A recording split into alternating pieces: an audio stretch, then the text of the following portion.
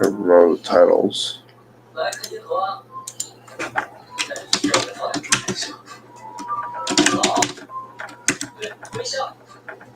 So Jimmy Uso, I forget which one was Rey Mysterio. Rey Mysterio was approached. My hope was to be professional, but he just don't want to sign. Jay actually touched. That's like a lawsuit. That's battery. Doesn't matter if it's a finger or whatever. It's still battery. That's a lawsuit. And they gave him a world title shot. Meanwhile, never gets world title shots ever since the aggression era, etc.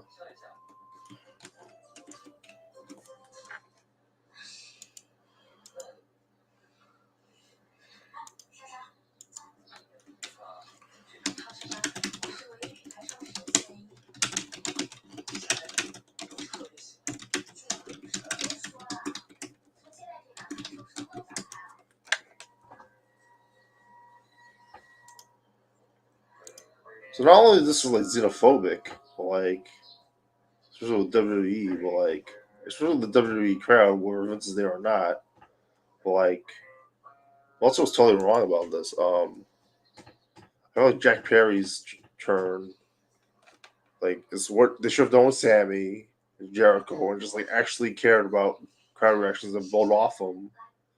But also like Chad Gable, where like everyone was cheering for him, they made him heel instead of Sammy. Which makes no sense to me.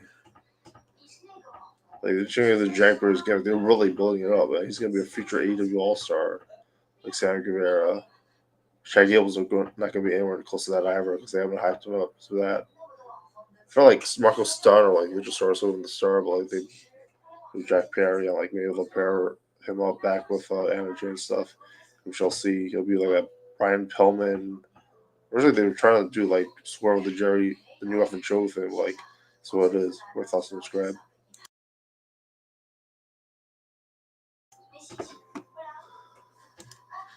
See AEW shows to watch.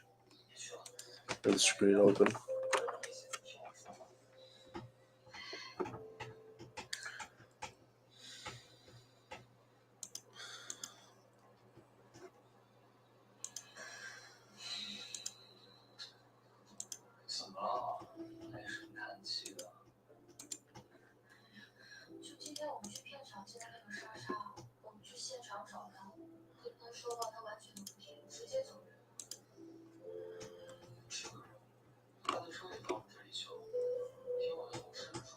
Wow. Oklahoma City bombing. It just said that it's on HBO Max advertised. It just had the Oklahoma ban on Nyla Rose. It's this woman.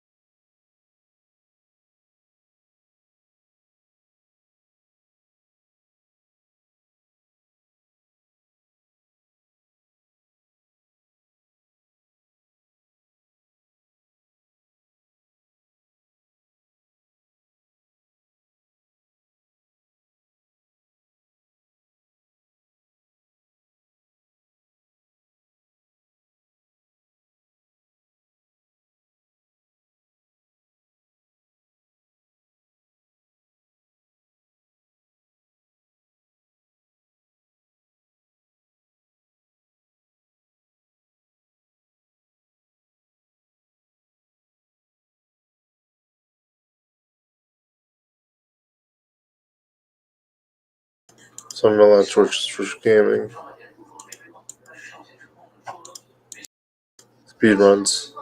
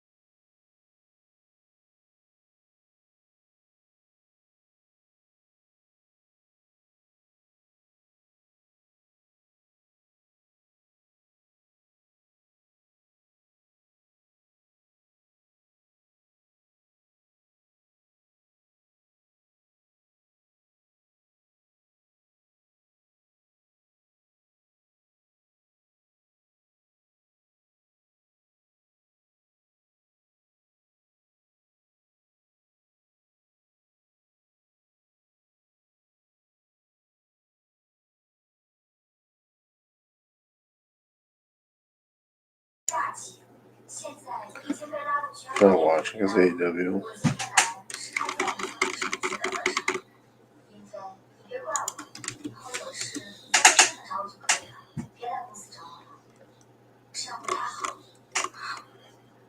It's Moxley. Give a sec.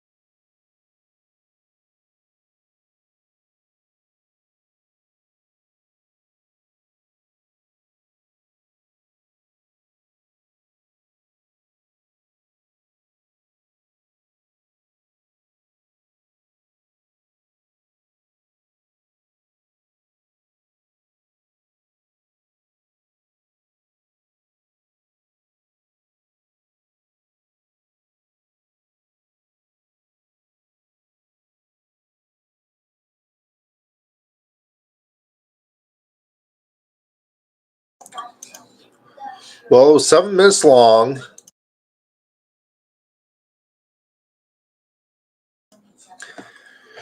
I think of John Moxley for the rest of the personality, the theme music. I do not think of him as a promo. Some stuff he did alright, like talking about his journey and stuff to get the NJPW World Title, IWGP.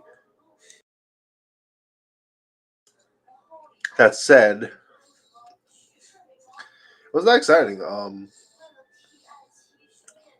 It's not what I wanted from that promo. They went kayfabe and talked about as cold heat as not like Jack Perry heat, and yeah, it wasn't. I don't really care about the Knockouts family and all of that. I guess saw pay per view, but they didn't sell the pay per view. Like that failed. My thoughts on subscribe.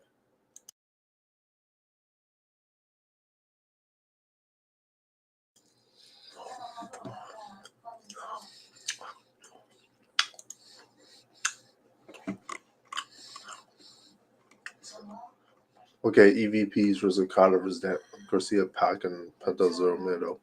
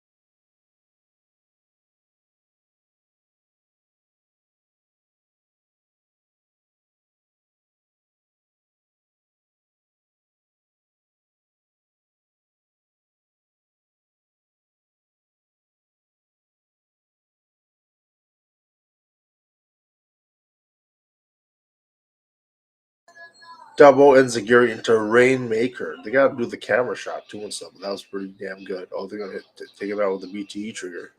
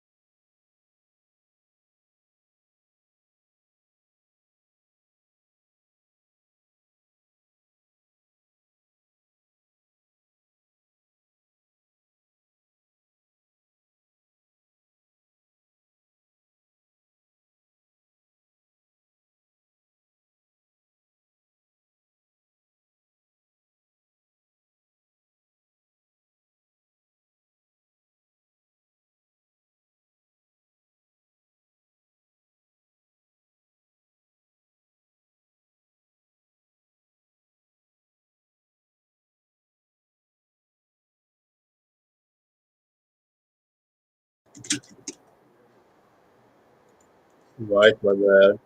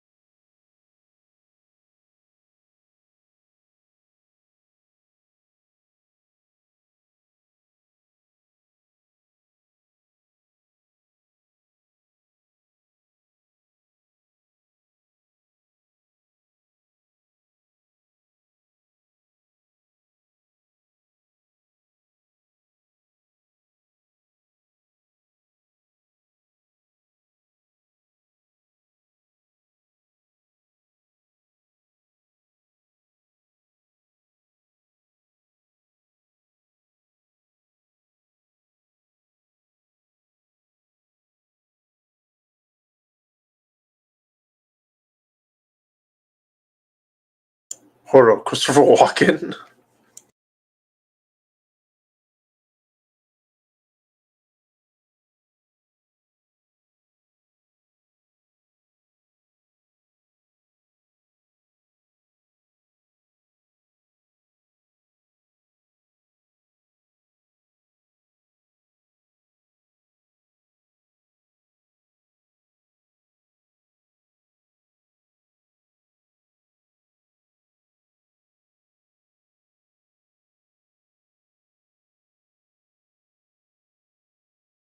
Temporary pause.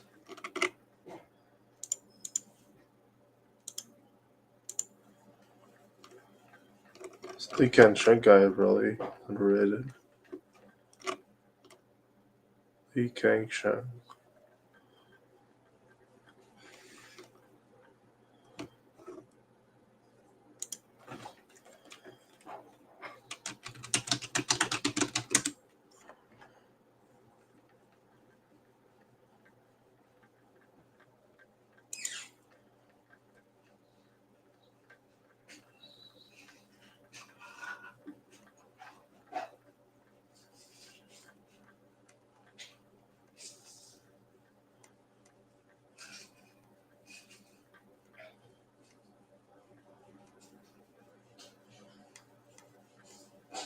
I was nominated for the Young Lion. You want a lion? Young God, 92. It was the same role.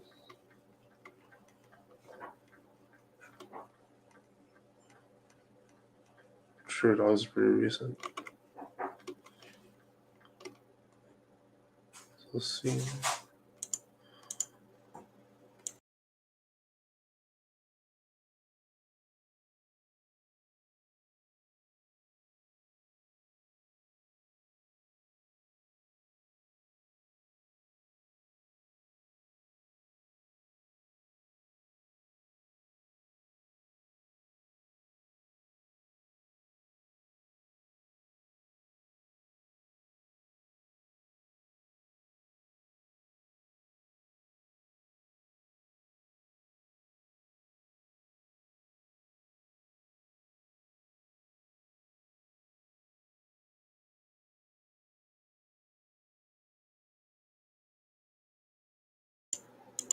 The Devil's Style with Steve Buscemi.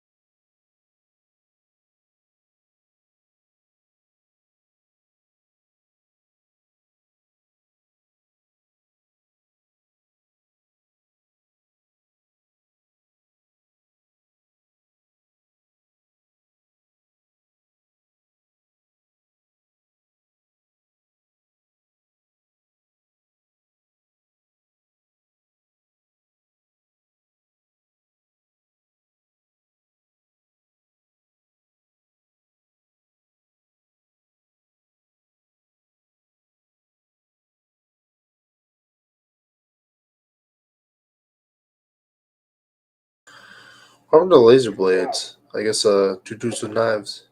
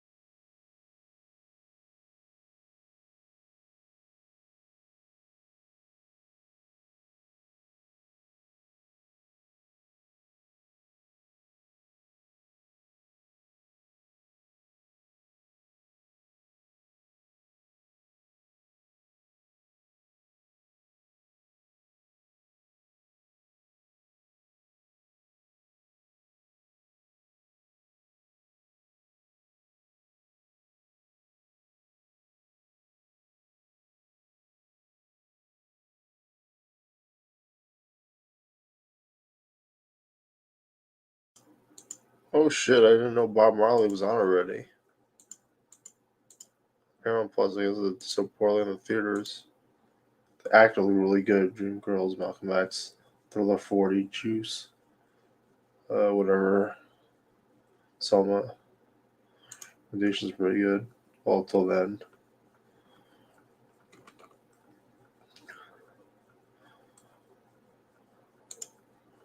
I knew nothing about Maybe if I knew more about Bob Marley, it wouldn't be as big a deal. But I don't know nothing about Bob Marley, so I thought the trailer was very educational.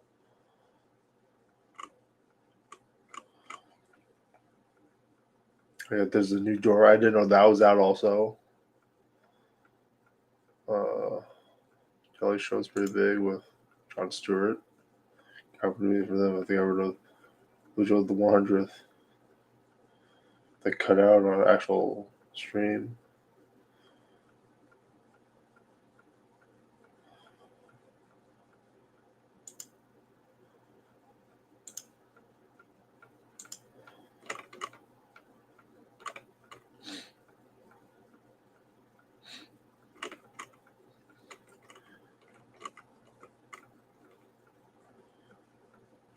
Transformers 1.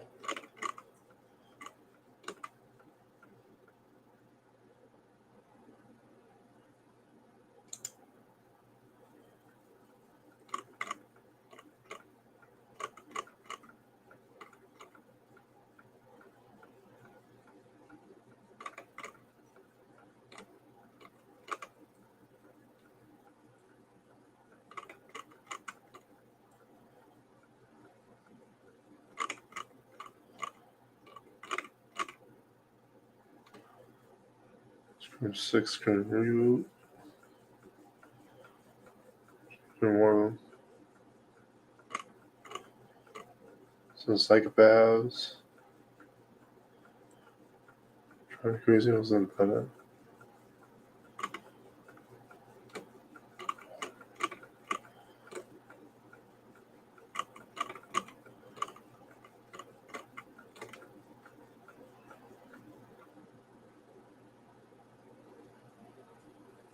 Oh boy.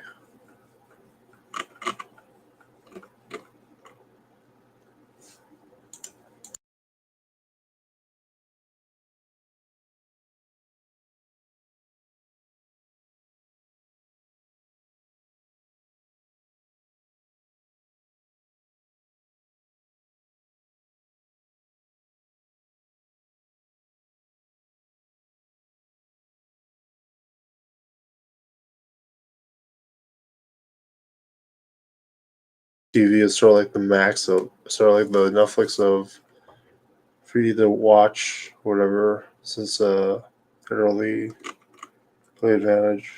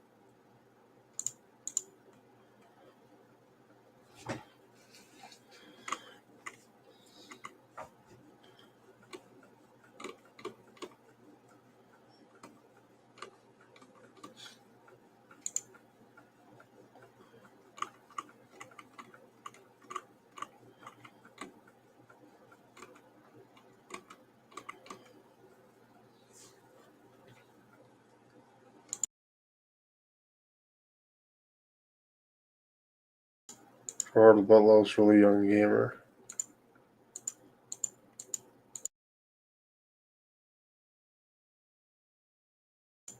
Which of course.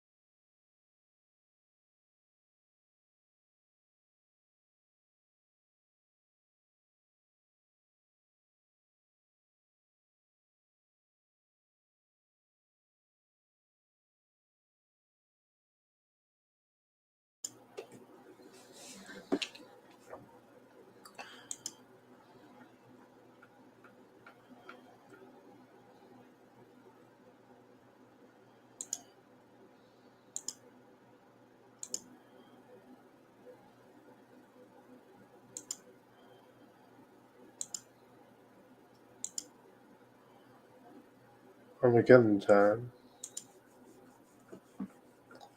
Migration. Or not yet.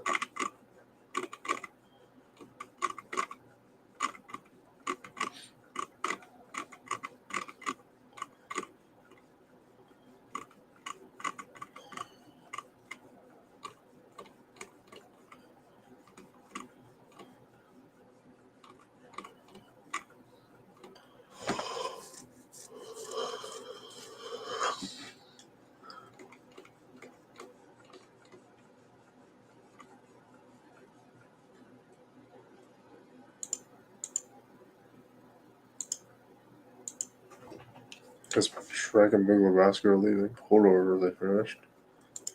Really good. No Spider-Man was here. This is Egypt. God of Ever. Should be here. Spider-Man 2. Journey Dragon 2. It was way too soon.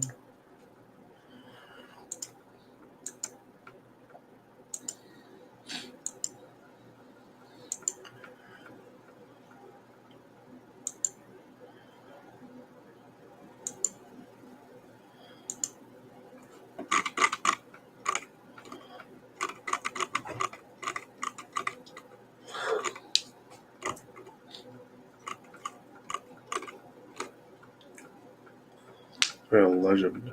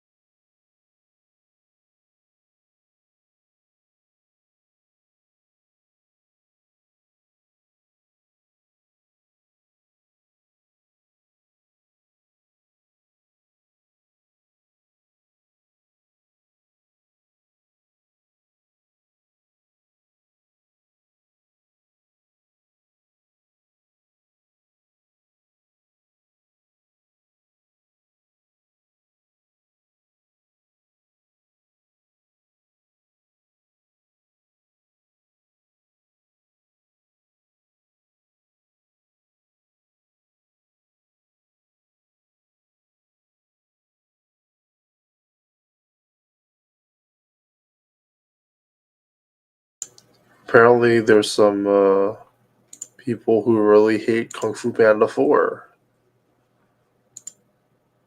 It was really good, so I don't know why. I don't know who these people are.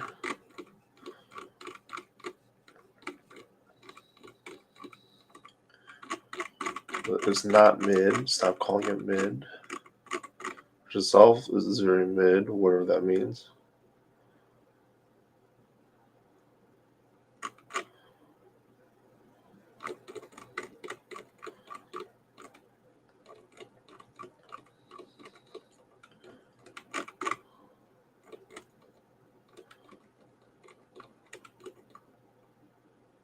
The pointing is not how she goes.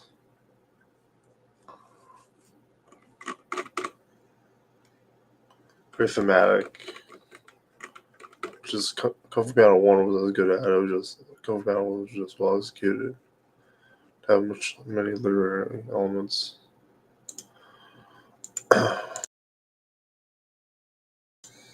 From there, I guess I'll just stream our review.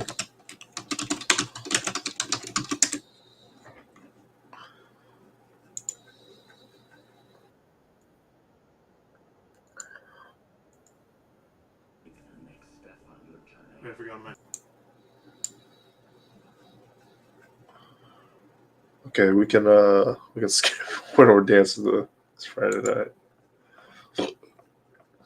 Or loads after it. The next Kung Fu Panda 4. Kung Fu Panda 4. All right, let's kick this off.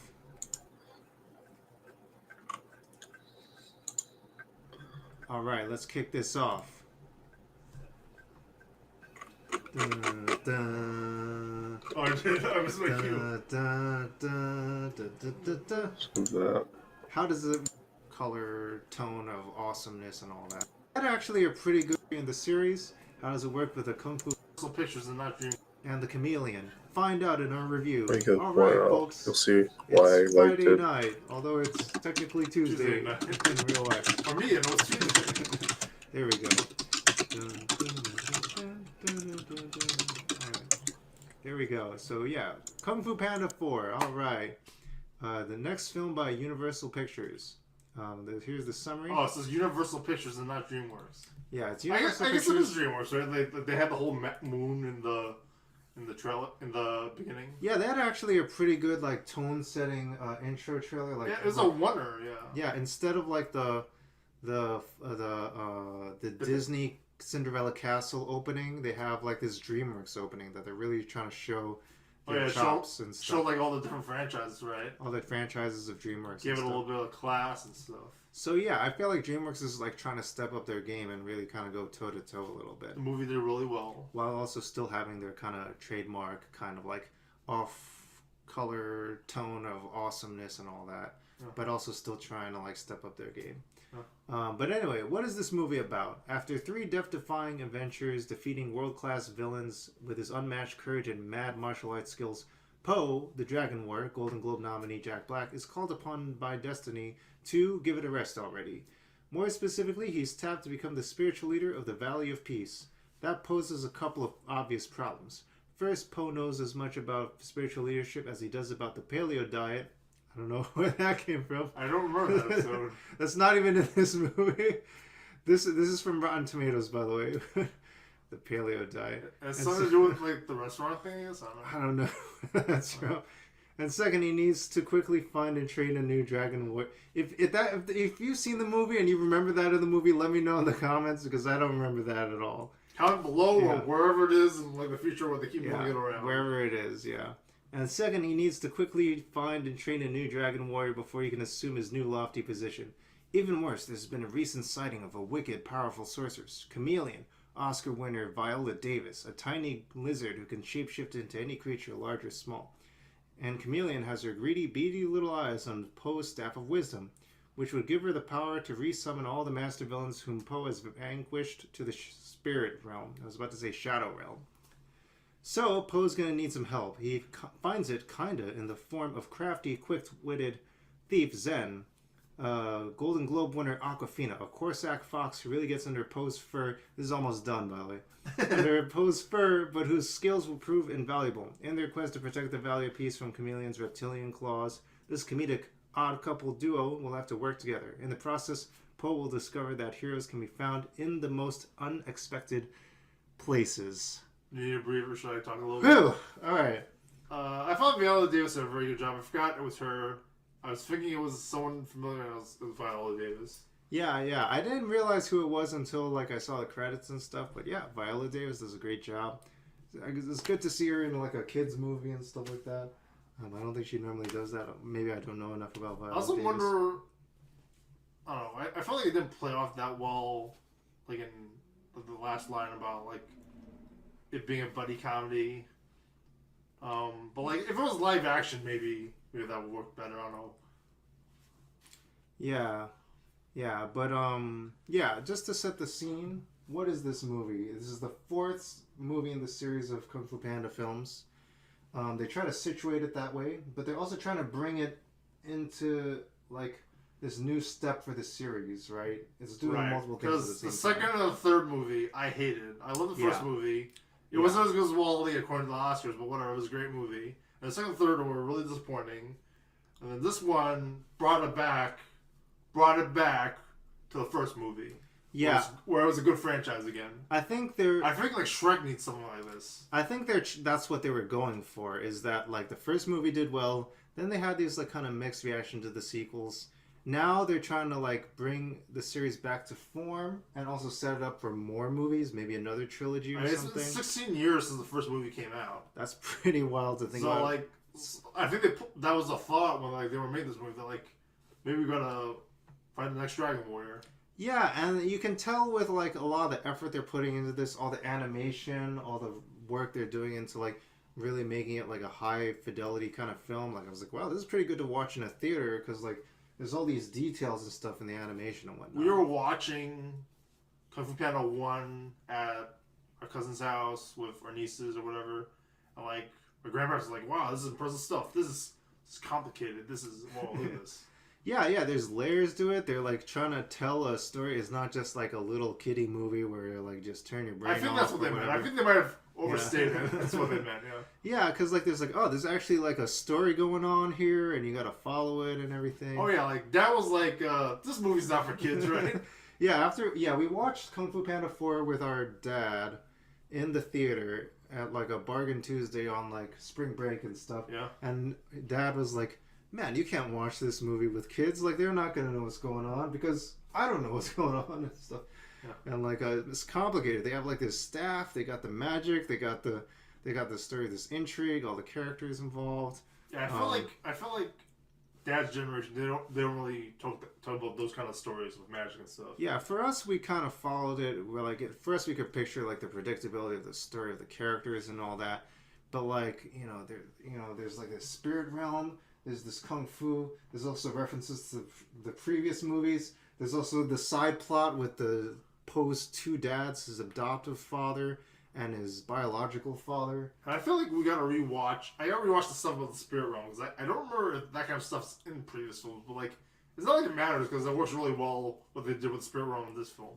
Right, because it's like they're bringing it back to like reference the previous movies. Yeah, but also they're fans and it's like synergy and like right. It's great marketing for the rest of the movies. And it throws back to those previous movies. So like if you watch this on like say Peacock or something, you're like, oh, I wonder about these characters and stuff like that. Both with the spirit staff and the two dads. Right. So and you also like, oh man, Poe's dad. There's another panda. I didn't watch that movie. I better watch it on Peacock and stuff. Yeah, so, I totally forgot. And, like, I forgot the first movie. I was like, what's going on? Everybody? Yeah, it's Bryan Cranston as Poe's biological dad as the panda. He's in a lot of stuff. Yeah, and then James Hong is the. Wasn't he supposed to retire? Adoptive father. He's retired after. I guess those movies take a while to come out because like he was supposed to retire a while ago. Yeah. What was Bryan Cranston in again? Also, he was also in Argyle, which we did not do a review of yet. But yeah, Bryan Cranston's in Argyle. Let me see what else is in here. James Hong is the dad.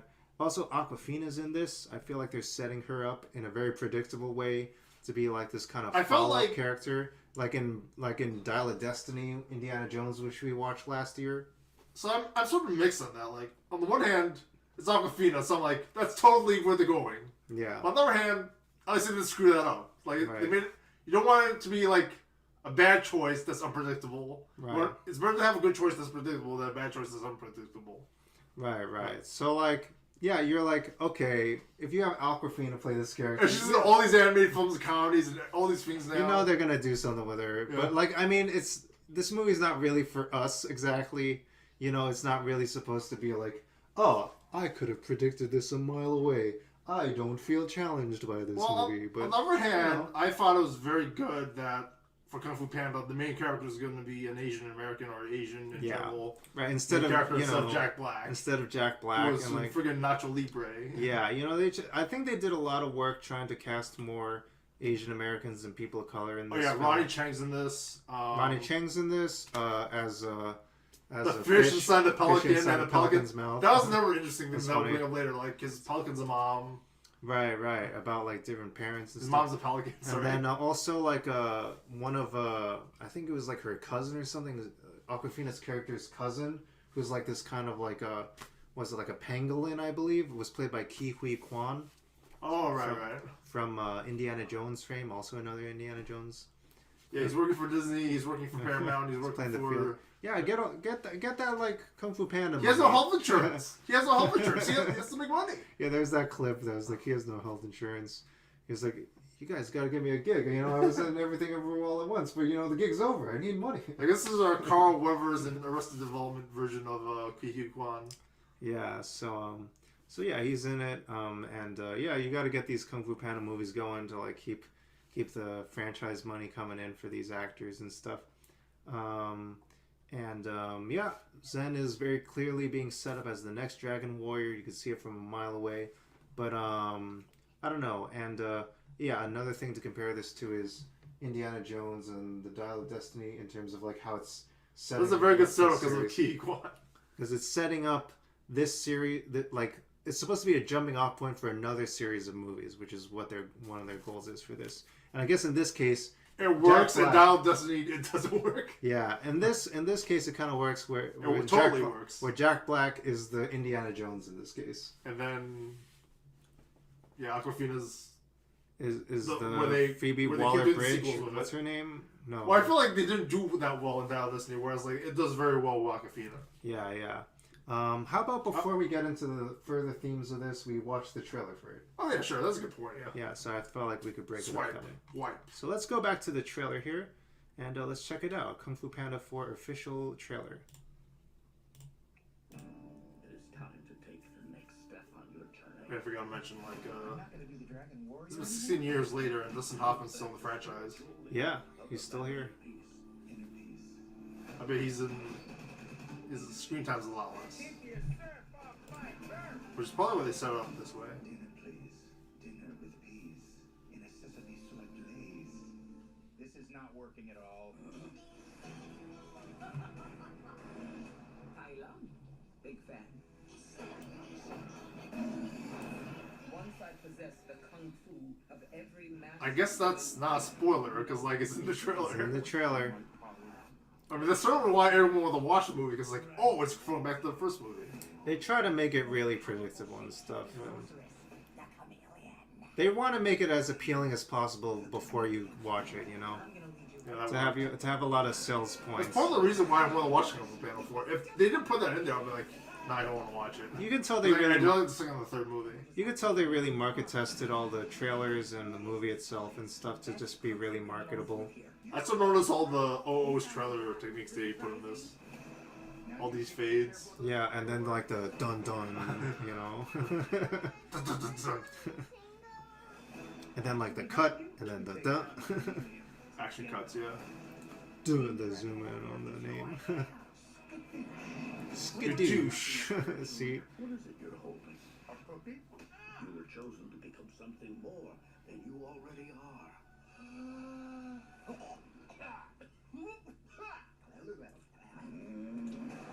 I do wonder what they're going to call the sequel. Like, is it gonna, I guess it's basically going to be like what they did with Puss in Boots. And painful. Where they just try to spin it off entirely or something. Not entirely, but like it won't be called like Kung Fu. It won't be called like Shrek, you know. Yeah. I think the panda is way too marketable, though. I don't think they can actually get away from, having a panda involved. Yeah, I think like Zen would not be a good title for whatever. Zen, Kung Fu. Because they could be Zen, any person named Zen. Kung Fu Fox, Kung Fu Panda Fox. is way too appealing. Kung Fu Fox Panda. Kung Fu Panda and Fox. People love a panda in a movie. And that's part of the appeal of this franchise. I mean, it's a huge part of the appeal, honestly. All right, so that was the trailer. So yeah, we did get to see a lot of other things there, and it's predictable and all that. But let's see if we can. Let's keep this looping, mute it. Yeah, I mean, the themes of the next Dragon Warrior, deception. It's like the main bad guys are the chameleon and like trying to trick Poe into giving up the staff and stuff. Yeah, like it's got some themes going on here. And Poe's on his journey where he's supposed to relinquish his title and move on, which he is not very good at doing because he's Jack Black. That's a good way of summing it. I was going to correct you, but yeah, that's a good way of summing it up, yeah. And, I mean, like, also his character is, like, kind of this doofy, lighthearted character. Yeah, He's, exactly, like, yeah. doesn't know how to be mature and stuff, but it's, like, time for it. And then, like, You clumsy old... Dustin Hoffman's character is supposed to be like, this is I'm time. 100 years old and I'm still training you. And he's also like, I don't know why I'm not the chosen one. So, yeah, that's kind of part of it. But, Sort of like the whole appeal of that first movie, actually, throwing it back. Yeah. And, yeah, the themes in the movie involve, like, the chameleon is, like, this deceptive character, but then, this like, kind of wily fox is also, like, this kind of sneaky character going around and stuff. But also, like, there's, like, a heart to that character, and, like, that character has... All the characters have hearts. Even the chameleon has heart. Just don't blink and miss it, Yeah. Like, even these, like, the little backstory was great, yeah. Even, like, you have a whole backstory just for the chameleon now, just for that. Even, like, these kind of characters that they're fighting along their journey to get to the chameleon, like, they might be unseemly or whatever, but, like, they're not really, like, planning, like, out these, like, big elaborate plots or anything. They're not, like, super scheming, like, trying to do world domination or anything like that. I remember how they set him up to be in the ending of the film, which I don't know where they went. Like, they're like, what was it? Yeah, we gotta take over and stuff. That wasn't where we were going for, but like, whatever, okay. Yeah. Everyone can be good. No, everyone can do evil. Well, whatever. Yeah. Even Zen was like, these characters, like, we gotta do the right thing for once. And it's like, oh, we'll do it for the wrong reason. And it's like, oh, I guess we'll do it for the wrong reason, but there's no other way to convince these guys. It's not gonna work any other way. So, like, yeah, some people you can't really convince one way or another. To do the right thing for the right reason. But there's the wrong thing for the right...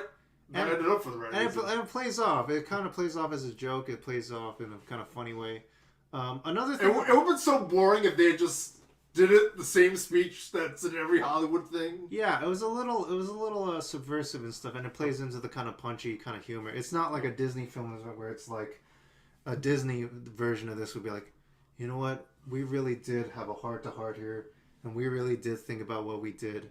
And maybe, just maybe, we could be on the right path here. I guess like the Power Ranger soap opera dialogue. Soap opera speech, melodramatic. This is like keeps it a little real here a little bit. It's like, I don't know, whatever. We'll just do it for the wrong reason. It's good enough. Yeah, also another thing I want to note is like this movie was an hour and a half, right? I mean, that's probably why it's doing so well, because, like, they didn't have to do the mandatory 3-hour Marvel or Disney film. Right. It doesn't... It didn't overstay its welcome. Doesn't overstay its welcome. They might have cut some corners, but, like, you can't notice it, yeah. I feel like I agree with you on the first part that, like, it was supposed to not overstay its welcome and just be like, oh, it's a fun, light movie. You don't have to, like... It doesn't overstay its welcome. That's true. You don't want to be in this world of, like, you know, these kiddie annoying characters as a parent with your kids or something, because your kids are going to be... If your kids are watching this for 2 hours, they're going to be all hopped up on candy and popcorn and soda, afterwards, like chopping, kung fu chopping stuff and all that. So you don't want that to happen. Or Nunchucking things or whatever. But on the flip side, like I actually did feel like towards like around like the halfway to like 60% of the way through the film, it just started like going really fast. Yeah, I think you were kind of like I think in the Dad bathroom. mentioned this. Yeah. I think you were in the bathroom at that point. Yeah. But like around that point, like once they get to the city where like a lot of the stuff starts to take off, it just like goes really really fast with the edits and the pacing, and it just becomes hard to follow. Giving me like I feel like it could kind of I was looking over at Dad a couple of times. I was like, oh, this is giving him a migraine probably or something. Like That's what this is like going way too fast, and it was going fast for me. But I wanted to look at him to see what his reaction was. He was like really still. He was like, yeah, and I totally got it because like the pacing just kind of just doesn't let up. The way they're talking is faster. I think they like probably redubbed it and redid the animation so they would talk even faster for those scenes too. Yeah. But I think it, like by the like last 10-15% of the movie, it kind of has more room to breathe and focus on the story more. But like, I think towards that like middle to late section, they try to like speed it up a lot. Like, so yeah. I guess most of the stuff was like they have to put stuff on the way to get to the chameleon. Right. Yeah. Right. And they were like, okay, there's a bunch of action sequences here. There's a bunch of plot here. Yeah. You know, we could like, chop it down a bit. To I felt like the one on the bar on top of the beach or whatever it was, the cliff. Yeah. But that felt like it was a really fast thing. Maybe a little too fast. Right. Or maybe we're just not used to like, was it 200 frame per second fights or whatever? Right. Yeah, some of the fights are like a little too fast because like I feel like in a real life action martial arts film you have to go at human speed or something. Yeah. And like the camera can only move according to the laws of physics, but like here they just like sped everything up and like I don't know, it's kind of too fast. But I don't think kids are gonna notice it, but maybe the adults will get a little bit of a headache. So if you take a break, rest your eyes a bit, just let it process, eat some of your hot dog or whatever, and just it'll just kind of watch out for that when you're watching this. Let's see, themes. So there's deception. The primary antagonist is based around the ability to deceive others, shapeshift, but also take the form of others as her like primary goal. Her goal is to become like others, but also in a core theme is that she's also not able to change as a person. So that's like the kind of stuff they're talking about in this. That's like, oh, this is not for kids. I was like, what are you even talking about? I'm just trying to watch a movie with kung fu in it. It's like that's the kind of stuff that's going on in this movie. Whereas like obviously like you can see where this is going is like. With the fox is like also a deceptive character, but like, is also gonna go on a journey of redemption. Probably is what you're expecting to happen. Well, she had to adapt to like not being able to do one thing, so she ended up doing sorcery. Right. So that's the chameleon, right? It's like adapting and changing and stuff. But it's adapting in a way that's not based on adapting in a way that's based on tactics or like cunning, but not really based on like character or growing as a person. I think. And I think that's actually like I honestly when I wrote my Substack this week, I was drawing a connection between like, oh, if you're not growing as a person, and like check out my Substack at moditoheart.substack.com. If you're not growing as a person, that's what allows you to become like an internet troll who like wants things to stay the same and like not want to include other people. And not want things to evolve and change and like improve and processes and ways of life and stuff. And that's how you become like someone who's really backwards and oppressive and stuff like that. So that ability to change and adapt and in a way that allows your character to grow, not just to like be more powerful or grow in a way that makes you more able to deceive people, but to grow that it's really true change from within. That's actual meaningful change. And I think that's what they were trying to get at with this movie, in this like kung fu movie or whatever. And that's what their lessons that these characters are learning. I think that's what's so great about the movie. I felt what was great was like the chameleon in this very small scene or part of dialogue.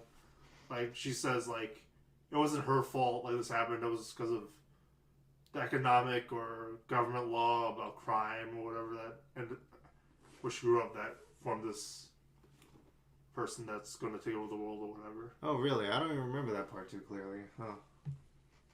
Like she was from the back streets and like she couldn't learn this, and then so she had to do sorcery and like she had to survive. Like I felt like before all this terrible stuff in the movie, like she actually was a good person. At least that's what I implied. I feel like it also even feels like a very, like, as you're describing that, I'm feeling like that's how, like, a lot of Gen X people learn to adapt in, like, the corporate world and stuff like that, you know? Like, a lot of, like, these CEOs and stuff like that. That's how a lot of us are now, like, with our economic situation. Yeah, that's how a lot of, like, for a while, you know, a lot of these, like, big tech CEOs or something, you know, like... Big tech CEOs or even, like, the peons or... or peons. people who, like, learn from that generation, like, oh, this is what I had to do to survive. And they don't understand, like, why, like, millennials are like, oh, we don't believe in doing this sort of thing. Well, like... You know, this is how you got to move up ahead. You know, you got to do an unpaid internship, then you got to do that and that. When I was here, I had to struggle to even find a job in this career. It's like, well, it's not that time anymore and stuff like that. Aubrey Plaza and unpaid. That's the clip. That's the clip of Aubrey Plaza. I don't even know what thing that is from. It was from White Lotus or whatever. Yeah, I don't remember what clip is I don't know if it was labeled. I think it was just like unpaid interns. Should we find that clip right now and then edit it in? We probably can't. It's probably copyrighted. Okay. Okay. We'll just put a still image of it somewhere. Or we'll like share it in the Discord or something. Yeah. Cool. Yeah. So I don't know. I don't really know what else there is to say about this movie. Other than that sums it all up right there. Yeah. Kung Fu Panda 4. It's an alright movie. It packs it into a good package. I think it's a great movie. It's pretty good. Maybe it wasn't as good as like Poor Things or Dream Scenario or Boy Was Afraid, but I thought it was pretty good for what it was. I think it's like very entertaining, and it's really well written. It does everything right. It's got a nice message. It's not like it kills everybody. It's did well in the box office. It's not super artistic, you know. It's artistic enough. It's artistic enough to be in a good package, and I think it's got a great message that, like, you know, I think a lot of people could learn and listen to, and it's good that they're targeting kids with it too. I don't think it's dumb. I don't think it's immoral. Yeah, exactly. So I think it's a great message, and it's like a nuanced kind of message here that's got these layers to it. And you know, Jack Black learns to, like, Poe, his character learns to go on his next step for his journey. Zen also is going through her journey and has to learn from what she grew up with. And then, like, the chameleon is like someone who grew up a certain way and results in this whole conflict and stuff. So yeah, I think it's a pretty good lesson for people all over. I think that's one of the good parts of storytelling is that they can have these kind of parables, kind of tell these kinds of lessons and stuff like that. Cool. Thumbs up. All right, this movie gets a thumbs up, 2 thumbs up, and yeah, I guess it's pretty rare when I get 2 thumbs up. Yeah. I've done that in a Disney or Marvel film in a while. And here's like some still images from the movie. Here's the protagonists.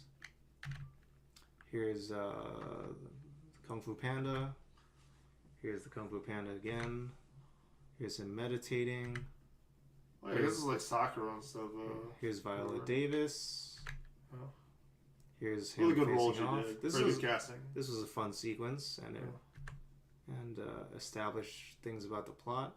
This is a good sequence. This is like setting up like core conflict of the movie, etc. Good action. And should we check out the box office mojo and the Rotten Tomatoes ratings? Let's check box office mojo. Check box office mojo. See how's it doing. Hey, domestic for 60% of the box office, 107 million so far. International, 69 million for 40% of the box office. I guess it dropped. Yeah. Well, like it didn't accelerate like they were hoping it was gonna. Worldwide, 177 I mentioned million. before, they didn't release it during Lunar New Year. Yeah, they had it during it's spring big in break. China, and they didn't release it in Lunar New Year. Yeah, they had it on spring break in the U.S. though. Yeah. Yeah, it had a release date in in the U.S. box office on March 8th, so that's about 2 weeks ago. So that's not bad. 2 So weeks in, 177 million. It basically retained all its value from the first week. So yeah, not bad, not bad. Not a big drop at all. That's pretty good. Yeah, so that's pretty good. Pretty good gross. But you know.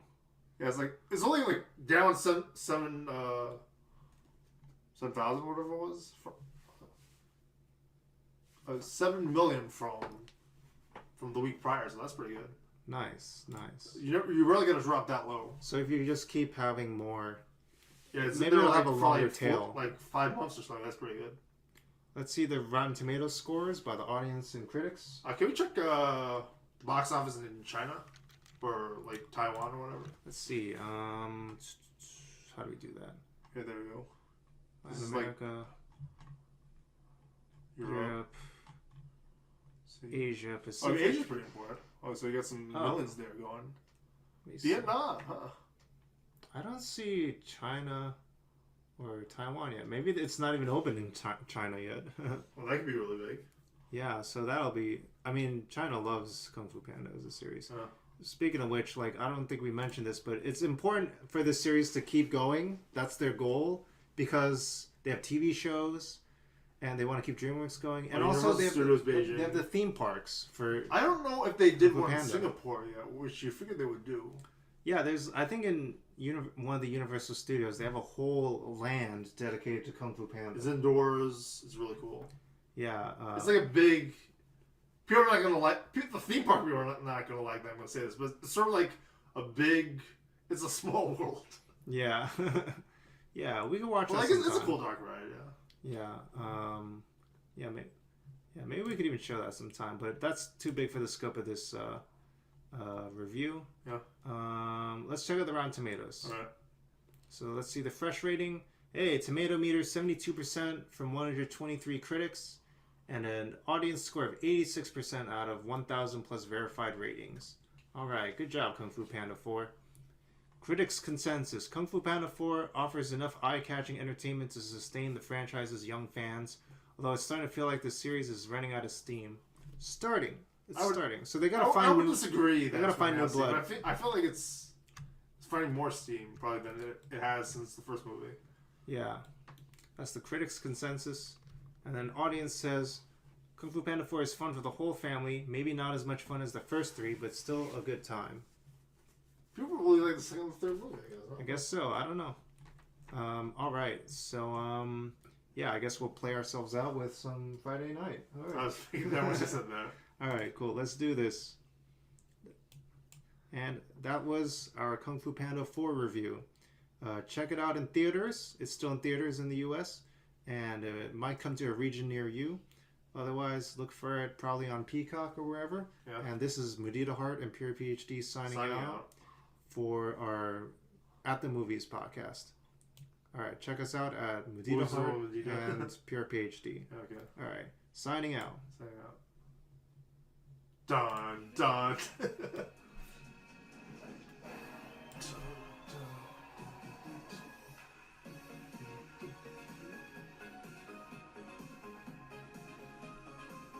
Crack my back.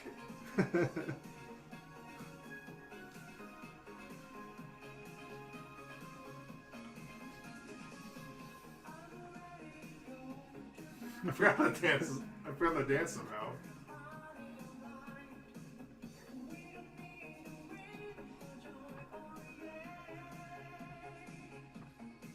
I really never know how to do it, so I just kind of just. Well, they always change the animations too. Like it's always never the same one. Oh really? Yeah. Oh wow. When you see the YouTube ones, they're all different.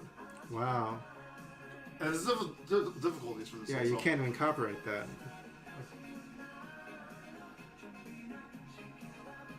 All right. Signing out, folks. See you online. I'm saluting. But you can't tell. Support your local artists and creators, folks. And remember, Mudita means joy at another's joy. Take care. Let me dance a little more. Dun, dun, dun, dun. Alright, there we go. 2 thumbs up. 2 thumbs up. Kung Fu Panda 4. Kung Fu Panda 4.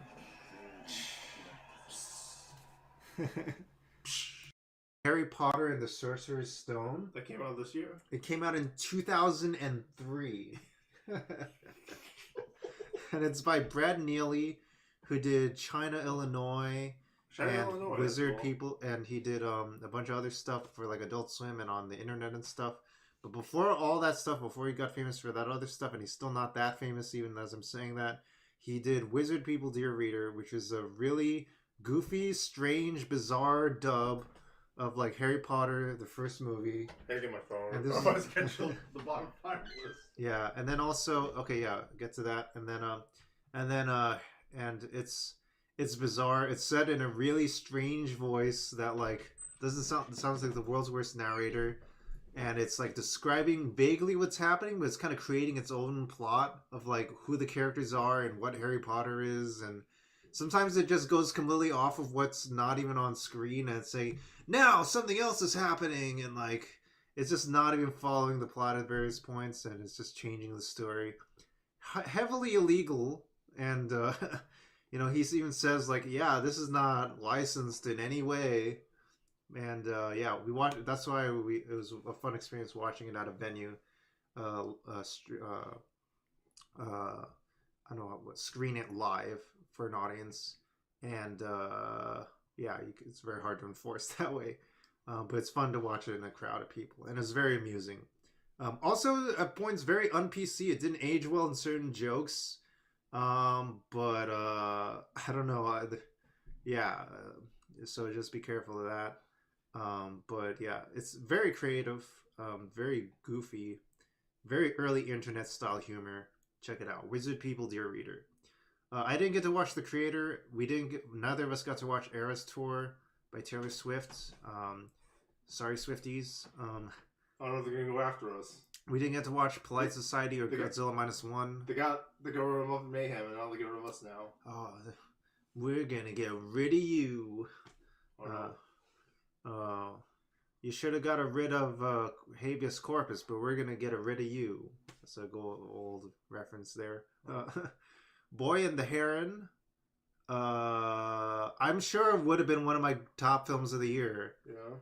Just like I just know in my heart, it's just I didn't watch it, so I wish I watched it.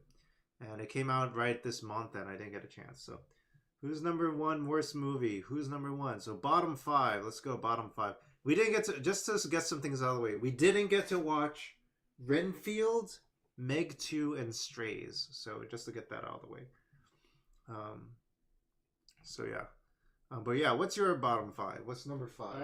I have a large list. I don't know what I should do, because I don't want to hurt people's feelings. Okay. I mean, you just explain your answers and stuff, because I haven't. Okay, let me be clear. I guess it's fine. Let me explain my answers. So I didn't really bother watching a lot of movies I hated. No. I never really forced myself to hate movies, to watch a movie I hated. I just would leave. I just change the channel or something.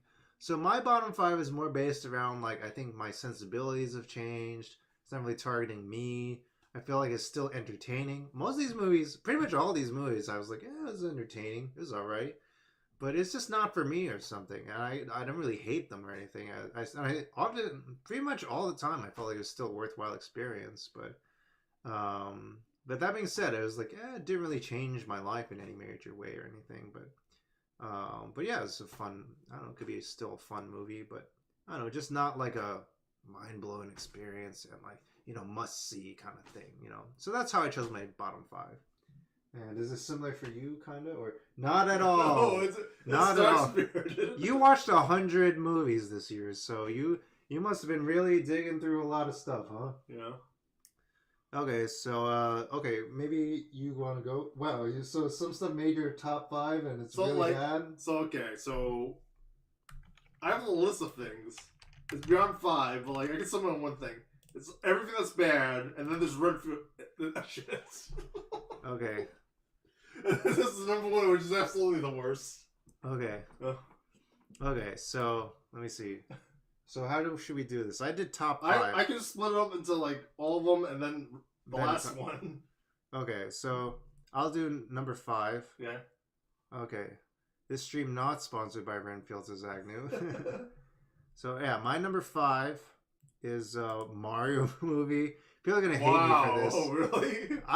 This is I don't know. This is an entertaining movie. It's really inventive, but it just never. It just I didn't watch that many movies also, and I didn't walk out of this movie or anything. It just wasn't like I don't know. They had like a lot of kiddie jokes and stuff. It was a goofy movie. It's like for kids. I and feel stuff. like they could have done like a whole. It's a fun movie. It's fun, but like. I It's feel not like I feel like they could have done some really hardcore fantasy or sci-fi with it, like with Yeah. Star Wars or like Yeah. or like Lord of the Rings, with like the different planets and levels and stuff. Yeah, the world building was pretty cool. The visuals were amazing. Illumination knows what they're doing with the animation. They could have made it another level and never reached that point, in my opinion. Yeah, but like the general like I don't know, like even like Seth Rogen as Donkey Kong and like Oh yeah, the trailer was terrible, right? Like, look- Yeah, like the Nintendo Direct's the worst thing yet. I think the Nintendo Direct should be the worst films of 2023. Yeah, let's see. Okay, let's see the Super Mario Brothers. The Super Mario Bros. 1993. And like it's Charlie Day and Chris Pratt and stuff. Oh Like, yeah, Chris Pratt. That'd be a like- good reason not to make it top 5 worst. Yeah. yeah, I don't know. Like it's like, but it's a And I fun, think Chris Pratt's entertaining getting movie. removed from the sequel also. And it's not like this movie is getting hurt by me. This made $1 billion and Yeah, there you stuff. go, yeah. So I don't know.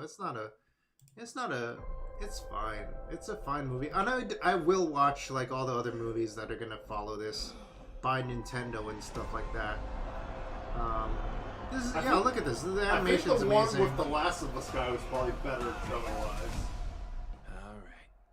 That doesn't sound like Mario. Let's go. Their 2020's trailer. Yeah. Oh my god, okay. Yeah, that kind of humor, right? It's got the kitty humor. It's got like the Family Guy humor. Jack Black's pretty good. I guess like the G-rated version of Family Guy humor. Problem. There's Charlie Day as Has a Luigi. mustache just like you. I thought it's weird too because Charlie Day does a great job in this movie. Both movies. Taylor Swift wasn't in it. And then it's always something Philadelphia. Bowser is coming. This is Anya Taylor We Joy. She's an are going Oscar to stop actress. that monster. Look at us. And like you can't tell it's her because it's just the voice. I mean, this is fun to watch. I guess it's good to have her on a resume and drew $1 billion. Yeah, this is a great. I mean, look at this. Like even this random scene has all this brilliant, beautiful visuals I and guess the stuff. top 3 movies of the year this year were Oppenheimer, Barbie, and There's a the huge Mario universe movie, out right? there. They had so many references to Mario stuff in this. Like I'm even discovering. It's worth rewatching All too, but counting on us. you know, it's like pretty light story in terms of like emotional depth and No stuff. pressure. Also, that's Princess Peach. It's Mario Kart, Easter eggs.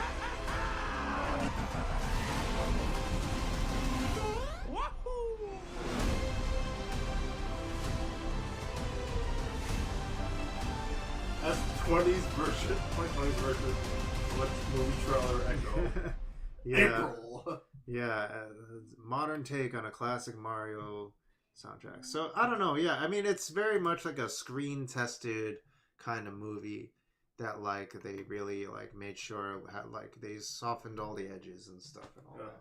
But I don't know, it's entertaining. You know, I mean, like it's not like I'm hurting anything. And if you enjoy it, I'm not saying you shouldn't enjoy it or anything. Yeah. Like, you know, so anyway, and I didn't even watch that many bad movies. So yeah, I also love to hate popular things too. And hate is a strong word also. Okay, Pierre Page D, worst movies.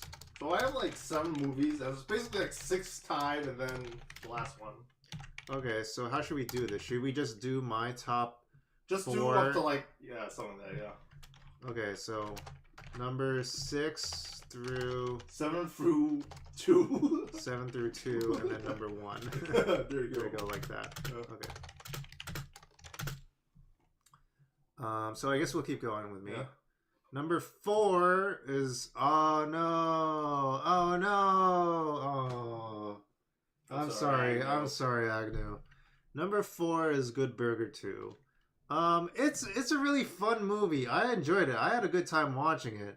I like the ending. The ending is really good. Ending's really good. It's really nostalgic. I like the anti-corporate stuff. I like It's how anti-corporate. it captures the AI message and like how just hope against AI. It talks about topical. It talks about automation. Yeah. It talks about big corporations. And it's like, I don't know, it's like 90s kiddie humor and stuff like that. I felt like it did everything on PC like the first movie did, right? That's true. That's true. And maybe it's come a long way in that kind of sense. Yeah. But yeah, they don't do a lot with like a lot of the side characters. It's very nostalgic. Yeah. It's very nostalgic, and in that sense, I think it's a big win in that sense. But it's not like it's not trying to break ground or anything like that, and maybe that's why it's on this list. But then again, I haven't really watched a lot of bad movies or anything, so this is. I mean, I'd watch it again, honestly. Yeah. That ending song is great. Yeah. I want to hear that on YouTube. They're going for nostalgia. Gotta with this save movie. Good Burger, or how it goes. Yeah. Can I take your order? Buckle up! The new adventures of Ed and Dex starts now! Oh, sorry. The new adventures of Ed and Dex starts now! Let me get this. There we go. You think I can get a job at Good Burger? I'm putting a good word to Mr. Jensen. That's not soap, by the way. It's maple syrup. Why? Yeah, Keaton Thompson still got it. And then they brought back Kel Mitchell and stuff. Kel Mitchell is great. We're gonna watch that episode. Still that has I that. want to watch it. I don't know why Kel Mitchell isn't like still in Hollywood and stuff. He should be. I mean, I feel like Kenan Thompson's mood would be better on SNL if he was there with Kel Mitchell. There's actually an interview where they like had not talked to each other for a while, and they're trying to figure out the reason why, like it was falling out or anything, and then just start talking again, and it was fine. It's part of like King's book. Oh wow! Yeah, I gotta check that part of the book out. I mean, I guess this is like a very low stakes, like contemporary thing. Very contemporary story. I think it's maybe one of the most relatable movies out of all the movies we've been talking about on this list. It's not dealing with like people who are like world-altering scientists or like fantasy creatures or like magical Rob demons. Gronkowski. You know, or wait, what'd you say? Or Rob Gronkowski. Who's Rob Gronkowski? He's the tight end. He's Tom Brady's tight end. Yeah.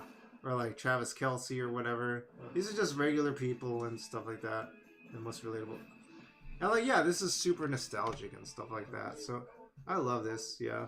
I guess. I'm sorry. Oh shit! I had to get up. Good Burger made the list.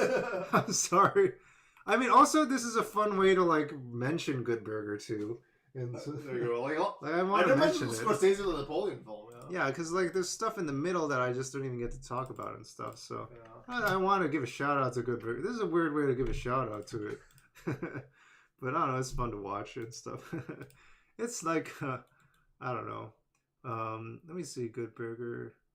I think you can actually update the list now. Is this it? Kel Mitchell topic. All Dudes remix. Is this it? 1 month ago. Oh, this is gonna be helicopter edited. Yeah. End credits edited.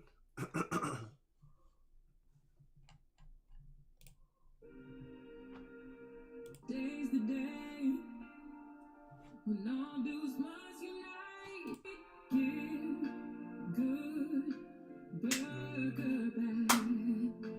Give Good Burger back. We gotta give. I also like how he goes like, Good. This is the line in there. Burger back. Come on and give Good Burger back. Let's make the junk screw this away.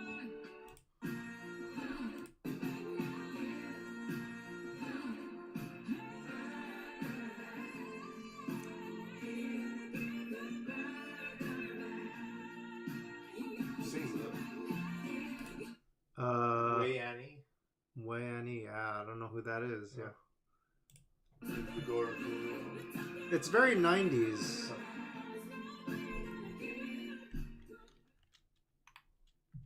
Wanny.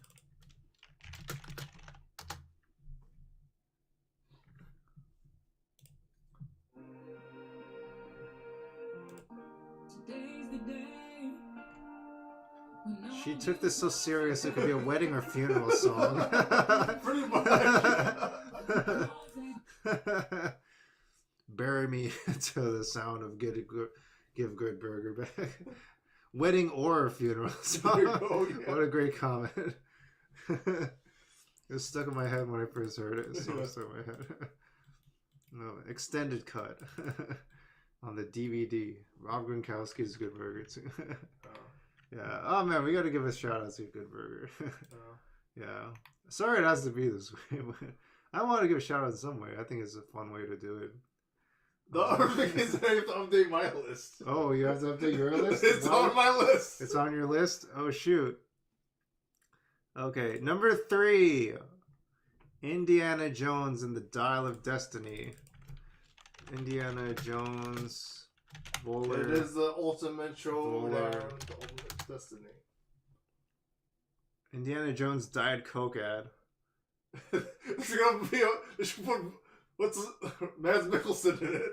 How can we show him with the Coke while not getting copyright struck? Can we go to Disney Plus and just show a small clip or just a still image? Probably still image, yeah. Let's do a still image. I'm gonna open a different window. Actually, Let's see. For you. The Bowler cut. Bowler Dial of Destiny. I mean, I don't know. Everybody loves Coke.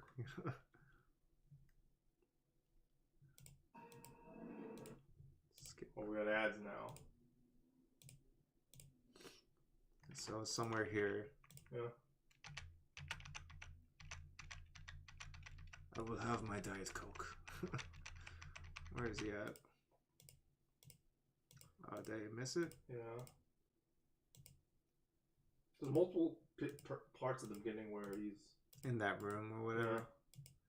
I need to find it. I wonder if the plot summary on FanWiki mentions when he's drinking the Coke.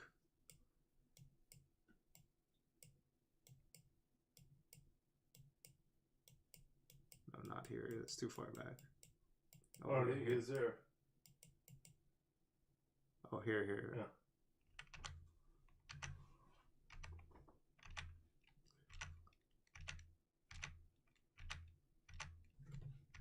I wonder if it wasn't the first part or the second part. I can't remember. Let me mute What is this. it? We already conquered space. Now we'll conquer time. And we'll conquer caffeinated, carbonated, glucose beverages. Fructose?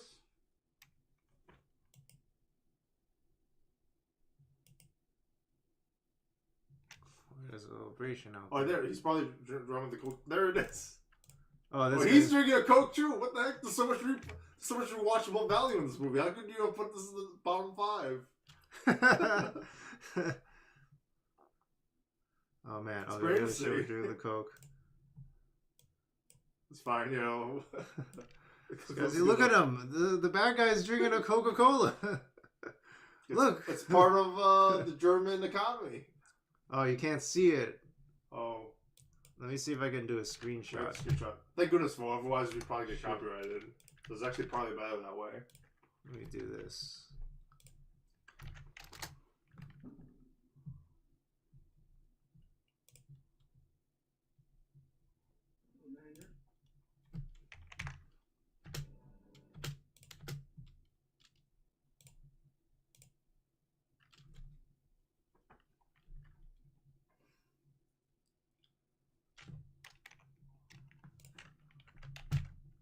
There we go. Yeah.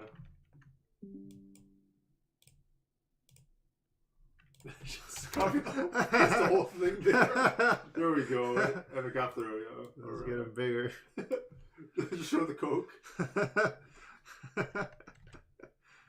Indiana Jones and the Dial of Destiny. I mean, like, it's not a bad movie. It's just like it was underwhelming for being an Indiana Jones film. And like Indiana Jones 4, people criticize. I think I like that one better than this one. In some ways, at least. Some ways, yeah. Say that much. This one was like, I don't know, it felt like a step back for Indiana Jones, a classic film franchise. And I guess the fourth one felt like an Indiana Jones film, even though it was a bad version of one. yeah. And it felt like, I don't know, the film Felt quality, fun. the cinematography felt really different. Like, there's no Steven Spielberg in this one. There's no Steven. He's collecting his check as a executive producer along with George Lucas or whatever. Yeah. At that point, Kathleen Kennedy. They're just all phoning it in or whatever. I don't know what happened with this one. They spent a lot of money on this one, actually. It didn't make money. Did it cost like $800 million? It cost like $250 million. The stupid ending with Aristocles. Yeah, but there's I butchered that terribly. I'm sorry. What was it? His name? Slade. Yeah, Aristocles. Socrates. Socrates. What's his name? Shit. Socrates could. Aristotle. Archimedes. Archimedes. I apologize if I offended. Well, I did a terrible job. There's definitely a lot of parts of it that didn't feel like like a normal Indiana Jones film. It felt like it was like other action adventure films. I mean, yeah, like there's certain aspects that hurt the fourth film that way, even the second film that way, and the fifth film like got hurt that way too. Like you do a sequel that goes beyond, but like this felt like off-brand. Yeah, and like even the like how they frame the shots feels like everything's way zoomed in. Like they they lost the resolution while they're zooming in digitally or something. To like make it seem bigger or something like that. It just had a weird quality to it. Yeah, anyway, but I don't know, I was entertaining. Like if you're like, you know, on a plane and you want to pass some time, and that's what Dad did. Yeah, that's what our dad did when he was watching. I think his top two films of the year, you know, would either be this or Oppenheimer. Even though I haven't watched Oppenheimer yet. Yeah, it's entertaining. It's entertaining. It's fun. It's got action. It's got great set pieces. There's drama. But I don't know, like all the subtle things that made Indiana Jones separate from like other adventure franchises has kind of lost some of that. But at the same time, it's still got the characters again, and they're reunited. It's got memes. There you go. Turn down your music. I forgot what that was. Did you watch it, Agnew? Yeah, I should have. It's pretty. It's a funny movie. They got jokes and stuff. Trains faster. Yeah. Anyway. Supposed to be Harrison Ford, by the way. Oh yeah, this is Harrison Ford voice. Rolling Stones. Is this a trailer? Are you kidding me? This is like Indiana Jones at all. What's going on? I'm retiring. Song's probably copyrighted on the side note. On a train during a war. Oh yeah, this whole sequence was all CGI.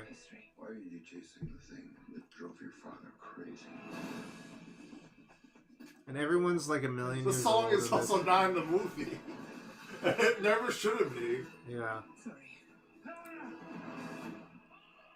If I watched this trailer, I don't want to watch the movie in the theaters. Get him.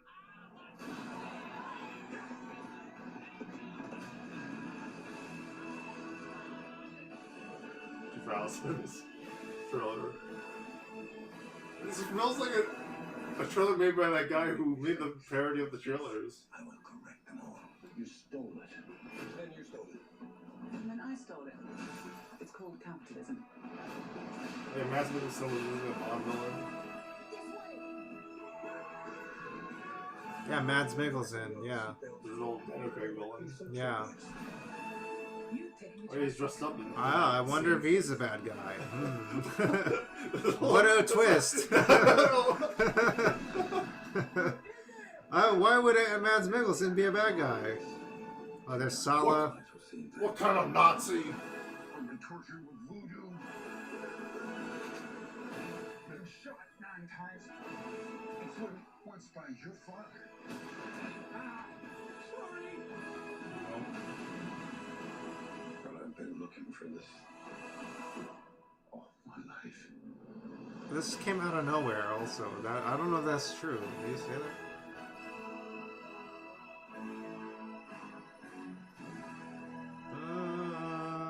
Yeah, the music is so iconic that it's nostalgic now. Yeah. Um, Apple bottom jeans, Indiana Jones. Oh, Blade Runner. Yeah. Interesting. Coca-Cola. Blade Runner product placement. I will have a nice, refreshing Coca-Cola. Or have a nice, refreshing Nokia or whatever's in there. Atari. All right, let's go to number 2. Yeah.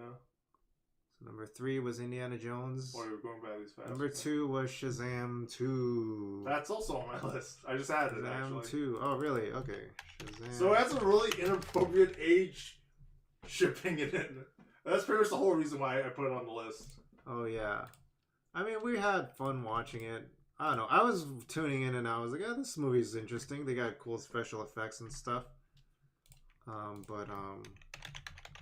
don't know. It's like, it wasn't doing anything remarkable. It was like very middle of the road kind of stuff. This is our review of it. John Williams composes Apple Bottom Jeans. Yo, that's complex. That's tough.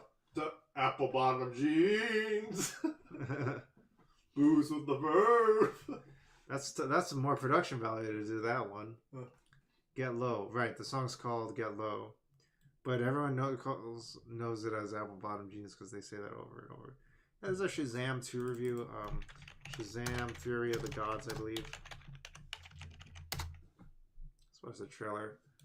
Look, they're all superheroes now. It's like Big, except meets Superman. It is big, actually. I guess they just stole the plot from Captain Marvel. With a red suit, with a lightning bolt on it. Aquaman is literally huge. Or He-Man Masters of the Universe. Batman is so cool. And I'm just me. They're in the same universe.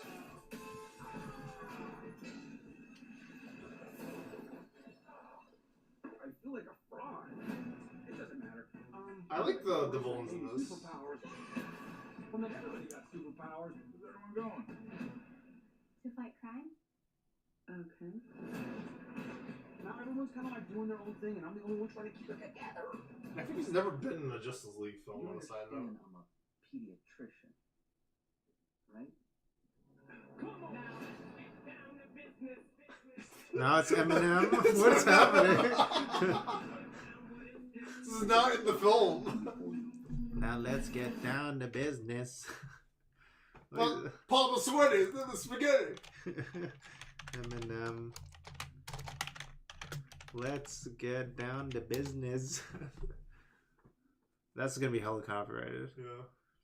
This is unofficial. There's never been Eminem in Grand Theft Auto yet, which is very odd. Children so horrible the gods. This is very personal. Who is that again? What actress? Helen Mirren. Helen Mirren, Look, I right? might not have as much experience as you because I'm not super old like you, but I've seen all of the Fast and the Furious movies, lady. It's all about family. They really like Fast and the Furious and Family. Family! Guys, that was a Man, movie references in movies.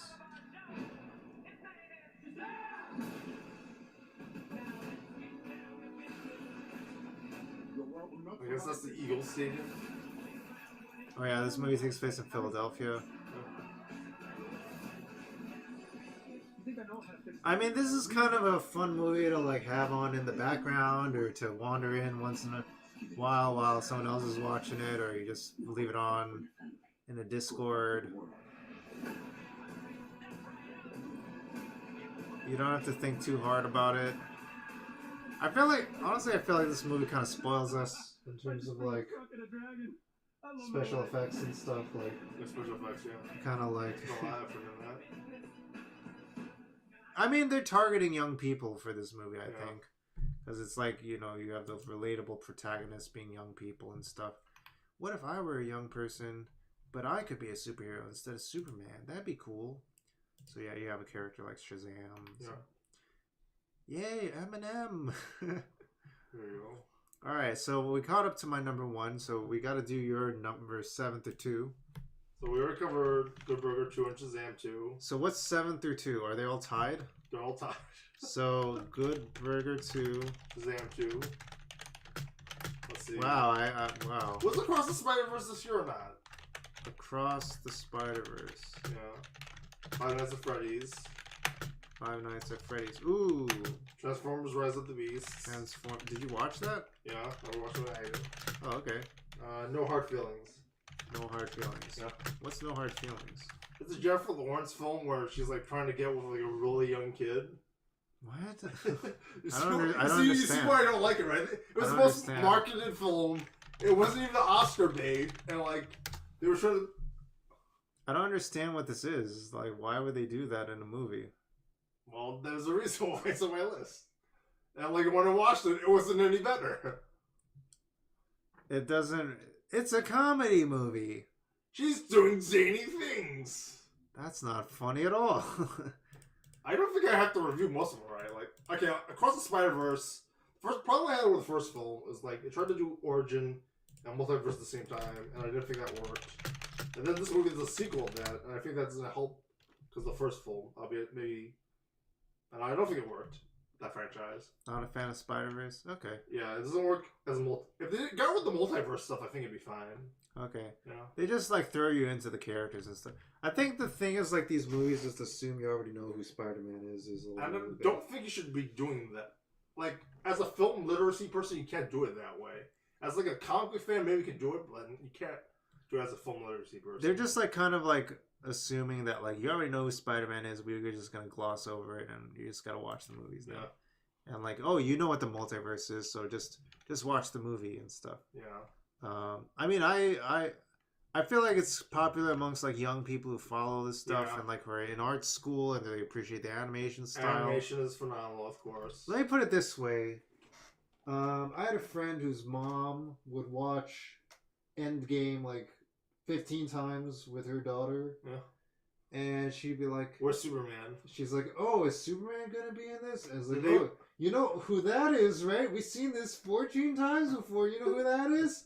Superman." No, this is Marvel. This is Marvel. There's no Superman. Also, we've seen this before. What about Turtle? Why wouldn't they have Superman in this? This is stressing me out. Like, who's gonna save people?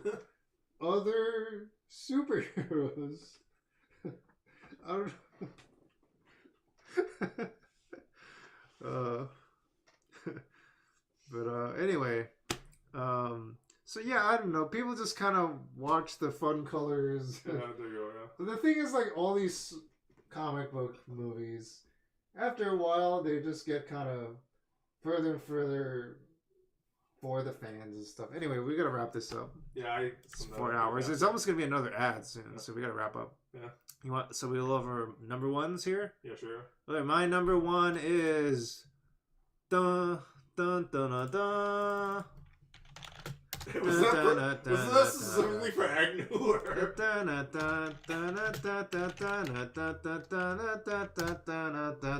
no! No! Yeah, there was a lot of room for number one. I'm sorry, Agnew. I'm sorry, Agnew. This was a very entertaining movie. I was like, man, I gotta understand this. I gotta know more about this.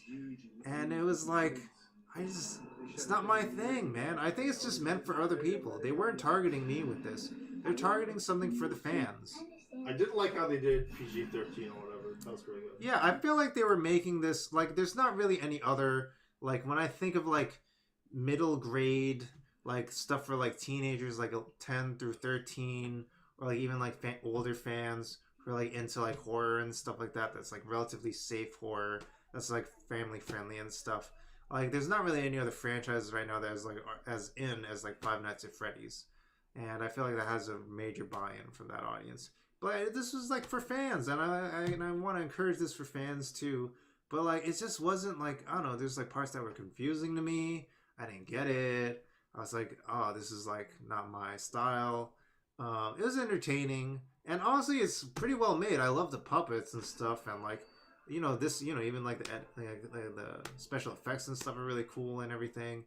But and I've, you know, my channel, of course, has also greatly benefited from this franchise. That's probably why maybe you've benefited a little too much, if you know what I mean. Maybe it's stressed me out so much because I have to like base got my 1,000 whole... comments on YouTube about Five Nights at Freddy's a day. Stop talking to me about Five Nights at Freddy's. I can't take it anymore. Freddy! Because like I mean, it's entertaining. It's not my thing. I just did a couple videos on it. I'm like, sure, I'll give you guys what you want and stuff like that. And it's, you know, it's a fun, beloved franchise. It's really fun. You know, these characters are really cool and stuff. But it's just not my thing. It's your guys' thing. So I'm just doing it to serve you guys. And I just honestly have to give and give and give. You know. Yeah. Yeah, I have to keep giving. And I've got limits, man. It's like I don't know how much further I can give more Five Nights at Freddy's stuff. But yeah, that's why. It's really because it's not my thing. But now people kind of, I feel the pressure of like people wanting me to make it my thing or whatever for them or something. So that's my reason. And I don't know. It's all my problem, I guess. But that's why it makes number one. Boo. Worst movie of the year. What sucks is there's that Finding Crack thumbnail there. Oh, what? Finding Crack. With the Finding Nemo stuff. Yeah, jeez. Yeah. I mean, like, there's like a lot of like internet humor stuff. Yeah. Spooderman, you know. Like, if Santa was Asian. See, I don't know. This is the audience. This is the age demographic. Okay. So anyway, Kung Fu Panda 4. Oh, this is an actual thing. I mean, there's like 6 of them now. Oompa Loompa Dance. For anyway, should I get to my number one? All right, what's your? I hope. I think I spoiled it already. Does anyway, this live up? Does this live up to the hype that I gave it number one? I'm sorry. I'm a big disappointment to my fans. I'm like just alienated myself from all my fans just instantly by making that my number one. It's not. It's Swifties. I don't hate it. I actually don't hate it. I'm actually, the thing is, like, I was relatively neutral to it for most of my life, up until the moment that I felt obligated to make more content related around it, and then it became less. At least it's number one. It's something. Yeah. But it's honestly not even that bad of a movie or anything like that. It's entertaining. It's fun. Yeah. It's not even like I walked out of it or anything. You know, it's fine. Yeah. All right. Anyway, Pure PhD is number one. Renfield. I walked out 10 minutes in. Let's watch the trailer. The trailer's gonna last longer than how long it lasts in the movie. Trailer. Renfield. It wasn't Jack and Jill. Yeah, it's, you know, yeah. Five Nights at Freddy's is not Jack and Jill. There we go, yeah. It's not. It's definitely not. Yeah, I'm not. I wouldn't even watch something like Jack and Jill. Yeah. In terms of like, you know, hate watching something for like, you know, a rotten tomato or like a golden raspberry or something like that. I don't get something out of doing that kind of stuff. It's honestly not even. I honestly don't think any of these will be like worst of all time. Nor close. Yeah. Oh boy, Agnew said he walked out about halfway through that one. Jack and Jill or what? Renfield or what? I don't know which one. Yeah. Jack and Jill. Okay. I have the trailer going while he answers. Okay, let's get through this trailer. Yeah. Renfield. Okay, I need to get out of a toxic relationship. This seems entertaining. By telling us what brought you here. I mean, it looks like they're putting a lot of work into this, you know. You can't get him out of your head. No. I need your assistance. I'm coming, Master! Oh, you feel like he could destroy you with the snap of his fingers. Wouldn't even need to snap. Okay. Oh, that sounds familiar. Yeah, what? Halloween Horror Nights. Bringing innocent victims. I want a handful of nuns, a busload of cheerleaders. And I just want a normal life again. But this modern world is a dangerous place. Hey! Oh, Aquafina's in this too? It's the only worst movie she's in, I guess. So is he a Wolfman? Like, what's going on? You never watched Renfield? Thank you. You saved my life. He's the assistant to Dracula or something, right? Yeah. It's in the wrist. She's not very busy. Let me explain. My boss. I guess she's been building down a movie. She's probably a pretty high-grossing actress. Yeah. Feeding. You ring. Well, like most of Asian Americans. One of them, yeah. And she's been in pretty much every major Asian. But if you were to stop Every And movie Redfield. Asian. And And Redfield. Redfield. He won't grow to full power. Exactly. He won't grow to full power. What? That's so weird. Why would you phrase it like that? But yes. Hi. Are you here for the meeting? Well, come on. No. Oh, you invited him in. Dark One. Others, the Lord of Death. To most, I am Dracula. Nicolas Cage. We're dealing with a little bit more than just narcissism here. It's way too long of a trailer. Let's eat. All right. It was too violent and too much. Violent. I feel like it's like one of those I don't like think the story redeemed. I was attracted to the story in the first 10 minutes. some people like this kind of film though. Yeah, I know. Yeah. People like, you know, graphic, Yeah. goofy, over the top. You know, I mean, like literally, like we were comparing this, just downstairs to, Ghost Rider, which is also Nicolas Cage. Yeah. Over the top, violent, I like like Ghost Rider. goofy, exaggerate. Yeah, yeah, and like, but like this is different, I guess. Yeah, Just how very it's different. just how it's like executed, I guess, Yeah. is also like how they made The the set movie. design's like fine. I like the Yeah. and everything. That looks fine. Yeah, this, you know, the costume design, This is and gonna be one of the everything, worst of all time. the No makeup, response, you know, like a lot of people working really hard. You know, horror Costuming. fans. I imagine like some horror fans, this is like their dream movie and stuff like that. This is like right up their alley and everything. Yeah. Target audience for this. Yeah. But that being said, yeah. So we missed a film for top films of 2023, and it's pretty important. Oh, okay. What is it? So let's get to that. We'll go back to that now. Okay. So let's I'm pure go- PhD, right? Yeah. We missed a Netflix film. A Netflix film. Okay. Power Rangers, Once and Always. Where should we put that? I don't know, but it's definitely worth mentioning. Worth mentioning. Power Rangers. It'll be in the top 10 somewhere, yeah.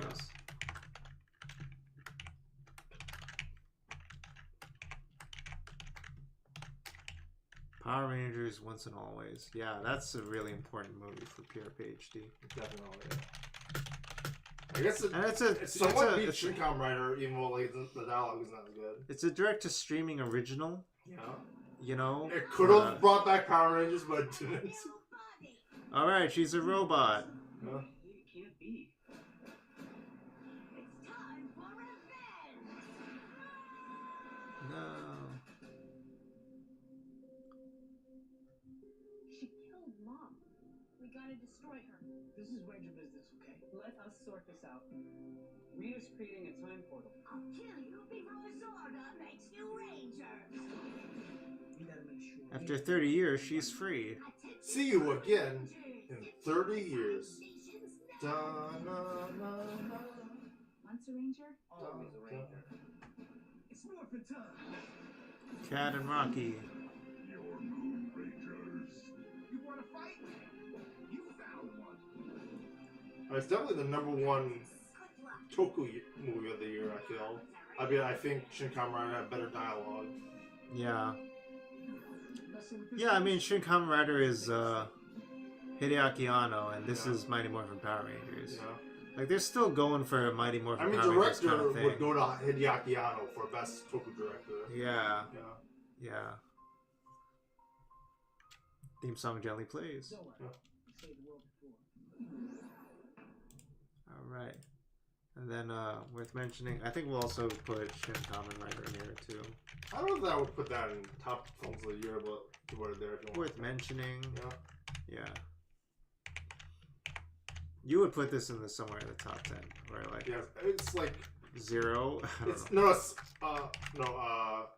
Once and Always would be in the top 10, even though there's already top 10 spots already. I don't know where I'd put it. I don't know what to think about it. They replace like Haunting in Venice and replace Haunting in Venice with it or something. Yeah. Okay. Yeah. Gotcha. Yeah. Yeah. I'll have a look at it. Okay. Actually, see. I guess we'll wrap up soon. Okay. Are there any dishonorable mentions? We mentioned the worst. Yeah, okay, I replace a Haunting in Venice with Once and Always. Okay. Yeah. I'm gonna put a slash through. Yeah. And we're gonna have to go to commercial. Yeah. We're basically done. Do we want to do any New Year's stuff? Maybe in the Discord? Maybe in the Discord, yeah. It depends on you. If you want to do New Year's stuff, you can do it. It's to you. Yeah, maybe we'll do it in the Discord instead of on stream. Yeah. And like it'll be more casual and stuff. Oh yeah, and we don't have to worry about copyright. Like I think CNN has a whole bunch of international New Year's Eves in the world going on now on Max. Exactly. So we'll do this one more ad break and then we'll raid somebody and then we'll stream on the Discord, I guess. Yeah. All right, cool. So we got. Can I start it now? Yeah, I guess go ahead. Yeah. How do I start it? It says snooze. I don't want to snooze anymore. This should be a way to automatically start it, right? Weird. Start it.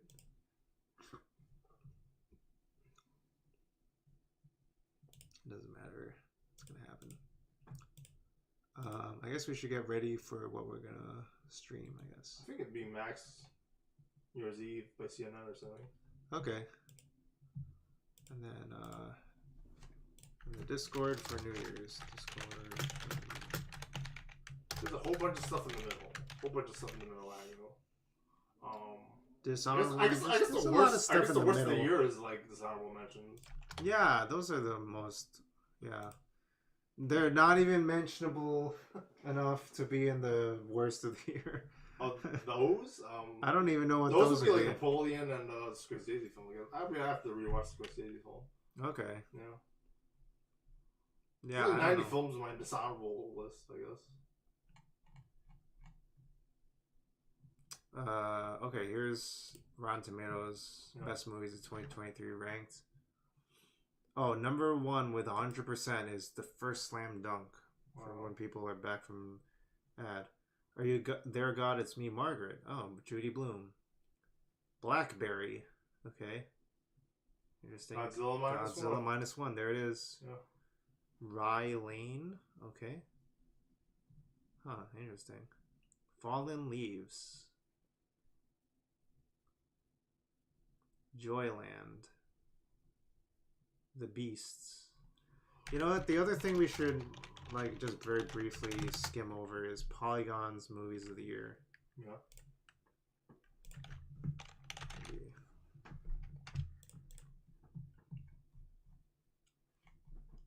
There's Oppenheimer. I will find you, Beer Baron.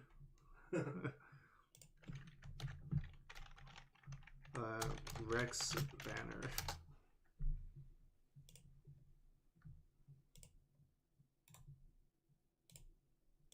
I'm gonna have fun with this. Oh, this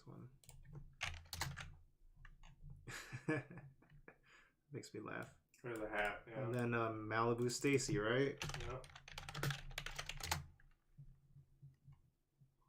There's Weird Barbie. There's Weird Barbie. Yeah.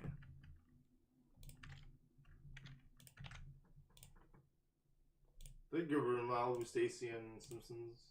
I don't know exactly. I think there might have. I don't know. I guess I don't really follow as closely anymore. And here's like an equivalent to Ruth Handler or whatever. Yeah.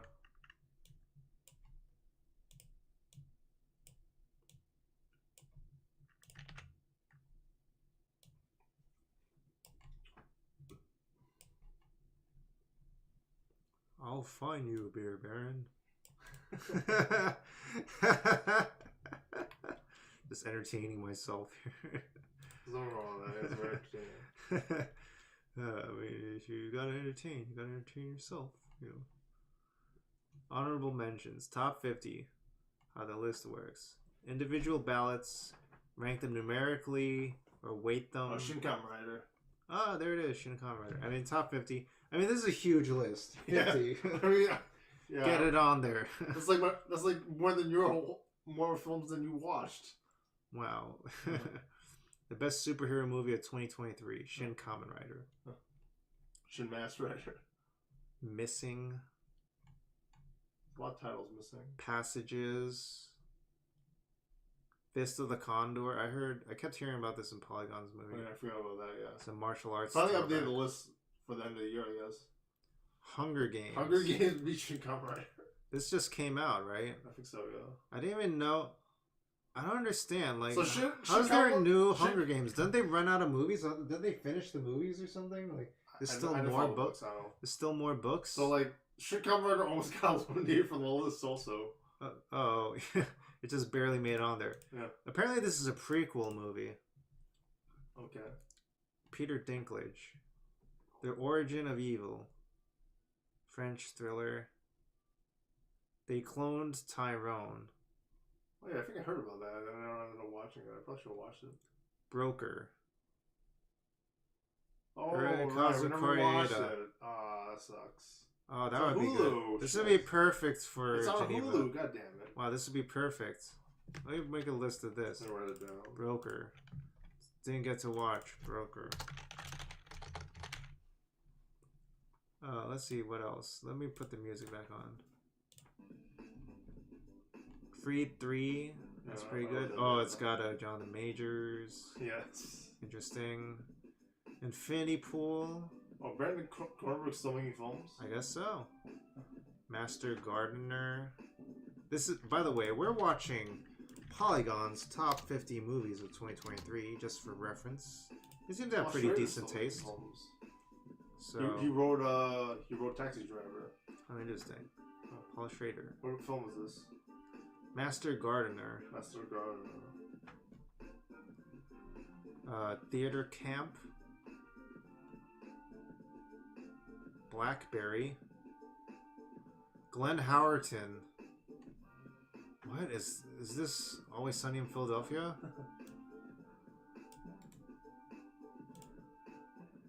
I think he is in some films, yeah. Blackberry, Always Sunny, AP Bio. He's always doing a lot of things. Actor, writer, podcaster. They got hustle, this crew. Oh, he's Fred Jones in Velma. Eileen. Try to go through this list, me. I'll come back. I'm just gonna stop saying stuff.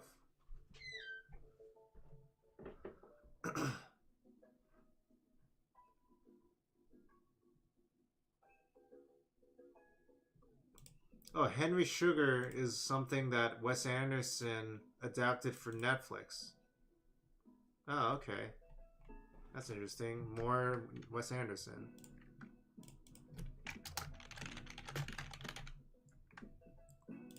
I feel exhausted. I've been sitting here all day. Megan was at the beginning of the year. When Evil Lurks. Polite Society, right? That's here. Alright. Stunt Woman. Talk to Me. Are you there, God? It's me, Margaret. Mutant Mayhem. Yeah, Mutant Mayhem was really good. We really enjoyed Mutant Mayhem. Honorable mention. I think we both liked Mutant Mayhem.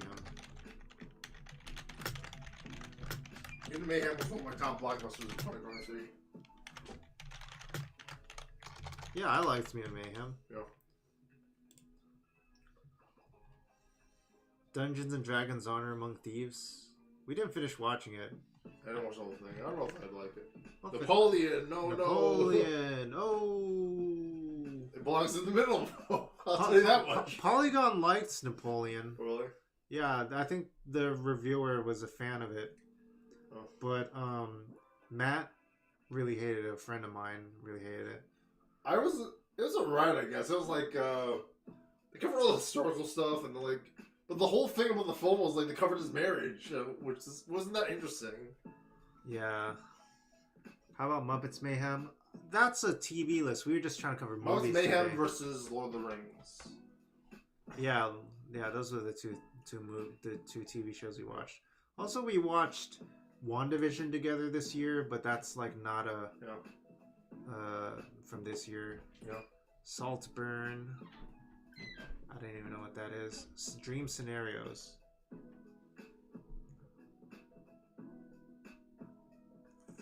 Huh. Zone of Interest. Priscilla.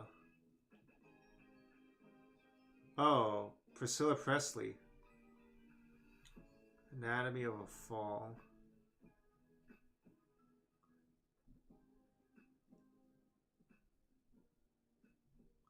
Knock at the Cabin. M. Night Shyamalan. Oh, Mission Impossible was this year? Huh.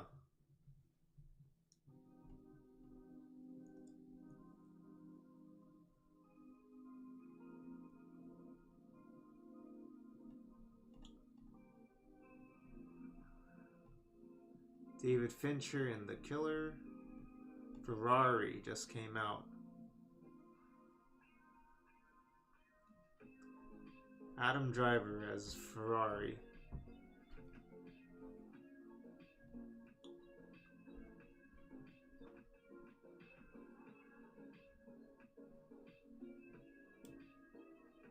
Poor Things is also Goth Barbie by Yorgo Lanthimos. Lobster Guy, I believe. Maybe I gotta watch this. Poor Things.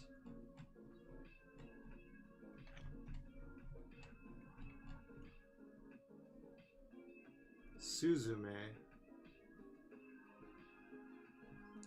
We'll give a shout. Yeah, we give a shout out to Shin Kamen Rider, right? Suzume. Godzilla -1. Yeah, we didn't watch it, right? It just came out. That was in this list. John Wick Chapter 4. I didn't like it that much. Hmm. I watched it on the plane, didn't think I liked it. I was skimming it. Watched it live, in person, on Peacock. Didn't like it either. Number 3 was fun. I like the first and the second one a lot. The I fourth had- one's fun. I don't think it was like a best film of the year. I enjoyed the third one. Yeah. The first and second one were really good. Barbie. Number 9. Across the Spider-Verse. Uh-oh. Inverse pick. Inverse pick. This is one of their top 10. And it was one of your top 5 for worst. Boy and the Heron. Missed out on that. Asteroid City. There you Okay, I think we all agree on that one. Yeah. Oh, this. Oh, is we didn't watch this We one, didn't right? watch that one. We could probably write that down. Well, the they five had- one. I had Oh, this one, you yeah. didn't like this one. I didn't hate it. I didn't think it was bad. I thought it was pretty good. I don't know if it was the best of the year. Okay. And I think when we watch it a couple times, I might change my mind. Alexander Payne. Hey, I still didn't watch the Past Lives. Didn't like. I think I liked Quiz Lady more than I like Past Lives. Oh, I think we did see trailers for the holdovers. Yeah, I think we did, and we also did the one with the. I think last year was the David Lynch's The Grandpa movie. I think. This would probably be pretty good in Geneva's in Discord. Yeah. Past Lives, yeah. But John McGarrell's in this, huh? Oh, okay. Huh. Oppenheimer. Huh. Ooh.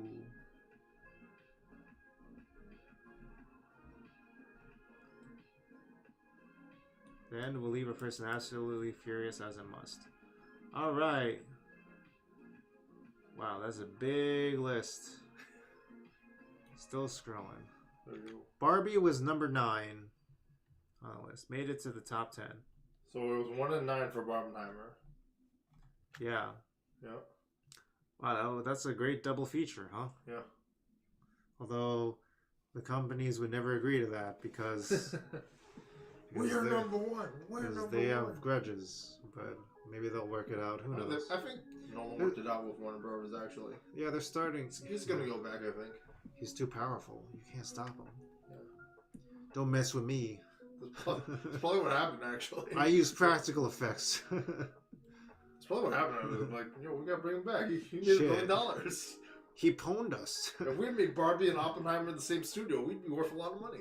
Yeah. Oh shit. You're right. We'd own Barbenheimer. This was a bad year for Disney. Looking at this list, and even Was looking, that Elemental on the list or anything? I don't think so. Was it? Wow. Oh, honorable mention. Oh, Venture Brothers. Oh, Metalocalypse also. Guardians of the Galaxy. They like No Hard Ant-Man and the Feelings. Wasp. Sumaru movie. Shin Kamen Rider almost got eliminated. Indiana Jones. Wow. The Marvel movie Creator. get on. Creator? They make the top 50? Really? Haunting in Venice. There's just a Come on, lot the of Creator, man. There's a lot of movies. Saw 10. Quiz Lady. I saw 10 should have been on there. Oh, Quiz Lady, that's pretty cool. Thanksgiving. I forget what I thought about Thanksgiving. There's a lot of movies. I also gotta watch Smile. I forgot about Smile. And then also, here's the top grossing movies. Yeah. Barbie was number 1. So it's not only number 9 for and number 1 for me. Number 9 for Polygon, number 1 for me. It's also made a lot of money. But the box offices are very low, yeah. Oh, it's just domestic? This is domestic. Okay, that's So fine. that's pretty amazing for domestic only, Yeah. right? Like, It's probably one of the highest domestic of all time. yeah. Because normally it was domestic is only like 300 million I also don't think Barbie has as much in Asia.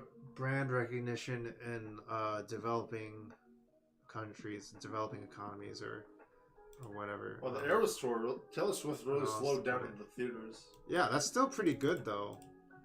Domestic gross, that's pretty good. It's Sound of Freedom, I had international, no probably idea. much. I had no idea about that. I think this Sound of Freedom is like alt-right or something. I don't Little know. Mermaid, Oppenheimer, Guardians. Pretty great for live action, you know, Non-franchise. non-franchise. Albert Einstein, You know? the blockbuster. Yeah. Oh, I know him. That's Albert Einstein. You got to include Albert Einstein in the movie, Chris. Otherwise, people don't know what's happening. E equals MC squared. I understand that. Oh, that's the guy with the fuzzy hair. Albert Einstein, even though he wasn't a brand marketer or anything like that, he certainly had a look to him that made him very distinct. Yeah. like he had a brand. Yeah, he was playing with someone famous, right? I forgot who played him. Yeah, there was a lot of actors in Oppenheimer. Josh Peck plays Einstein. Let's see, Einstein. Who is Albert Einstein? Tom Conti. Nobel-winning German theoretical physicist known for developing the theory of relativity. That's actually pretty interesting. You know who Tom Conti played? Who is he again? He played Mr. Lawrence. In Merry Christmas, Mr. Lawrence? Yeah. Wow. Whoa. I think that's very on purpose. Wow. Yeah. I was actually thinking about comparing the two movies, and I guess that's a very good part to compare them with. Also, just in general, this cast is just bonkers. Like, you just keep scrolling. Yeah. You know? Like, all Hollywood's here, even though it's a live-action movie. Yeah. About, like, one guy or whatever, you know. Yeah. Or, it's all, I mean, it's a team effort, you know. Yeah. And it's a lot of stuff. And also, you know, Venture Brothers guy is in, at the same time, is also in this as Kurt Gödel. Also, each description has to be short, but still relatively long. Yeah. Because, like... No one knows who these people Because are. it's a lot of people, so you can't break it down too much. But also you have to explain who these people are, because nobody's going to know just looking at them, most people. Like, yeah, Kurt Gödel. Right. I know him. Oh, Enrico Fermi. Right. Sure. That's Truman, right? Great. But, yeah. Yeah, get the audiobook sometime. We'll just... We might as well just get the audiobook and just leave it on the Discord streaming 24 hours. Just do that sometime. Yeah, definitely. That'd be kind of cool. Yeah, I should pick up that one with Blue again. Yeah. Okay. And then number 6. Oh, okay. Highest grossing. Domestic. Where do you have highest grossing? Domestic box office. Box office mojo. Top 2023 in film, I guess.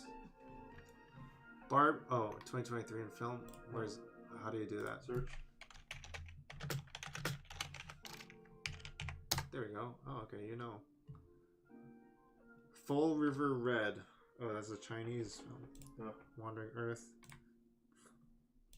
Pretty fierce. Barbie made 1.4 billion. It's pretty high. That's like... Wow. It's like Beyonce's wow. Avatar. There's like...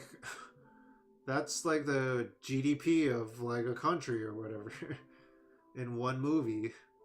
Warner Bros. Must be pretty happy about that. Universal must be pretty happy. Mattel must be pretty Like, happy. Guardians of the Galaxy Volume 3, I guess, did well.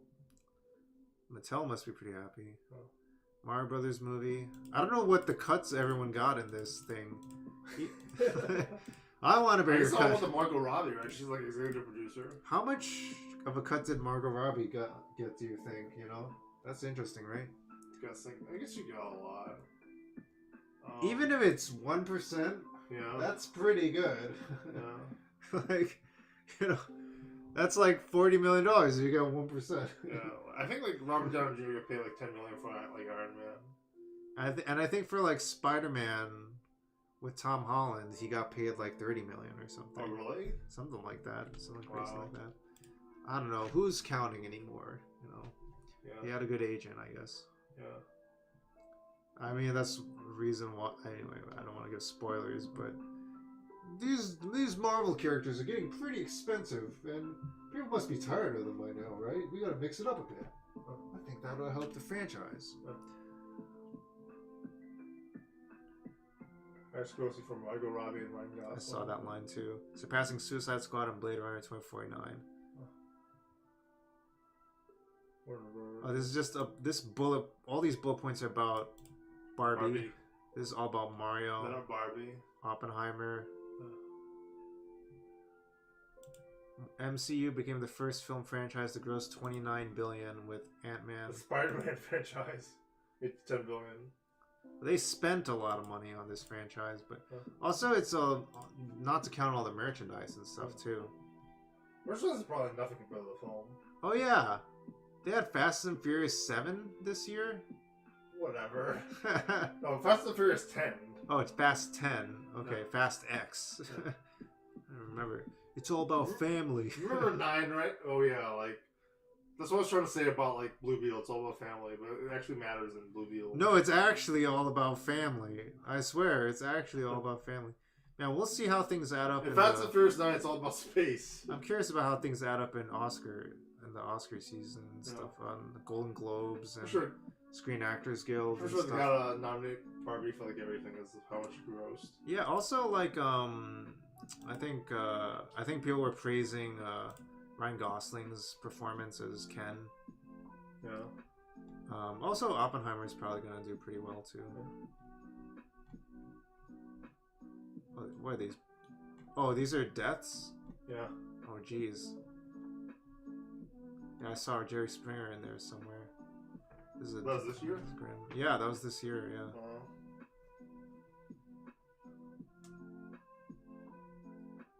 Yeah, 7 was 10 years ago. Every day. Wow. AEW presents Suicide Squad with Samoa Joe. Alan Arkin. What is it, Fargo? Or Argo, sorry. I didn't know. Paul Rubens. What? Yeah. That was this year? I forgot. Wow. It feels longer ago than that. Yeah. That was July, huh? Yeah. Wow. Paul Rubens, 70. That's something, huh? Yeah.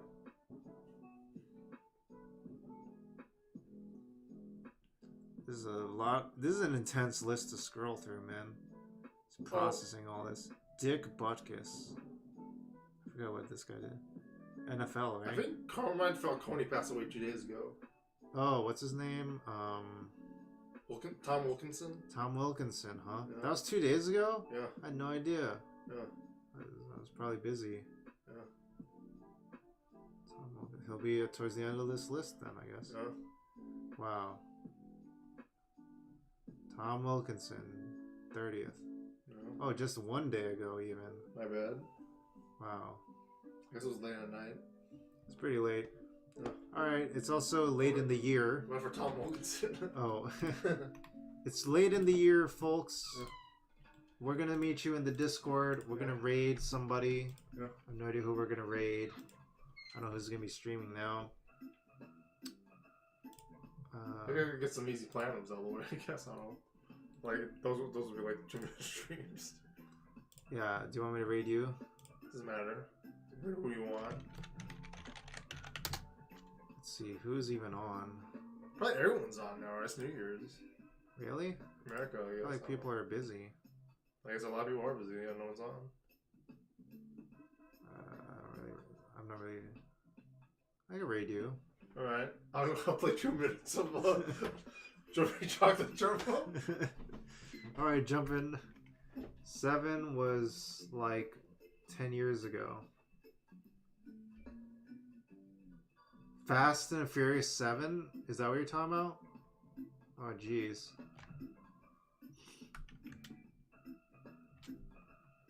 Fast 7?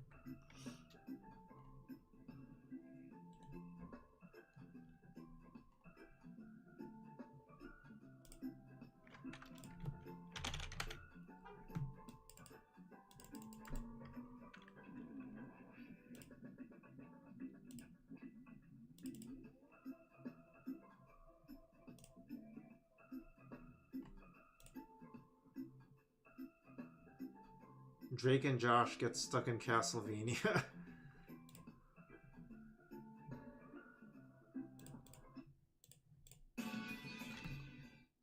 Drake? What? Where's the door hole? Goes right there. See, I drew it with a magic marker. You were supposed to cut it out with the power saw. Dude, I'm gonna. Oh, really? Yes. So go get the power saw. Okay, I will. I see the problem. Oh, do ya?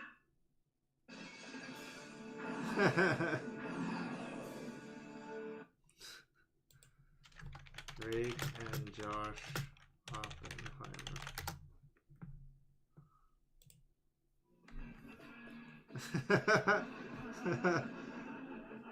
Drake?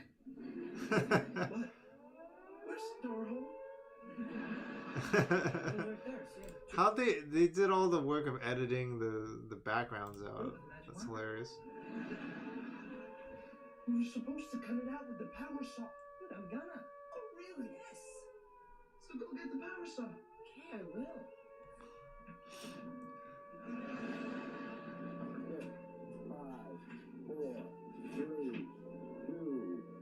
I see the problem. Oh, do ya?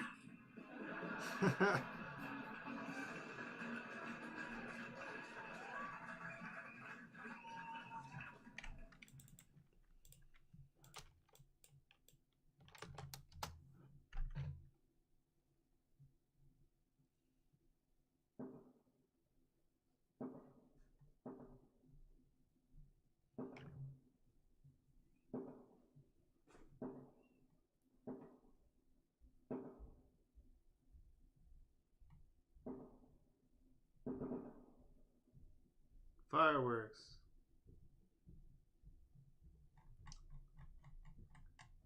Let me see. Is Pure PhD live? Let's see. Hey, I think. Oh, is he up? Hey, I think he's up. All right. Wait, what? Where'd he go? There he is. Let's raid Pure PhD, folks. It's late. I'm tired. We're tired. We gotta get moving. And it's almost a new year. I'll see you on the Discord, folks. If you're gonna join on the Discord. I'm tired. It's exhausting. Feel free to check out Pure PhD, getting some achievements on Jumpin' Chocolate Turbo. Some easy achievements. It's ridiculous how easy it is to get some of these achievements, these trophy games. So yeah, I'll see you on the Discord, and we'll be celebrating the new year. All right, take it easy, folks. Peace.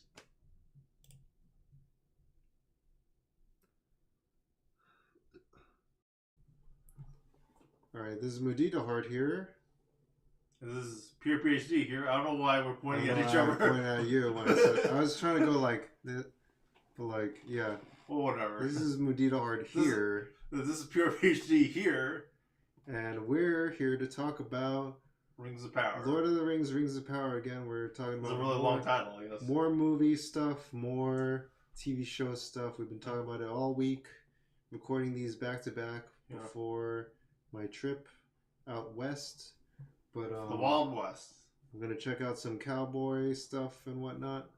But and maybe you'll see that in a future podcast or something, or not. It's my personal life, and maybe I just won't talk about that. There you go. Yeah, but It's not your business. yeah, I'm pointing at you. yeah. It's gonna be on a podcast called Nunya, as in Nunya Business. All right. There you go. I don't know. I'll talk about it if I feel like it. Yeah.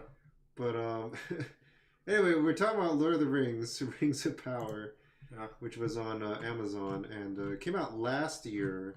Yeah. Let's see if we have. It took forever to finish it. Premiere date September 2nd, 2022. So that's not too bad. I think we kind of started watching it around then too. Yeah. We just took our very sweet time watching it. It's sort of long. There's a lot of stuff going on, so you have to take your time with it. Yeah, we took our sweet time with this show. It's like spoilers. Spoilers if you don't want to listen to it. Yeah, it's 8 episodes. Yeah, is it 8 episodes? Yeah. It's 8 episodes? It's only 8 episodes? Wow. Yeah, it felt like forever. I mentioned this last time, yeah. Oh my gosh, wow. But like each I episode thought it was like going to be 10, but like yeah, it's only 8. Each episode's about an hour long, but they feel like long hours. I mean, there's like 20 storylines each episode. Yeah, they pack in all the storylines of all the different characters, and like they have all these different sets and everything, and like it's hard to keep track of everything honestly. And like when we would like come back like a week or every couple weeks or every month or so to like watch the next episode, it'd be kind of hard to like know where we picked off from and like, oh, I totally, and they just have so many random characters. Like some characters are like kind of side characters, and come on, man, go with the program, but not a big deal. I accidentally left the thing on, so I was trying to exit and then I entered it. Yeah, is it all good? Yeah, it's good now. I exited. Yeah, I was like wondering what that sound was. I was like, yeah, I think I heard it too. Yeah.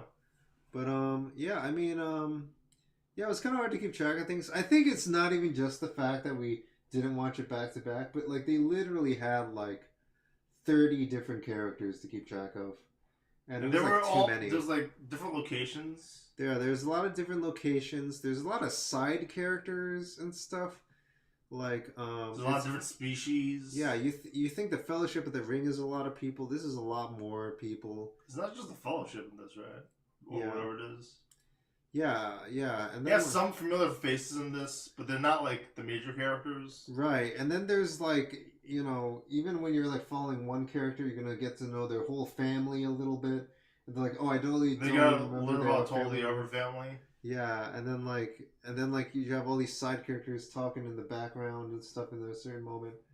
Like yeah, it was hard to keep track of everything, but I don't know, the show, like I feel like we've been in this kind of era where like now there's like this new, I don't know, this new capability of shows and movies to have like really strong production design. Technology's caught up and technology's improved. Yeah, not to mention that this is made by the Bezos, the big Bezos. Yeah, I think this was probably backed by the Bezos. If I were to bet, like I would say this was probably designed to be a loss leader, and like that they were just throwing money at this thing just to get more people signing up. I think it was like a research and development thing, just to like keep stuff going, like get more people interested in the Prime service to sign up and stuff. Yeah, that's what I'm saying. Is like they're trying to get people to sign up for Prime Video and stuff. Yeah, that's what loss leader mean. I thought it was like a not quite like with Batgirl and Echo, but like I thought you meant something else. Yeah. It's meant to like get people's butts and gets people's foot in the door or whatever. Like it could also be just like a marketing thing for Prime Video, like butts in the chair, foot in the door, whatever. Like you get a delivery service, and we'll give you this free whole series that'll be epic and like change your life. Yeah. And like I think this was probably the premiere show on Prime Video when it came out. I don't know. Is there really any others? Really? Like there's like I don't know. The Boys and Diabolical and The Tick. Yeah, but I think Invincible. I think this was like its own like prestige franchise they were tapping into. And like when did they acquire Lord of the Rings under Amazon? It's weird too because it's still under New Line. Right. And which is done by Warner Brothers. Warner Brothers, right? I don't know if they're producing it and the money's backed by Amazon or what exactly the terms of the deal is. Interesting. That's very interesting, huh? Yeah. And like we just watched Shazam 2 and that was New Line, right? Yeah, same with Nightmare on Elm Street and New Line's Blade is New Line. Oh, which is Marvel. I think think Teenage Mutant Ninja Turtles might be a new line. I could be wrong. Okay. And Rush Hour is a new line. Wow. Yeah. Okay. Interesting. I was watching that recently. Yeah. Yeah. So I mean, yeah, definitely. You know, in the Rotten Tomatoes critics consensus, we don't have to follow this. I know you have something against this. Yeah. But like, at least it's. Well, the critics consensus is pretty good. I think we can agree. I feel like they could have said more positive stuff about it. They say it's still pretty good. Yeah. They say here it may not yet be the one show to rule them all, but Rings of Power enchants its with its opulent presentation and deeply felt rendering of Middle Earth. That feels very true to form. That last part, because like it feels like it's even more production value than the original Lord of the Rings movies in a lot of places. Yeah. And like the dialogue, the full rendering of Middle Earth and its characters and story and its effects. Yeah, like the makeup and the special effects and the visuals and like the writing, like the lyrical dialogue that like feels like it really captures like the grandiose kind of like writing style of like J.R.R. Tolkien, and like it's almost like poetry when they'll just say a random metaphor, like a dwarven metaphor that like sort of captures the moment, or an elven metaphor, or like just like every little moment of dialogue is just like little nuggets of like really interesting stuff. And and like they have all the different groups of people in Middle Earth that they represent here. That feels like very like, oh, you are entering this new fantasy realm and stuff. So you can't really put a price on that, honestly, in some ways. But yeah, I don't know. You can't get that elsewhere. Did you want to say something? I feel like I interrupted you. I probably interrupted you. What would you consider the one show to rule them all, if any, in this time period? In terms of like rings, in terms of like Lord of the Rings franchises, or what? Out of best TV show the last few years, or like streaming show, yeah. I have no idea. Probably like what comes to mind is Succession or something. Something along that level, or like whatever. Game of Thrones. Game like of Thrones, Cards, I guess, is Last a probably big one. Yeah, I don't know. I guess we're just saying a bunch of HBO franchises. Watchmen HBO. Watchmen HBO is that probably one. Beat it. That would probably. I feel like like this show had more to juggle, and this show's a lot longer. Like there's gonna be like 7 seasons and stuff. Yeah, if I were to compare this show to Watchmen HBO, well, this show's not finished yet. Yeah, that's true. Yeah. But like, yeah, even comparing it what's happening so far to like Watchmen HBO, I feel like Watchmen HBO is like really cohesive and has like really deep themes and stuff. This feels like more of a fantasy thing where it's like you go on a jaunty adventure and stuff. There's a superhero versus social political commentary. Yeah, it's not about like political commentary that makes you. I don't think this makes me think too much, really. I mean, to catch up with everything it does. Yeah, in terms of like keeping up with the different plot lines and stuff, it's pretty like you have to keep up with that. Yeah. But it's not like trying to like make like these like political statements about our current day and age or something through this metaphor or something. I feel like maybe a little bit of that through like some of these things, but I feel like they're sort of structured the similar, like they all build up to the end of the show or season. Yeah, I mean, like, talk about twists and turns in this show. Should we even talk about it? I don't even want to give away anything.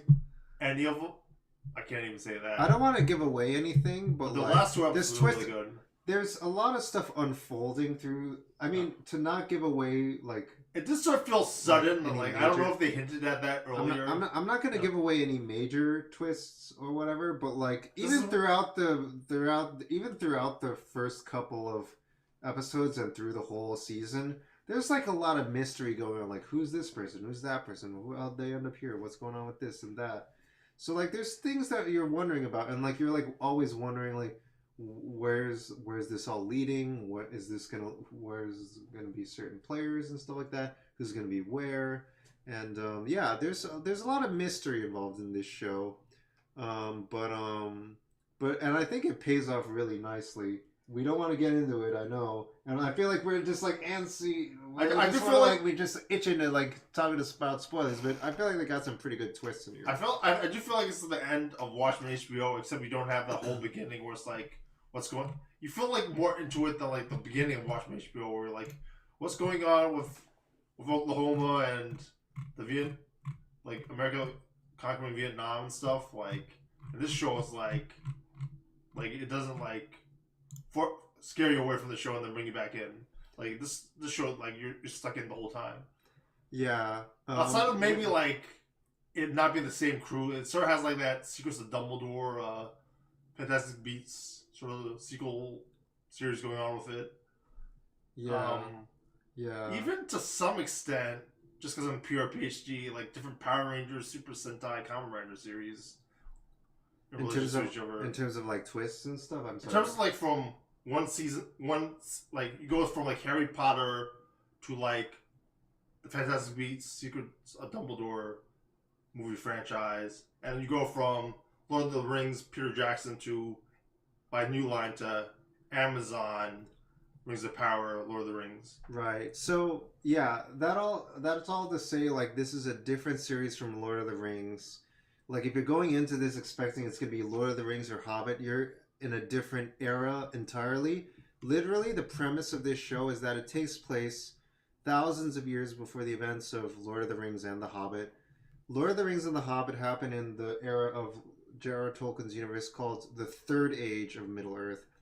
This takes place in the Second Age of Middle Earth, during the rise of like Sauron and stuff. And the First Age is when like there's like another villain then, and then Sauron's only like a general or whatever. But yeah, so that's the premise of this. And then like yeah, there's like different plot lines and stuff here. So like there's like you see some familiar characters and references to familiar characters. So Galadriel is here. She's a elf, and she's like on her quest here. And then like we have new characters that they're introducing. We have the Southlanders. We have the. Let me see if I can find. If you like this, it's more similar to like the expansion books of like the prequel Star Wars novels, but not quite to the extent of if you really want to get out there like the Knights of the Old Republic. It's not Knights of the Old Republic. It's like stuff after that, not like that ties in with like current or like not or like 70s 80s Star Wars stuff. Yeah, it's like in a different like part of the timeline where they can just kind of have free reign to kind of do things. And I looked into some of the behind the scenes of this show, and like it sounded like they were basing it off of like J.R.R. Tolkien's writing, but they were even adding additional characters and storylines that weren't even fully fleshed out in the original writing that they want to have their own take on it in this show. Yeah. So like even then there's like some surprises in here that you might not necessarily even know about even if you followed that stuff. It's like what they did with Animal and Muppets Mayhem. They put their own take on it. Compared to like what was originally in the movies and like Muppet Show and all that other stuff. Yeah, it's kind of a different incarnation of this like Lord of the Rings universe and whatnot, I guess. So just to kind of set up who we're dealing with here, there's like a lot. We mentioned there's a lot of plot lines. Just to like briefly go over this, like you can see like here, there's like 5 different groups of people and stuff like that. But and even then, this is only a fraction of like all the people they kind of have give dialogue to. But just to give an idea of the key players. Here's the elves. We have Galadriel, who you might remember from from the original Lord of the Rings. Yeah. And then here's Elrond, who's also in Lord of the Rings, and I believe in The Hobbit as well. Oh. Arondir is a new character. He's one of the wood elves in this, which is a new species, or There were wood elves in the Lord of the Rings. Like I think Legolas Greenwood technically is a wood elf. Oh. Yeah, I don't think a lot of people remember that. I didn't know he was a wood elf. Yeah, like Galadriel is from the High Elves or something, and then Legolas himself was like a wood elf. Oh, that's why he's the bow and arrow, right? Yeah, exactly. Okay. Yeah. And let me see. Lord Celebrimbor is. I know you look. Something about that name, like you always say that name like with a lot of confidence. Celebrimbor. I don't know. I feel like I have a lot of fun saying it, I guess, too, a little bit. Oh, you do? I didn't even know you did. I thought it was just like... I just so casually just... I wonder if it was just me or something, yeah. Okay, I want to see here. I feel like I've already spoiled it for you, but how are you going to say it? Like Celebrimbor, yeah. I feel like you sound hesitant when you say it. Because it's a very long name, yeah. It's a long name, yeah. Yeah, he's... I don't... They don't have, like, English, like, written down in signs in... Middle Earth, so like I don't know how to spell it. Right, like it's like a lot of stuff's based on like other languages and like fictional languages. J.R.R. Tolkien himself was a linguist and literally made languages for this fictional universe. this is a big nerd, huh? Yeah. And then fans have loved like learning these languages, but yeah, I guess it's cool for like Star Trek Klingon fans and stuff. Yeah. Exactly, it's like Klingon and all that. Yeah, Celebrimbor is an artisan, and the High King. I of the just found out Elves. who was Celebrimbor. Like you kept saying his name, I was like, oh, that's who he is. The thing is also like I didn't remember his name or how to say it until like the last few episodes when they started bringing him back into the show again. So as soon as I remembered it, I was like, oh, that's his name, and that's how you say it. Also, like, there's so many characters that you sort of forget what the names of each of the characters are. yeah, sometimes I'm like, I don't remember this person's You need like a little book to like write it all down. And I'm like looking at the captions sometimes, and I don't even know how to pronounce it. Like I don't even know what they just say. We gotta rewind back so I know how to say the name or whatever. But this is the High King. He wants to protect the future of the elves. Yeah. Here's the Numenorians. The Numenorians have an island realm. Here's the High Queen Regent.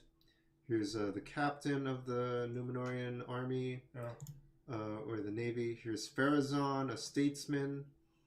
And here's Earian.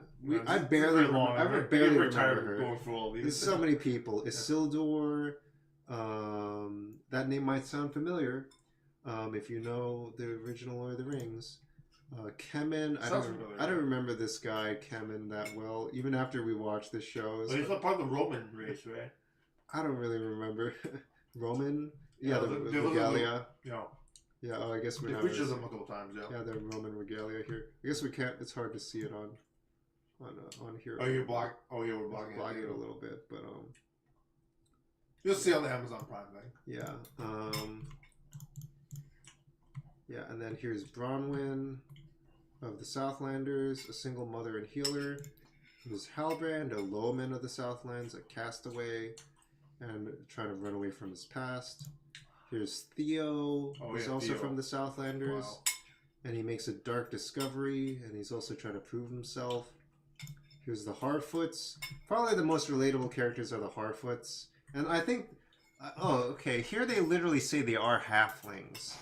So they're not hobbits, but they're a different kind of halfling, I guess. So that's interesting that there are halflings who will one day develop into hobbits. Oh, okay, that's fascinating. They're still like elemental, unlike the hobbits, right? Yeah, I guess. Yeah, it makes sense that they're like precursors to hobbits, I guess. They were basically hobbits the whole time I was thinking about this, but their aesthetics were different. Their tribe felt different, how it was set up. But it makes sense that they were. Like, I was thinking of them as basically as hobbits, just like with more leaves and twigs and stuff. But yeah, it makes sense that they become hobbits later on. Here's Poppy, the best friend. Here's Largo, the father. Yeah, here's all the family members of Nori and stuff. Here's Marigold, the mother. Here's Sadok, the trail finder of the Harfoots. Cool guy, very cool guy. Got wisdom of generations. At school, we got like a whole bunch of like a diverse cast of actors. Yeah, exactly. I think that's a great thing they have in this show. Maybe we can move this camera a little bit here. You're on the bottom or something. Yeah, here we go. I'll lock that again. Then here's Prince Doran, and yeah, he's very important to the plot in terms of like gaining the allyship of the dwarves, in terms of like I don't know, I don't want to give spoilers, but like yeah, it's just important gaining the allyship of the dwarves in this conflict that's unfolding. Then here's the wife of Doran, Prince Doran's wife, Princess Disa, and yeah, as we can see, like this is addressing a lot of the problems that the original Lord of the Rings had, where there was a lack of diversity. And like if you've seen like my past streams, perchance, I did talk about Ready Player 2, the book, and in Ready Player 2, they talk about how like you don't have to read the book or watch the stream if you don't feel like it, but like in Ready Player 2, the book, they talk about how like one of the like main antagonist's like favorite books is like the Lord of the Rings franchise, and like one of the major criticisms from like a black female character in the book is like why would he care? Why do I care about this franchise that's all about white people having white people problems and stuff like that? There's literally no people with diversity, and they have to like explain. Like, well, it was very integral for the origins of like the fantasy, modern fantasy genre, and D&D and RPGs and fantasy RPGs and everything. I feel like there's in like their culture. So this and Harry Potter, like there's issues with that, and like yeah, well, less with Harry Potter, but still somewhat. Like I think like what's his name? The Daily Show guy was like there's problems with that, and like I mean, like, yeah, with like he made a whole thing about this with like the goblins and like Gringotts and stuff. yeah, the goblins being like anti-Semitic stereotypes and stuff like that. Literally bankers and stuff like that. And then there's like criticisms of Lord of the Rings, like, oh, how come all the bad guys are like the orcs are like certain stereotypes. Orcs are certain stereotypes. It's on Wikipedia. How come all the bad guys are from like appearing from the Orient or whatever in Lord of the Rings and stuff like that? Or they're literally non-Western continents. Yeah, they're literally commanding elephants and stuff and all that. And like they're already like the nations that are sort of like conquered by other nations. Right, and then like you have to bring in like the glory of the West to like the rest of Middle Earth and stuff. Very, I mean, to keep in mind, Lord of the Rings was written by J.R.R. Tolkien, who fought in World War One, I believe. Okay. So that's how long ago he goes back. So yeah, very different time. He's a little out of date. Very different time. It was like a time when there was like drafting and stuff. Yeah. Yeah, he tried to avoid the draft in World War One. Oh, I never knew that, huh? He tried his best, but then like all his like family members were like, like kind of shaming him a little bit, like, come on, man, you should really get out there. And like he really did not I don't know. He was like kind of traumatized. It's really a shame because he was like, obviously like traumatized. Like many people. Like the worst of the Second World War, of the two World Wars. Both wars were bad in their own ways. Like, but yeah, trench warfare was World War One was the more pointless one. Yeah, and trench warfare was brutal. He yeah, in J.R.R. Tolkien's Wikipedia article, they talk about his experiences, like, people from his town, like, being part of, like, battalions, like, going into different parts of the map of Europe, and, like, just whole groups of people just getting taken out at a time and stuff. Really brutal war. And, like, is this kind of like spirit of like bonding through like this adversity that like kind of informed his experiences on writing Lord of the Rings and like like the camaraderie during wartime and stuff like that. But also like also like the people who like fight wars in meaningless and like violent ways would like inform like different inspirations for like the orcs and stuff like that in Lord of the Rings. A movie that covers it very well is Stanley Kubrick's Past is Glory, starring Kirk Douglas. Oh, okay. That's also talking about like the horrors of war and everything. It's about World War One. You see the trenches, you see the dying, and you see the aristocrats just twirling their thumbs. Yeah, and you can even see like a little bit of that now with like Roger Waters making statements to like the UN, talking about like how similar things to that, people are going out there while other people are just staying at home, just like making money off of things and all that. But we're seeing like this war unfold, early parts of the war unfold.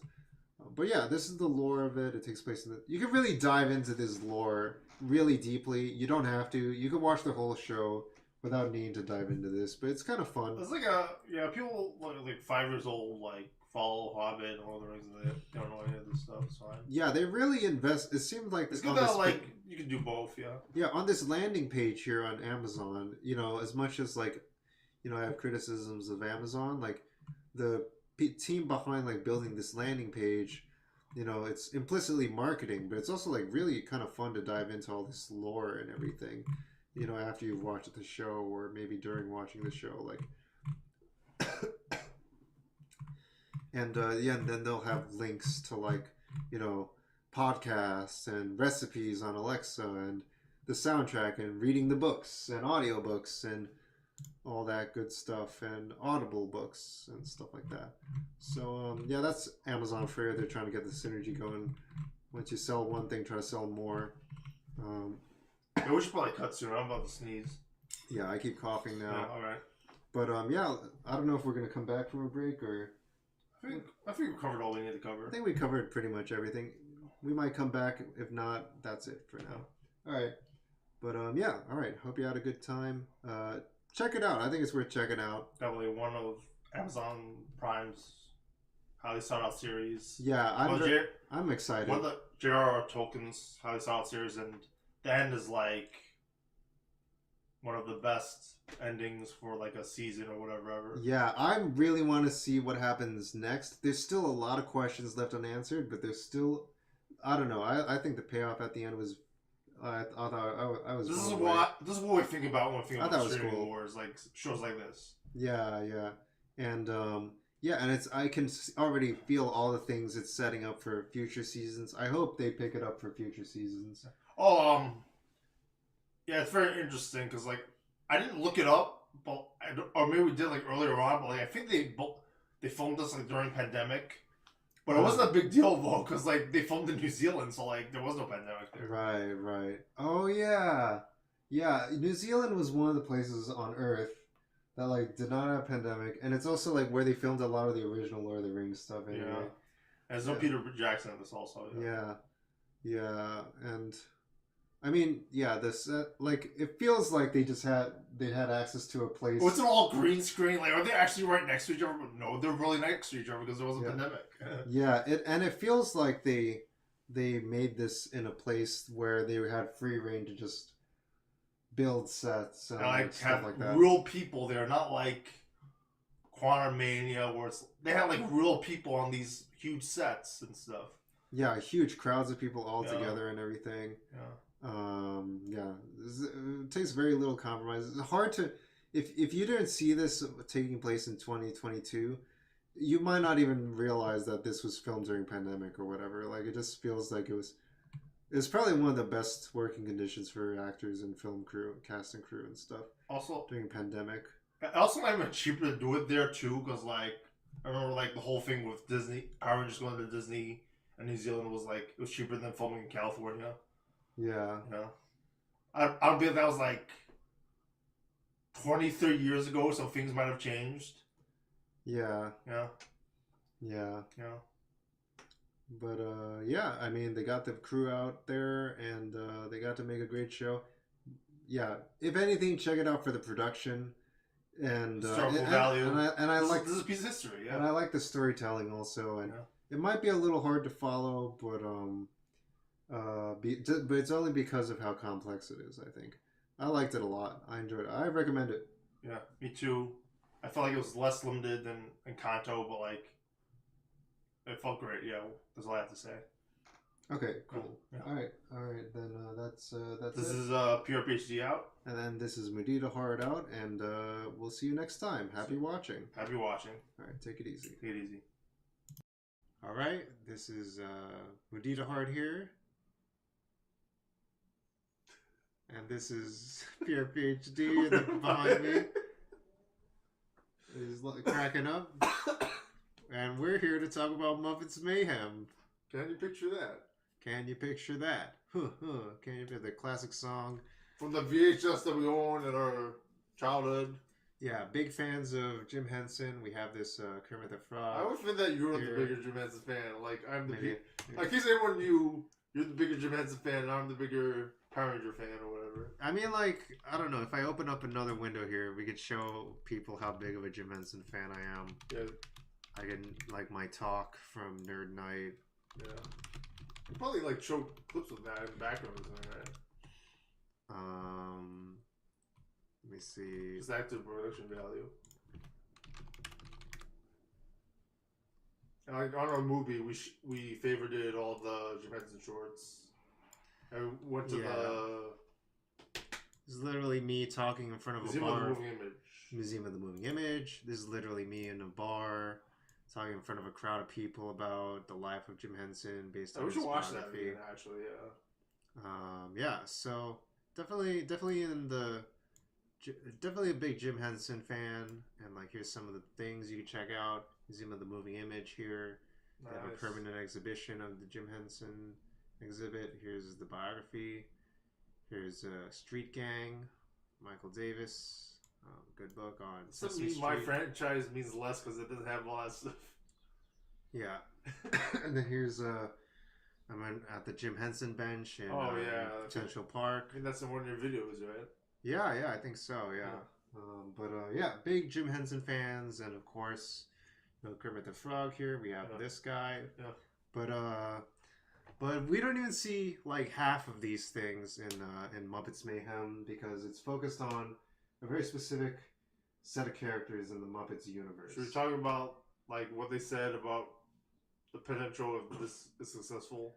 So yeah, I guess so. That can parlay into this. I think that's the right word for it. But I guess I watched Pirates of the Caribbean recently also. But parlay. That was the whole movie. Even. Anyway, we're getting off track, but it's still Disney. Anyway, it is still Disney. So totally lost track of what I was thinking. The Muppets. This is exploring a very specific section of the Muppets universe. It's exclusively focusing on the Muppets band, as you might know them from the Muppet Show. And it's like Dr. Teeth and all the other characters. Should I tell them about my my work at Disney? That story. Sure. So I used to work Disney Animal Kingdom. Yeah. And I was training for the Disney dinosaur ride in Animal Kingdom. Yeah. And my trainer was like, "Oh, what if?" And this is very topical now because Aerosmith is on their farewell tour. I don't know if they're actually ending, but they're on their farewell tour now. So they were wondering if for the Rock and Roller Coaster, if the Aerosmith license was gone, and him and I think it was only him but he had an impression on me that he was like, we should get Dr. Chief and the Electric Mayhem to replace Aerosmith on the Rock and Roller Coaster. Yeah, the Muppets are they have their own kind of They had a proposal for their whole own land inside Disney Hollywood Studios, and that was part of Jim Henson being brought into the Disney family around the 80s, but fortunately he passed away before that deal went through. There's a whole story behind that, but we won't have to get into it now. But yeah, later on the Muppets eventually joined Disney, and then now Disney's producing these shows and stuff. So they did Muppets Now in 2020, and then in 2023, just about 2 weeks ago, they released Muppets Mayhem featuring the Electric Mayhem Band, Dr. Teeth and the Electric Mayhem Band. They did Muppet Haunted Mansion, and those three things are excellent. Muppet Haunted Mansion, exactly. I was just talking about how Muppets Now is probably better than The Office, better than Parks and Rec, more tasteful. Muppets Now is not the ABC sitcom mockumentary called, which is also confusingly called The Muppets. Although it's stylized as... There's the Muppets movie, and there's the Muppets, the movie, but not called the movie. So there's a film called, the 2011 film called The Muppets, starring Jason Segel and Amy Adams. But then there's the Muppets TV show, not to be confused with the Muppet Show. Well, the Muppets was a good TV show. I think that's what really matters, right? The Muppets TV series, stylized lowercase, the Muppets with the period, ABC font, straight out theme parks with Grey's Anatomy and all that stuff. Yeah. This is the behind the scenes of a Muppet late night talk show. Yeah.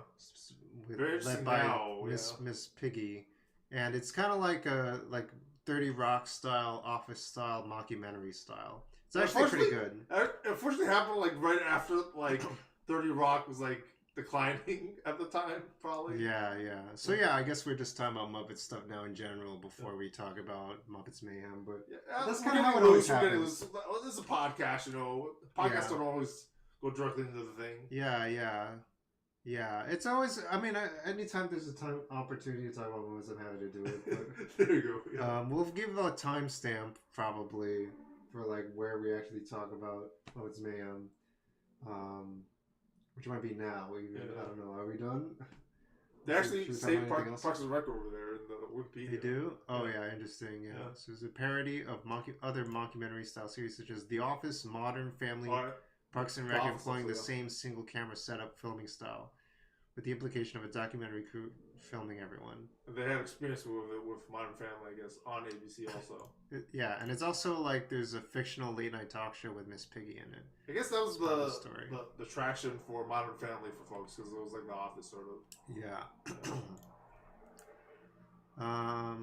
Yeah, so this was really good. Muppets Now was not that good. It was like basically like a YouTube channel where they're all doing various YouTube segments on. Okay, so it's a cool concept, but I didn't like that one that good. 3 out of 4 did it pretty well. It wasn't like Muppets in Space or Muppets Treasure Island. Yeah. They've been pretty good recently. They've been it's not pretty like good creative crew. 20 bad series of Power Rangers. Yeah. Nothing's been as bad as that. Yeah, sorry to break it to you, but I don't know. Why I oughta? Yeah. Okay, I don't need to do that to you. I'm sorry. That's fine. Yeah. Okay. Anyway. Yeah. But yeah, Muppets is coming back, baby. It really is. Coming back. And speaking of which, there's the Muppets Mayhem. This show we enjoyed a lot. I think that's fair enough to say. I would. Yeah, like probably. Yeah, it's like. Where would you put it up there with stuff? I would put it with live action Spirited Away in theaters, and even the bus ride to there, and even the food there, and not Ant-Man Quantumania. Okay, so not Ant-Man Quantumania level. Yeah. But which we watched, but which I didn't enjoy, later. which I didn't think was good, but you thought was good. I liked it a lot. Yeah. I enjoyed it a lot. I had a great time. Yeah. It was a great time. Yeah. But Spirited Away was obviously top tier. Yeah. In theaters. I guess I saw it twice. It was very good both times. Yeah. Excellent. But we still have to publish that podcast. I don't know how we're gonna edit that, but we'll figure it out later. We're behind. We've been busy. Yeah. But yeah, Muppets Mayhem. This is like their premiere of their show at Hollywood and in Hollywood. And then this is what the show looks like on Disney Plus.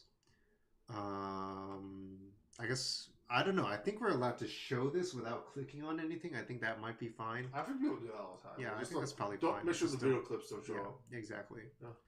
But yeah, it's got 10 episodes, and it features the Muppets band. And like, I was kind of skeptical at first, honestly. Like, could like just this small section of Muppets characters like fill a series? And like there's only 6 Muppets characters. There's no Kermit. There's no Kermit. There's actually 0 Kermit in this, which is like, you know. And he was like, "Oh, we have to have the Muppets, man. Someone's got to show up," and then they don't show up. Yeah, I was kind of wondering if there was going to be like more cameos. There's like a few small, very small one cameo is really good. Yeah.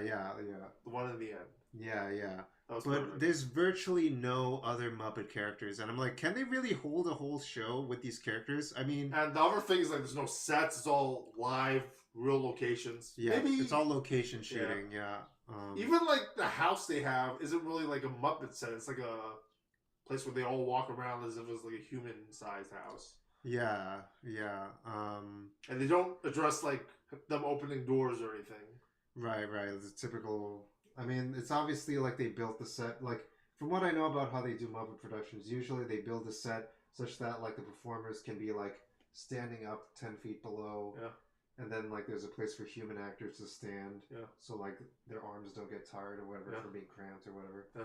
So yeah, there's probably something going on there when they had these sets. But side tangent. But anyway, yeah, it feels like these characters aren't really that fleshed out in other franchises. Like, you're always kind of wondering what their whole deal is, but they actually kind of like kind of really flesh out these characters and fulfill like, oh, what is this character's deal, what's like how they work in an ensemble. Like like before, like in the Muppet Show, they'd be kind of like only like a few notes on the keyboard compared to the whole piano of like all the other Muppet characters. Like, they'd just be playing music. But like now they're like actually fleshing out their backstories and like their personalities and stuff like that. And maybe this is gonna flesh out like, you know, the first leg of a Muppet verse where like they're gonna have the backgrounds of other Muppet characters in the Muppet universe. But who knows? That's actually something they said in this Wikipedia here. Yeah. Blah, blah, blah, blah, blah. People are criticizing the Tom Cruise movie for doing the same thing. So yeah, they might actually like And start DC. branching out. Yeah.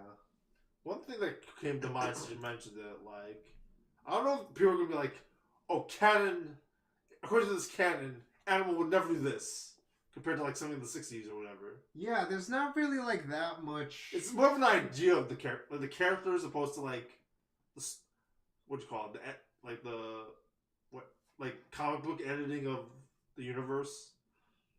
Like retconning or something Not like really that. retconning, but like you're keeping all the universe like together. So like for this huge comic book editor, like a multiverse. Yeah, like yeah. they gotta like keep like everything there's all these consistent. events like for like 100 comics are based on like this one storyline or whatever. Yeah, like honestly, like because these characters are so unfleshed out, Yeah. that means they don't have to deal with continuity issues. Yeah. With like, They were about like the '60s where like it was all sitcoms and stuff, so like you don't have to worry about like arcs and stuff. Yeah, like comic book fans and comic books are very serious about like having continuity and like, you know, like a fan will complain, "Oh, the Flash doesn't eat donuts, but in this latest comic he's eating a donut." And then like, "Oh, but you know, he only has donuts while drinking coffee." Okay. Because, you know, there's going to be one fan who points it out. Because, in 1978, he says he doesn't like eating donuts. And, like, so, sitcoms don't have that issue, really. I guess people give a lot of leeway for sitcoms, you know. I mean, there was some of that even with the Power Ranger special Once and Always, but like, Sure. What happened to the White Ranger? Where's all the turbo powers? Right. When it really doesn't matter for that thing. Right. Yeah, something about having live actors and stuff just makes people feel like it's less. Well, the thing with Power Rangers, like, you know, after the season's over, like, the powers are destroyed or they move on to another one to combine the powers or whatever. Right. Yeah, I was like, you know, it doesn't really matter. They honestly did do a pretty decent job at, like having fun callbacks and, like, continuity references to, like, the different Power Rangers series that involve that main cast. And it didn't explain everything, Yeah, and like they just threw in a few here and there for fun, but like they didn't like have to go into it all. It wasn't like super deep. It was like a one episode's hour special or whatever. But anyway, we're getting on Power Rangers again. But like in comparison with this, like they have like 10 episodes. It's not that long, where it's like it's really exhaustive. Yeah. But it's also long enough that, like, you know, each episode has to have enough content to, like, actually kind of explore these characters. I felt the episode sizes were pretty good, like, especially when you have, like, 5 minutes of credits or whatever. Yeah, these episodes are, like, you know, 30 minutes or so, and then, like, there's 10 episodes. And, like, you have the outro, too, which is, like, another 2 minutes. Yeah, and then there's, like, a little stinger at the end or whatever. But, yeah, like, it's a pretty tight series. It's like a mini series, really. It doesn't have to be too elaborate. They do set up a sequel, like a season 2 kind of, if they want to do that.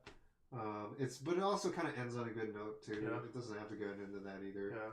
But I mean, with all the budgeting stuff and all the stuff going around Disney, maybe they weren't sure if they were going to do it. First, they're going to see if this season does well.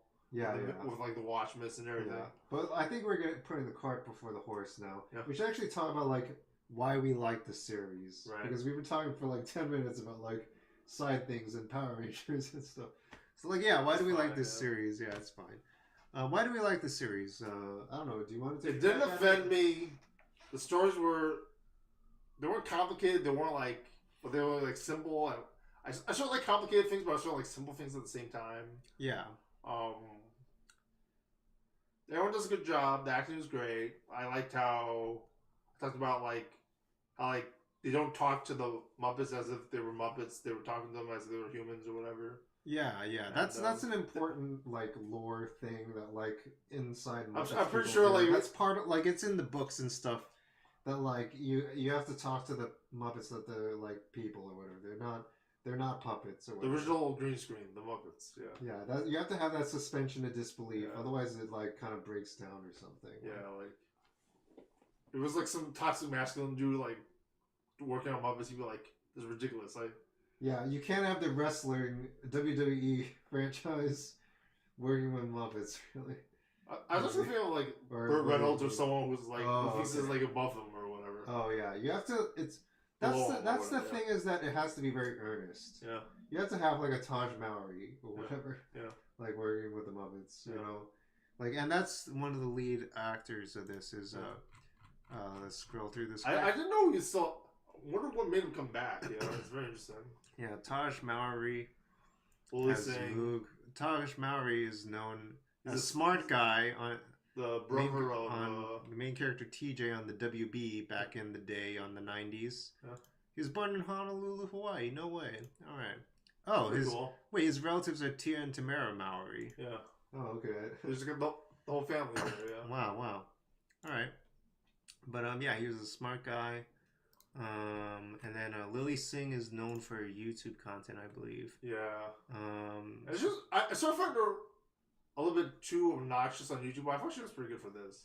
yeah, like these the acting in this is pretty grounded. Yeah. And like I think like what you're saying with the acting and the characters and the earnestness and like the stories being like kind of wholesome. Like the core of this series is like it's a sitcom about this band, and sure they like get into hijinks and like there's like kind of like psychedelic references and stuff like that and all Oh that. yes, that was a lot of fun. There's That was there's a fun. lot of goofy stuff like that, but it's still wholesome. They make it accessible to kids. But at the center of the series is like the interpersonal dynamics of the characters, like their backstories with their families, the Electric Mayhem themselves being a family, the human characters' families and interpersonal dynamics and love interests and love triangles and stuff like that. Those are the things that really keep the series grounded. If you just got into all the goofiness, then you kind of lose the plot of like what makes it a good Muppets thing. I'll be like the script is really good when they do the comedy and stuff. Yeah, and that kind of enables them to like really go out there and be goofy and stuff. But it's got to be It's grounded. 10 episodes, but like the comedy's very good script writing, like top tier. Yeah, and like they There's really like a- throw a lot of punches at you. Like they don't let you. There's not a lot of downtime between like they're gonna throw in the next punchy joke and like it's really got a high density and good hit ratio of like here's a pun, here's a joke, here's a visual gag, here's another in character joke, here's another thing that this character would say. Like there's a good diversity of characters that really have a lot of interesting personalities here with all the Electric Mayhem members and stuff. One thing that occurred to me Good is that screen very, time. and the pilot's very strong. Is like that quadruple pun with like Pink Floyd and everything. Oh, which one? The Wall, the Who, the Oh. Cranberries or whatever. Yeah, that's another thing is like since it's about like a classic rock band from like 50 years ago, Yeah. they're able to just inundate this with a whole bunch of classic rock jokes and stuff like that. And like there's also there's all these recurring gags of like, oh yeah, I know these guys from way back in the day. Yeah, these guys taught me all this and stuff. And like I'm trying to think of an example of that. Like someone from the Carpenters or whatever would be like, oh yeah, this is the guy who taught me how to walk like an Egyptian or whatever. We gotta get the Carpenters to work on the wall. The Who? That's what it was. Yeah. Right, that was it. Yeah. And like right, and like they really, and then like some episodes, like one whole episode is just filled with Beatles references, and like some of them are like really subtle. Like if you didn't know the Beatles or whatever, like you'd be like, oh okay, I didn't. Like they just really sneak it in there into the dialogue really slyly. So they're thinking, you know. And that's really good for like rewatchabilities in case you missed it. Like, whoa, I gotta watch it again. I heard it in the coffee table or whatever. Yeah. Or the water cooler or whatever. Right. Yeah. So yeah, it's rewatchable. There's like lots of little kind of like gags and Easter eggs and like puns and stuff, and not just like goofy puns, but like actual like kind of clever. Like it made me think for a second. It wasn't like Marvel humor. Yeah. What do you mean by that? Yeah. It wasn't like you're supposed to laugh at it, but we're not gonna make it good. Like it was actually like well-written, witty stuff with like layers and complexity and stuff. Interesting. It's not like just people saying something funny in a funny way. Like it feels like a little bit like Thomas Petroni even. And just okay, you gotta explain this a little bit. Like Thomas Petroni will like have layers. Will have like a whole thing in Gravity's Rainbow where it just references like 20 things that happens. And once there's references 20 things that happens in the current events or something. Wow. Okay. So yeah, they really string along a lot of different references and jokes. Like they'll have like then they'll have like Floyd Pepper make a reference to like the 80s or whatever, then Janice will reference like some like hippy dippy shamanistic Or being vegan. psychedelica or being vegan and organic stuff. Then Animal will go off, and then Lips will like bring in a celebrity or something, and then Zoot will say, "Huh, what celebrity?" And it'll just like string along in these jokes. They'll all play off each other in the script, and like you can tell the script is really tightly made and stuff. Like they put a lot. Yeah, I didn't of look up if there was any improv involved either. Yeah. I think there was room for like spontaneity, of course, in the performances, but like the scripts must have been really tightly made. To, like, yeah, really maybe be all because there. like the Big Lebowski, like that one scene, like is all scripted apparently. Like the scene where it's like, "Shut the heck up, Donnie," or whatever. Yeah. And like Exactly, yeah. and like all the little pauses and everything. And then like one of the subjects like, what? I mean, Donnie. Okay, can we just like show an image of what that looks like? Yeah. Even if we don't necessarily like show the clip. But Big Lebowski bowling scene is probably good. Yeah. This one? No, it's when they're arguing with each other. Shut the F up, Donnie. Yeah. You're probably one of those. Donnie's best moments. Yeah, the second or the third one, yeah. Just gonna mute this and then this is still probably copyright actually. Yeah, maybe if you keep it in the black and gray, it's fine. Yeah, there you go. Trying to see. It doesn't have the subtitles. Yeah. So like he's just yelling at Donnie here, Oh. Shut the F up, Donnie. Hey, what do you mean by that? Shut the F up, Donnie. This is Donnie's best moments. It's not just. This is actually a very interesting way of getting past copyright. Just making black and gray, like going back and forth. You get the idea. Yeah. And I think I have the rights to this because I'm the performer. Yeah. This is not. I don't think they have like a thing with Yeah, I think I won't mind. Yeah. They don't have it licensed to like Sony Entertainment or whatever. Yeah. If they do, I would like to see those residuals. But this for 4,000 views, I don't think that's happening. Yeah. But this was a great show, and like all the music is really good, and like there's moments that like I'm laughing, I'm crying.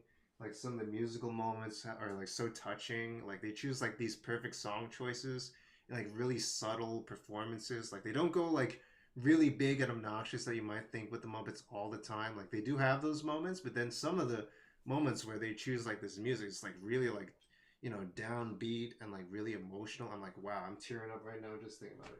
Like they really go like for every laugh there's a tear, kind of Walt Disney kind of approach at things. He said that back in the day with like his films. Like they really did have that here with the Muppets Mayhem here, and like you don't necessarily think that's going to happen with a show like this, but they have it here. So that's important for a Muppets production. You got to have the laughing and the crying, So yeah. Can you click on the Muppets wiki for me? The wiki? Yeah, I'll see. So yeah, I noticed that thing on the bottom: criticism for the human characters and emphasis on social media. I thought that was a highlight in my opinion. Oh, really? Yes. I thought the whole love triangle thing was very good. I do criticize that they sort of just turned on each other and it didn't seem all fleshed out at times. But like, I thought that was interesting, and like it gave them like a host or something. I mean, like, I'm not sure what this is referring to. Are they referring to like probably like? I want to see more of the Electric Mayhem. Why are they like? That's very interesting because inserting these characters. They didn't actually cite a reference on that part. There's no citation there. Yeah, where's the? There's no number. Oh yeah, sentence, here we go. Reception. Okay, this doesn't even say. Might be too slight to find the rainbow connection with its ragtag band of plucky puppets and plethora. Showbiz gags make for a solid addition to the franchise. Yeah, there's a bunch of showbiz gags. That's like kind of since Muppet Show. Muppet Show was originally about a theater and a TV show behind the scenes, and then the Muppets. Sort of a Muppet Show ending to it, also, without spoiling too much. Yeah. Muppets TV series is also about showbiz from a different angle. This is about showbiz from the music industry angle. There you go. Yeah. And And they incorporate social media and like, should we talk about the video game? They incorporate to it, like virtual concerts. Let's just followers, social media. They updated it even with that and the 60s use. It got a little too meany sometimes. It was like, I didn't think about it those terms. Yeah, it's like it got a little bit too much, too online towards the end. Like now, this is a whole art angle here that's like everything on the internet is like. I guess they didn't make it come off as natural. Like. They sounded like a bunch of dweebs. It must have like made it come off as natural. It felt kind of. I felt like they were reading a script or something. It did feel a little bit like boomers, like writing a story about social media and stuff. I gotcha, yeah. And like I don't know, didn't feel like. But I guess that's also kind of the perspective of like the characters in the show, because like you know the boss of the record label, Penny, is like old, and then who herself is a Muppet. Yeah. And then she's a new Muppet in this. Yeah. And then the human characters are a little older, and then but they're still millennials, I think. And then who else? But the Muppets themselves, they acknowledge that these characters are like 50 years old. And like they're still getting up to date with social media and stuff. But it got a little bit too indulgent. Like, look how funny social media and virtual reality are and stuff. That got kind of like, look at me, it's all goofy and stuff. Like that the humor kind of fell a little bit at those points. That's a fair enough criticism, I would say. In contrast to what the Muppets Mayhem Wikipedia says right here about the criticism of human characters, I have a criticism of the whole Dr. Teeth Begins origin. Oh, Dr. Teeth's origins? Okay, yes. What do you think about that? His old former occupation and stuff. What about it? I had a feeling it was going to hardly disappoint. And the revelation of his relatives. I thought it was going to hardly disappoint. But luckily, like because they did that, because I did that to myself, like, it didn't disappoint me, yeah. Okay, so your expectations were lower, but then actually exceeded them. Yeah. I mean, they actually did follow through on. They have a mini arc in one episode going into like his the origins of Dr. Teeth, and like it was sort of witty, but not witty at the same time. Fun man of the band. So this stuff, it's like, yeah, it's America like, and its dentist humor for like two rustlers and stuff. It always feels very tacky when they do that kind of stuff. Like, he's Dr. Teeth. He's actually a dentist. Like dentists have real lives, and like they're never really captured in like online unless they do like an ER thing on like dentists or something. I feel. I don't think there's like a Grey's Anatomy of dentists, honestly. Yeah, it's like but I don't know. They probably do have very interesting lives, though. Like it was an alright arc. It was like a 7 out of 10. I don't know. Maybe a 6. Maybe a 6. It was alright. It filled an episode. I felt like it hit enough on the moments of like, wow, maybe there's part of me that feels like, you know, my dentist parents wouldn't approve of me being a band member. I guess there's a lot of that, yeah. Me saying it like that sounds ridiculous. ridiculous. Me saying it like that it sounds just happens, ridiculous. but like it just... I gotta give him my career as this dentist, so like, whatever. I guess there's like Britt Baker from wrestling or whatever. Yeah, so she's a dentist. She's a dentist in real life, yeah. But I mean, like, and then like she's doing both actually. Ken Jeong is also a actual medical doctor. Yeah. And also now. And the writers of BioWare were originally doctors, right? That's right. The heads of BioWare originally was I forget what their names were, but I mean, if they ever, they're probably kicked out of BioWare at this point. Like, they just go back to being doctors, right? Exactly. That's why they felt like they could take a big risk, like BioWare and everything. Yeah. I think they've been kicked out, and like probably are going back to doctors and stuff now at this point. Yeah, we're seeing a lot of medical profession stuff. I mean, like Steve Jobs said. He said, like, ever since he worked at like Atari, he said he could always go back to being a programmer, so he could afford to take risks in life and stuff. So I don't know, yeah, but yeah, if you're going into the arts, you shouldn't be doing it to make money. That's what they're saying at this writers' meetup I was going to recently. Yeah. So yeah, if you want to learn how to make money, you should be learning how to code or be a doctor or be an engineer or something like that. But yeah, it show's all right. It's pretty good.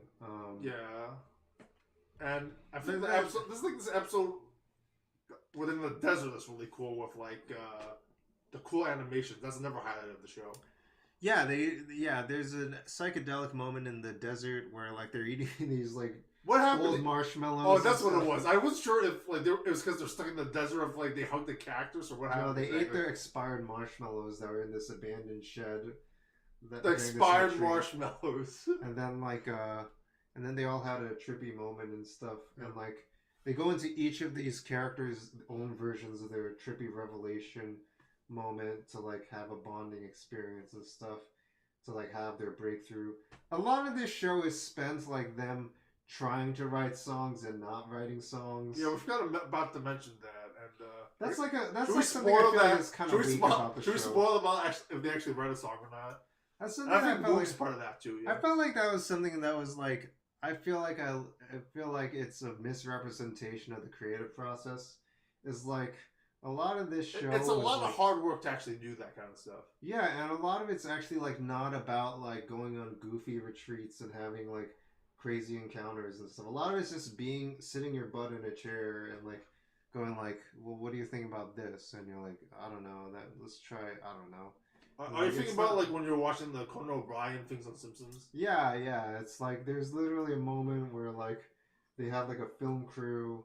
And well, like this to give the full context to this, I was watching this behind the scenes of like the Simpsons writing crew with like that was being hosted by Conan O'Brien, who was one of the members of the Simpsons writing crew back in the '90s and whatnot. Monorail. And yeah, he wrote the Monorail episode. It was like one of his first pitches actually, and they were like, "Yeah, let's do it." And yeah, they were all bonding and like catching up on their old memories and stuff. And yeah, like there was a moment where they were like, yeah, people felt like it must have been like hilarious and funny and like all the time while we were writing these shows. But like we were in this dark room in this basement. It was smelly. I was sitting next to this guy who was chain smoking all the time. We don't get the lights working. You know, they don't give us any merchandise. They're making billions of dollars. They don't get any merchandise? They got like a couple t-shirts or whatever. Do they get like a cake for their birthdays or anything? You know, they're eating like sandwiches. Peanut butter jelly? Like Russell's ate peanut butter jelly. They're ordering like... Mick Foley has a whole like rant about like peanut butter jelly sandwiches. I don't remember exactly. They're ordering like Honolulu burgers or something like that. With like, I don't know, probably like pineapple on hamburgers or something. I guess it's California. That's alright, yeah. It might be good. I don't know. I don't know what the brand is. I mean, we're from New York, you know, so... yeah, like, they're like, yeah, the best thing we look forward to all day was lunchtime. You don't have no idea. And like, there was one time they had a film crew trying to film them, like, while they're working on their creative process. And like, they're just going like... There's like 15 minutes of silence and they're like...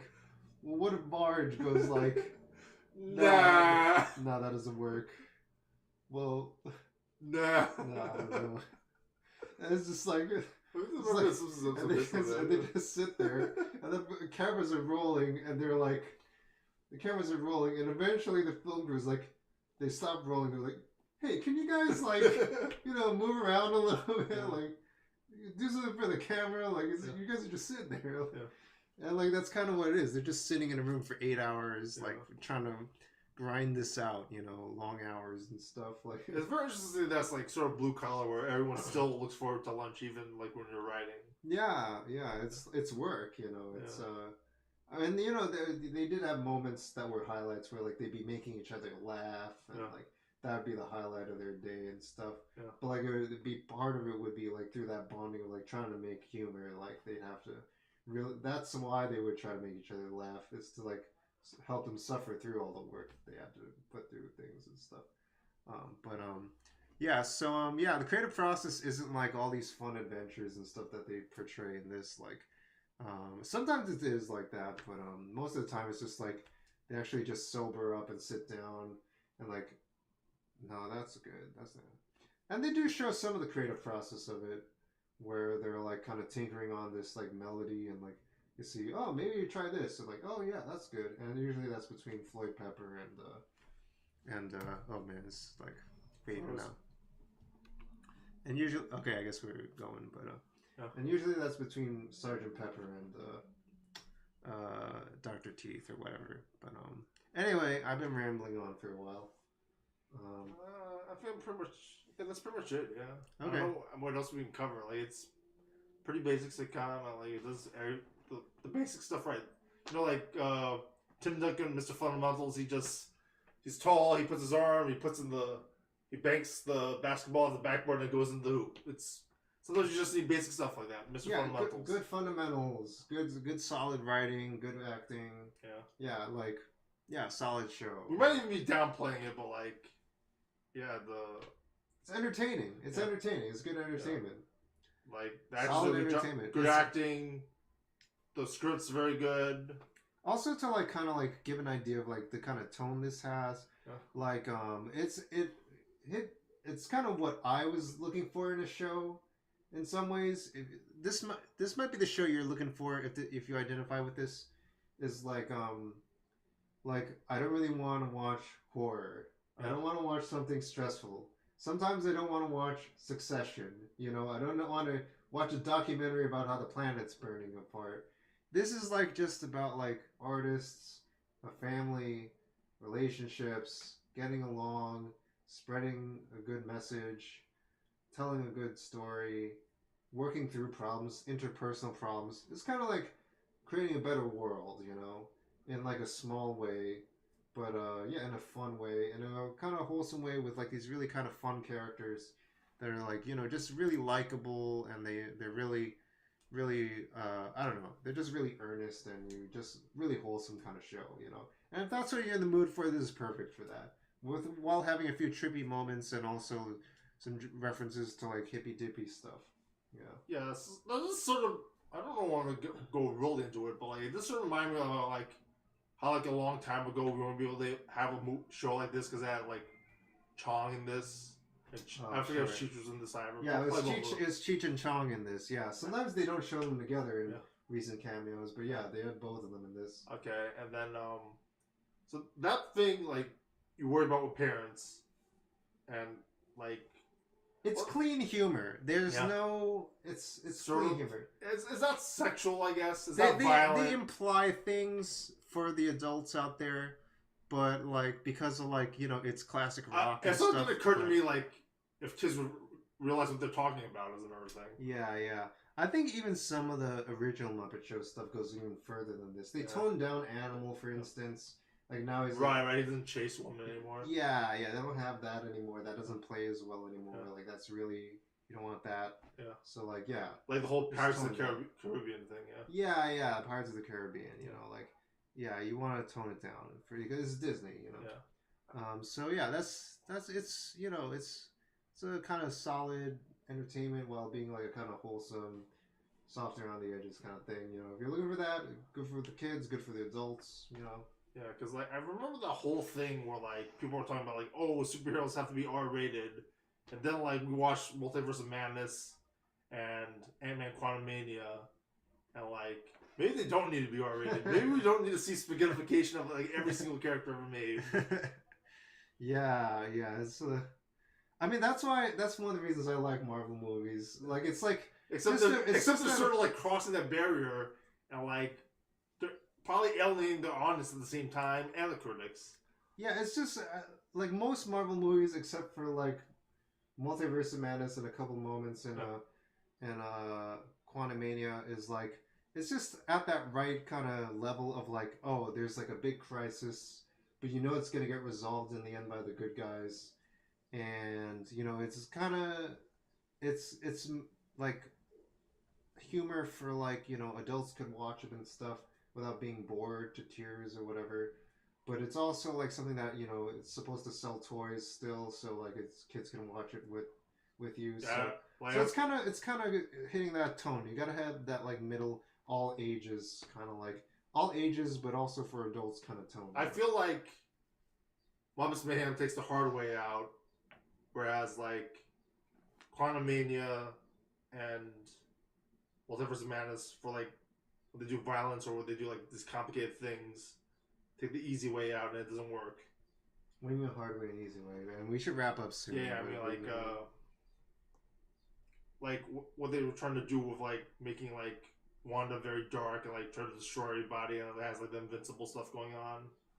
Yeah. Yeah. Whereas like the Muppets are actually trying to solve like problems that like we'd face in our daily lives. Yeah. They're so much more complicated. Yeah. And because they're interpersonally based, Yeah. requires a lot of socio-emotional intelligence, Yeah. and also in a group of people too. Yeah. So yeah, that's like how they resolve their conflicts and how to get along with each other is actually a really good model for the children and adults alike. Honestly, so that's something I like a lot about this piece, and even like this work, and like it might even go further than a lot of even other Muppet stuff. Even like Sesame Street doesn't even go this far, you know, in terms of that, in terms of like how they resolve these conflicts and stuff. Well, I don't even. I don't know. I'm opening up another can of worms just by saying that. Yeah. But anyway, we could maybe save that for another time. Yeah, yeah. It was like. It was more like resolution stuff. It was more like. Conflict resolution. Yeah. I figured it was like. Cause I do like some of the Sesame Street scripts, and I do like some of the. I'm talking about like modern Sesame Street, where like it's targeting very small preschoolers and stuff. Okay. Yeah, not like classic like. Because when you said that, I was thinking of like the Mr. Rogers episode of Sesame Street. Yeah, that's like top. That's top tier. That's like 10 out of 10. Which maybe I consider this top tier even. Yeah. This is like that kind of stuff. It's going back to those roots of like what like Muppets can be about and stuff. Yeah, you have to take the hard way out instead of the easy way out. Yeah. Exactly. Yeah. There's literally to summarize this, like there's literally a Jim Henson quote that like that is something like that where like you know it's you see all these conflicts in the world that people are trying to solve through violence, but sometimes you have to risk being a do-gooder and like trying to find like a much harder solution that involves like making peace and resolving conflicts in a peaceful way. And I think he was probably being quoted around the time he was working on Fraggle Rock, when he was working on that, which in its original intention, nerding out a bit, was like supposed to like try and like address world peace and the Cold War and stuff. Oh wow. So yeah, drop that there. This is a kind of show that's trying to get to those kinds of goals a little bit in its own small micro way. So yeah. Okay. So yeah, maybe we'll end on that note. Yeah. I'm very curious about that for another time, yeah? Yeah. When we do the Fraggle Rock review, I guess. Yeah, that'll be a good time, right? Yeah. And that also has a lot of music in it too. Yeah. Alright, anyway. Alright, so yeah, that should be it for the review. Yeah.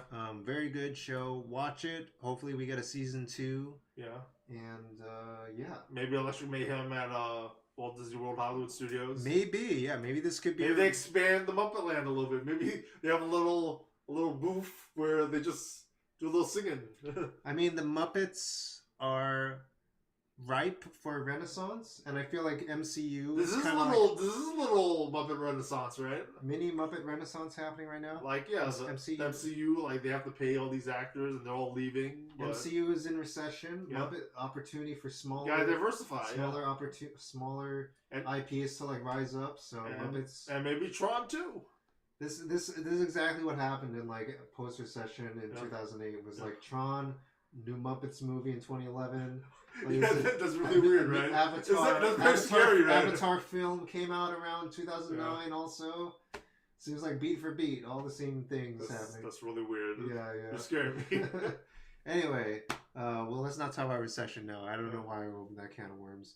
Anyway, but at the time, I keep opening cans of worms. Anyway, we've been trying to wrap this up. This video is going to be very long, and I don't think we're going to add this much. So, yeah, it's also probably taking up a lot of space on my hard drive. Anyway, let's finish it up. Let's wrap up. All right, thank you so much for listening. Thanks so much, guys. Stay strong, stay safe, and I'll see you next time. Happy watching. Next time.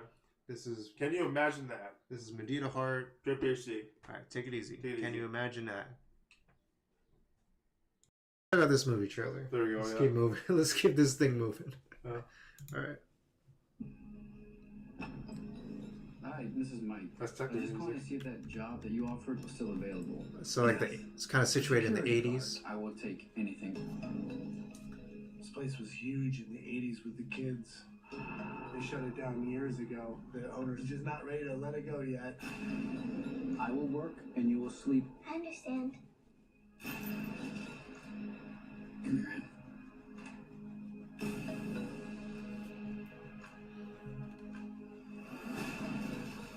Producer Megan. All you have to do Universal, I guess. is keep your eyes on the monitor.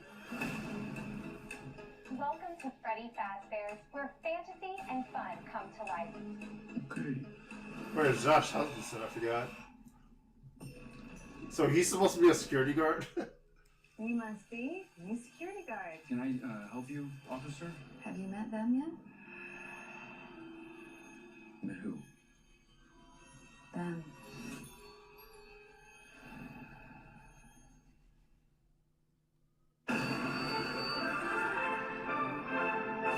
Oh!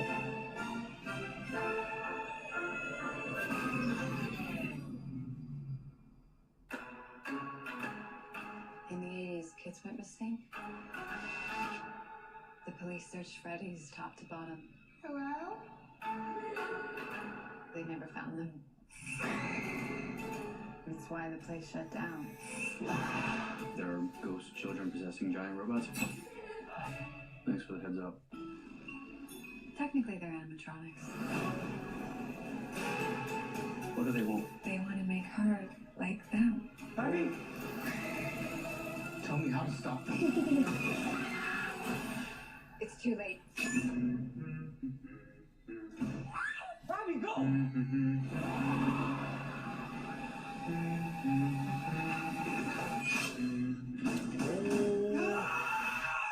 Oh, Oh, damn. damn. Freaky. I Oh! always get the weirdos.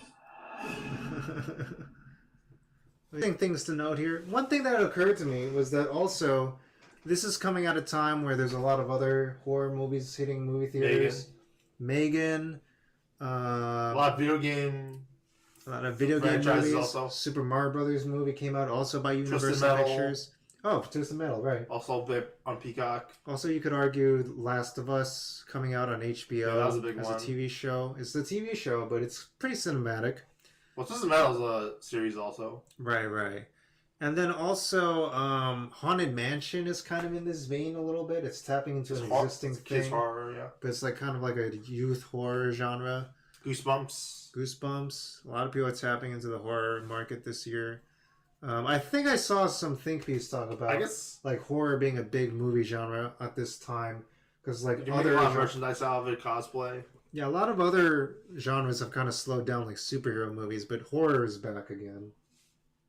Like, there's no cinematic universe. You have to be original. Yeah, and it seems like they are tapping into the conceit of the original game, where like it's a security guard watching a bunch of monitors a little bit. Oh, yeah, that's true. Yeah, it's about the security guard. Yeah, right. So it is like that part I liked up till like the part with the police officer showing up, and then I thought it might like, as weird as it sounds, steer too away from the games. Oh, really? Yeah. Interesting. And I think you might be right about like those videos about like the 8-hour lore about like Freddy. I think there's like documents in between the days we can read about, or like, yeah, in between the days about like what happened to like other people who were in the building or whatever. Oh, you could read a lot of stuff while you're like looking at the cameras and everything. Okay. I think it's in between loading each chapter or whatever. Huh. How long is a typical Five Nights at Freddy's game? Pretty much everyone beats the game at the same time unless like you get a game over or whatever. Okay, so these games typically are around like 2 hours, 3 hours, maybe go up to like 5 hours. Security Breach looks like a really big one. That's like 10 to 26 hours. Wow. 10 hours for main story, 26 for completionist. I didn't even know there was completionist stuff you can really do. Five Nights at Freddy's World. Oh, okay. This might have been a theme park one. Yeah. It's a role-playing game released in 2016. Interesting. I could be Freddy Fazbear. I can't keep track of all this stuff. Security Breach. When did this one come out? I think it's a new one. It came out recently, right? 2021. Okay. Oh, that's... Yeah. And yeah, it still seems to be the same basic conceit that it's about security guard. The animatronics are on during the day. They come to life at night. They're possessed by the spirits of children that have been murdered. I don't remember how it worked. I thought it was an AI thing and they went out of control, but I don't know, whatever. Yeah, I think it was Ghosts. I think that's like. I guess I didn't play that far in the game. I don't know. Oh, okay. I thought you beat it. That's not I beat it. I played it. Oh, okay. Yeah, like halfway. Yeah. Oh, okay. Like I can figure out how to beat that part of the game. Oh, okay. All right. I don't know. It looks pretty spooky. It feels like a little level more hardcore than Haunted Mansion. Yeah. Don't if you want Haunted Mansion and like Haunted Mansion, don't watch this. Yeah, Haunted Mansion was like spooky, and then there was like discussions of murder and stuff, but it wasn't graphic. This feels like it might be a little graphic, or like this kind of imagery might be scarier. I definitely wouldn't recommend this for small children. Yeah. Also, Jamie Lee Curtis is in Disney now instead of Universal. Oh, interesting. And imagine if she was a Five Nights at Freddy's. Oh yeah, Scream Queen. Yeah. Yeah. She's from Halloween. Yeah. I always forget that. Huh. Yeah. If you don't watch any Halloween, you'll forget that because she's such a big star. She's in every franchise and stuff too. Right. All right, and we're back. This is Mudita Heart here. And this is Five Nights at Freddy's PhD. Five Nights at Freddy's PhD, pure PhD. Your Comic-Con PhD. Cosplaying as Five Nights at Freddy's PhD. We are saying Happy Halloween, everybody. Happy Halloween, everybody. Tis the season for horror, and recently... this is a horror. Right? This is a horror, all right. I've fallen into the horror of Five Nights at Freddy's. Now, this movie's coming out on October 27th, based off the hit video game franchise, coming out in theaters and streaming on Peacock October 27th. And it's being done by some very cool people. But why exactly are we doing this, other than the fact that it's really big and a lot of people talk about it on the internet and stuff? Well... Full disclosure, I'm going to even show you some stuff behind the scenes on the channel and stuff. Pure PhD mentioned New York Comic Con. Some videos, I was doing some YouTube shorts based off New York Comic Con, and boom, I've been like, it's kind of been exploding on my YouTube channel that like I've gotten a lot more subscribers, watch time, and views, all because of basically pretty much two videos. Five Nights at Freddy's here. Two different videos, and like it's just been kind of growing exponentially as the movie's coming soon. And here's another one, and then I uploaded another one this week. It's kind of need more time to build up. I think probably should upload it earlier, but whatever, who cares? But yeah, as a result, due to the algorithm, I have no choice. I'm obligated. I must give the fans what they want, and give them another Five Nights at Freddy's video. So we will react to the Five Nights at Freddy's trailers as a result of the algorithm.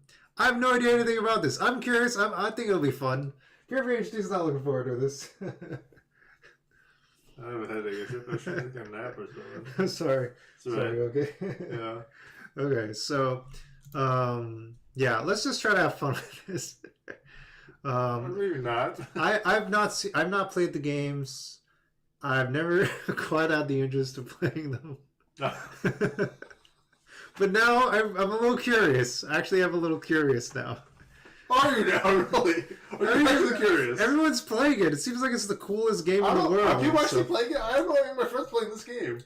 Probably because they're like 20 to 30 years old or something. That's the thing, is that apparently this franchise, even though it's a hit franchise and it's huge on places like YouTube and TikTok and whatnot, the reason why people our age don't really follow this franchise too much is because, well, I figured it out while I was playing my Undertale stream on my YouTube channel, that there's a certain coalition or contingent of users or players or gamers on YouTube who follow stuff like Undertale, Friday Night Funkin', Five Nights at Freddy's. What did you just say? Friday Night Funkin', do you know that one too? Pardon his French, everybody. Watch your language, sir. Funkin'. Friday Night Funkin'. But that's not even a real word, is it? It is a real word. It is. It's obscenities. Yeah. I don't even know what the caption said. It said pumpkin. I think it said pumpkin or something. Funkin'. I think it said pumpkin. But anyway, Friday Night Funkin'. it's all teenagers. Like I was teaching middle school and high school for a little bit. They're into like Friday Night Funkin'. They love these games and stuff. It's like the biggest franchise. Undertale is right there with them. I don't know. It's just kind of had these fandoms around these age groups or whatnot. It's just they just all know. Sometimes I'll have people drop in on my YouTube streams and they'll be like, "Oh, you do know this game? Do you know that game?" And I'm like, "Okay, I can tell this person's like a younger person." But yeah, Five Nights at Freddy's is huge amongst this audience, and I'm giving them what they want. You gotta give the people what they want. You gotta give the people what they want. That's a wrestling reference from Wrestling PhD. Zoom in, zoom out. Zoom in, zoom out. So yeah, we're gonna react to some trailers. Let's warm up a little bit here. Trailers. We're gonna react to some trailers, so let's warm up a little bit. Let's start with this meme here. I think it's a fun way to start. Is this Freddy Fazbear?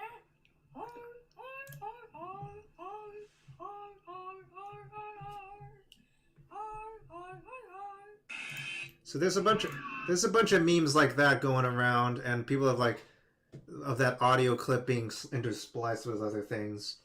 And then I should have warned you that there's like audio stuff, but it's a little late now. But there's also people giving comments in my Five Nights at Freddy's YouTube shorts also. I also don't know what the audio levels were on that. I think it was low on the speakers, but maybe it was okay on the outside external speakers. But anyway, before we get into the movie trailers, which is what we're doing this for, let's look into this game trailer to give us like some context for like what this movie's about based on this game that came out in wow, this gameplay trailer for the upcoming game Five Nights at Freddy's came out 9 years ago. 13 million views by Scott Cawthon, 2.83 million subscribers. So let's check out Five Nights at Freddy's. This is a 30 second trailer. Yeah, that'd be terrifying. 30-minute trailer. 30-second trailer for Five Nights at Freddy's. Okay, it seems like it's coming up on the external.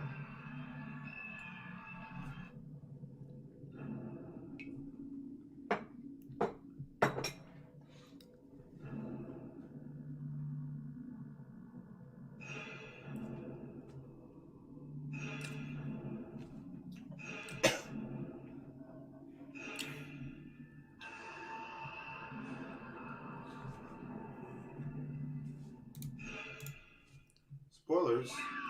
Oh. So yeah, so just to break this down a little bit, this is kind of like as we're seeing here, it's like a game that's inspired by animatronics at Chuck E. Cheese, at a Chuck E. Cheese like venue.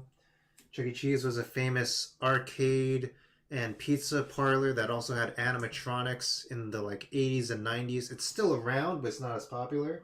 This is a whole Defunct Land thing on like Chuck E. Cheese clones, right? Right. And, oh, is there? Okay. Yeah. And then it was made by Nolan Bushnell. Right. Who was the founder That's where we found out about that, Yeah, he's the founder of Atari. Yeah. The first console game maker. He basically quit that because he made so much money off the Chuck E. Cheese, whatever. I don't blame him. Yeah. Atari. The pizza was great. And of course, Atari went bankrupt, but it was also he got out of a good time. It got out at a good time. Also, Atari was the first video game company to make it into the Fortune 500 because it basically founded the game industry, home gaming console industry, and then it went bankrupt and crashed the industry.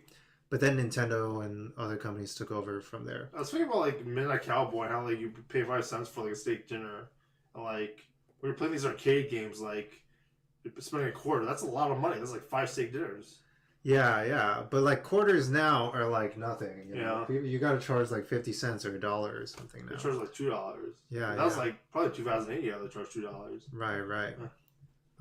But yeah, and also this kind of ties a little bit into one of the original kind of big animatronics companies, Disney World and Disneyland and Walt Disney Abraham Lincoln, the World's Fair. Yeah, you can check out. We'll probably put a link somewhere for like watching our Disney 100 stream on Disney, and like in there we have a clip that is about animatronics in the history of Disney. But I don't know. We could put that clip somewhere.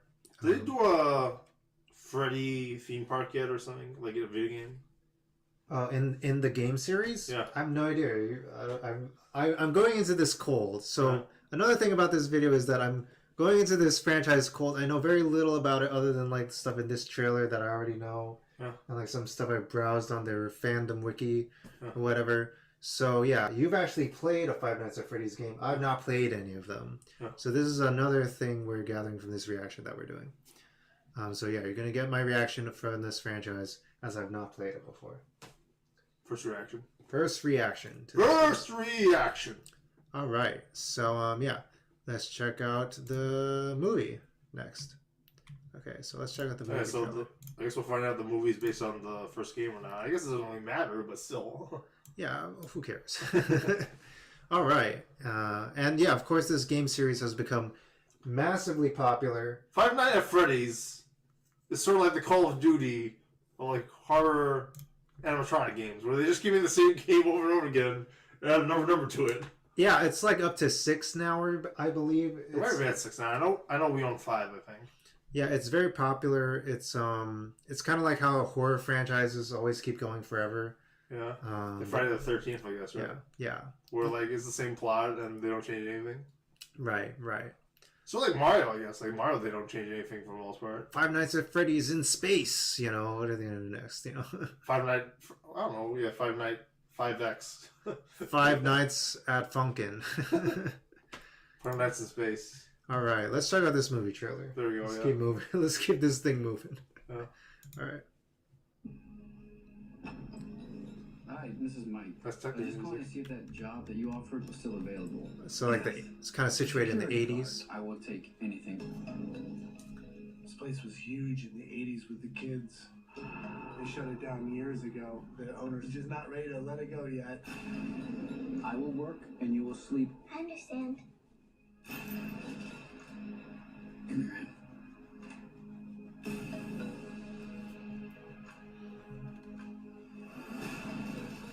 Producer Megan. All you have to do Universal, I guess. is keep your eyes on the monitor. Welcome to Freddy Fazbear's, where fantasy and fun come to life. Okay. Where's Josh Hutchinson? I forgot. So he's supposed to be a security guard? You must be new security guard. Can I help you, officer? Have you met them yet? Met who? Them.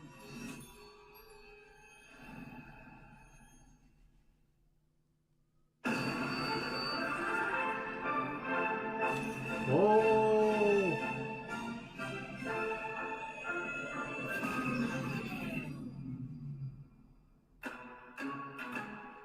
In the 80s, kids went missing.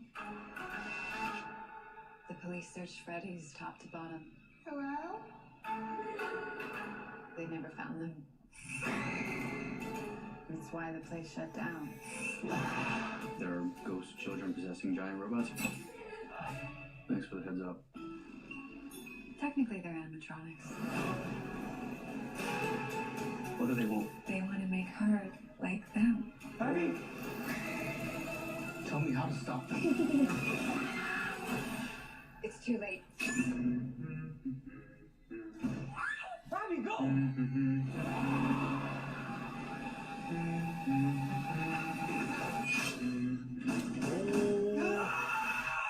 Oh, Oh, damn. damn. Freaky. Oh! I always get the weirdos.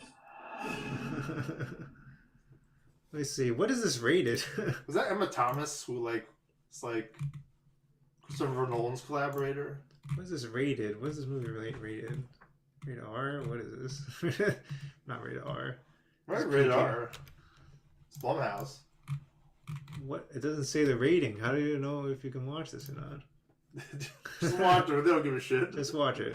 So give us views. Watch some ads. Or just click the ads.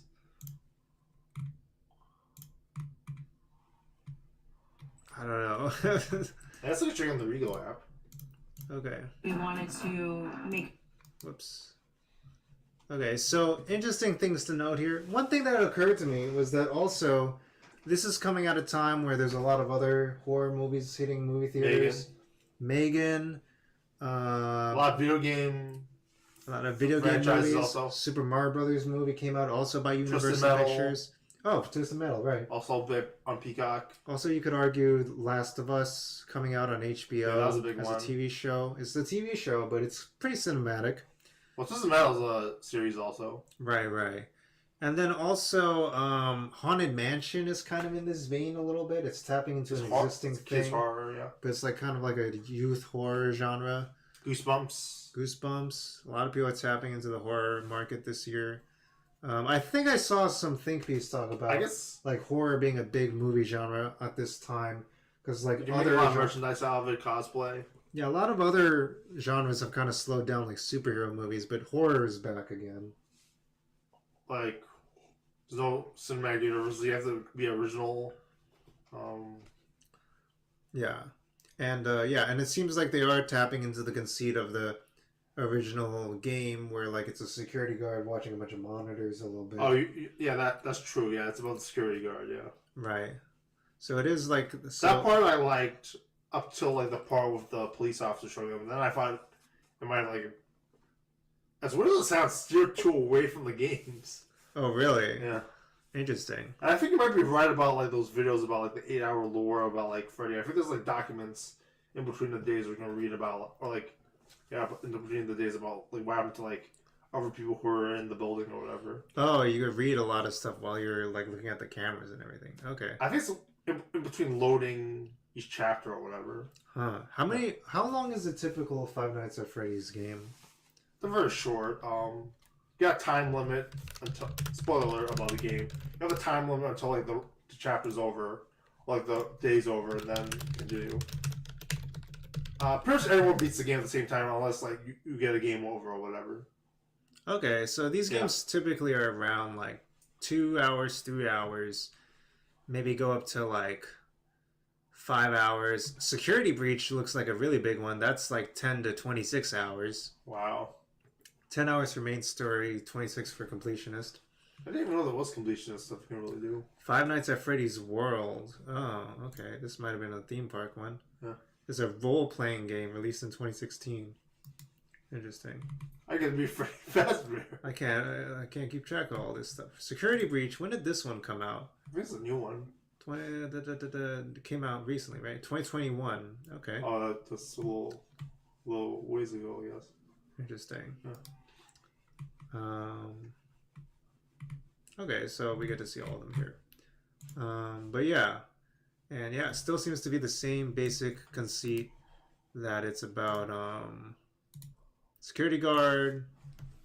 The animatronics are on during the day. They come to life at night. They're possessed by the spirits of children that have been murdered. I don't remember how it worked. I thought it was an AI thing and they went out of control, but I don't know, whatever. Yeah, I think it was ghosts. I think that's like. I guess I didn't play that far in the game. I don't know. Oh, okay. I thought you beat it. That's not I beat it. I played it. Oh, okay. Yeah, like halfway. Oh, okay. Like I could figure out how to beat that part of the game. Oh, okay. All right. I don't know. It looks pretty spooky. It feels like a little level more hardcore than Haunted Mansion. Yeah. If you want Haunted Mansion and like Haunted Mansion, don't watch this. Yeah, Haunted Mansion was like spooky, and then there was like discussions of murder and stuff, but it wasn't graphic. This feels like it might be a little graphic, or like this kind of imagery might be scarier. I definitely wouldn't recommend this for small children. Yeah. Also, Jamie Lee Curtis is in Disney now instead of Universal. Oh, interesting. And imagine if she was a Five Nights at Freddy's. Oh yeah, Scream Queen. Yeah. Yeah. She's from Halloween. Yeah. I always forget that. Huh. Yeah. If you don't watch any Halloween, you'll forget that because she's such a big star. She's in every franchise and stuff too. Right. Huh. All right. I guess we could just keep going. Like, watch the next trailer. Yeah, sure. Yeah. Okay. Second trailer for Five Nights at Freddy's. So October 27th. We wanted to make sure we were doing the fan base justice in every decision that we made along the way. They were really at the forefront of our minds. What sets this movie apart from others is the care that was taken with the story to create something based on a beloved game. Scott Cawthon is heavily involved and is watching every single shot. There's a lot of attention to detail. Look how they edited all that. So I think for those hardcore Five Nights at Freddy's fans out there, they can rest assured that we are taking care of their world, taking care of their game, and taking care of these characters. This film is going to be a fan favorite. I mean, we have that, incredible Shaggy? fans out there. Matthew And I Lillard? think one of the exciting things is that we are making Who's this this movie Matthew for them, Lillard? and I think they're going to really respond to that. I don't think it's French or anything. Lillard. Maybe at one point it was French. Yeah, maybe, yeah. So yeah, it seems like they want to emphasize that it's got something, it's made for the fans, and that they're going to stay true to the original material. To me, it's all new. So, doesn't matter. but I'll try to keep it in the back of my mind, I guess, that this is like being true to the original franchise. You guys can tell me how well it does when it comes out on Peacock and in theaters. How well it stays true to the original movies. Or it's gonna be like little kids running out the theater like, oh, it's Freddy, I gotta get out! Follow me! Yeah, maybe that's another reason why I want to watch it on Peacock. Not only to save on the money, but It's also like to like kids. not be surrounded by Their like families. crowds of children all freaking out and screaming at the top of their lungs about Five Nights at Freddy's. Ah. I'm more afraid of the kids than I am Freddy now! It's annoying.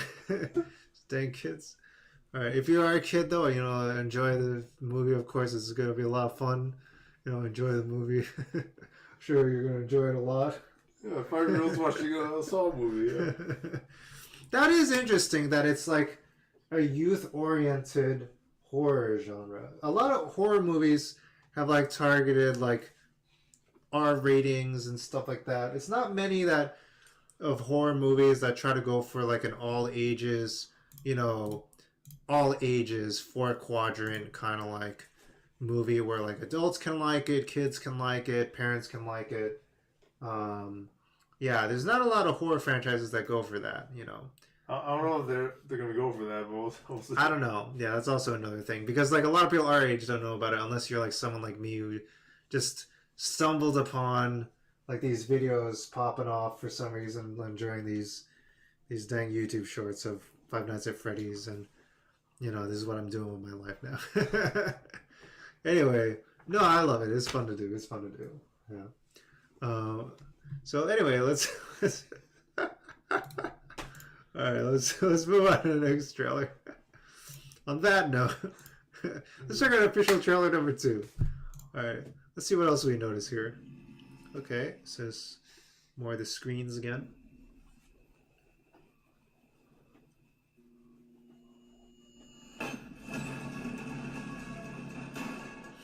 I like the techno soundtrack. Okay, they got the tokens, they're trashing the place. No, the pinball machines, the pizzas.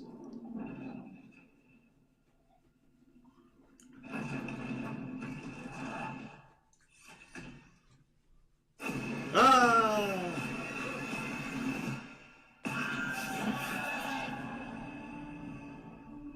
I have a job for you. Piece of cake, Willie.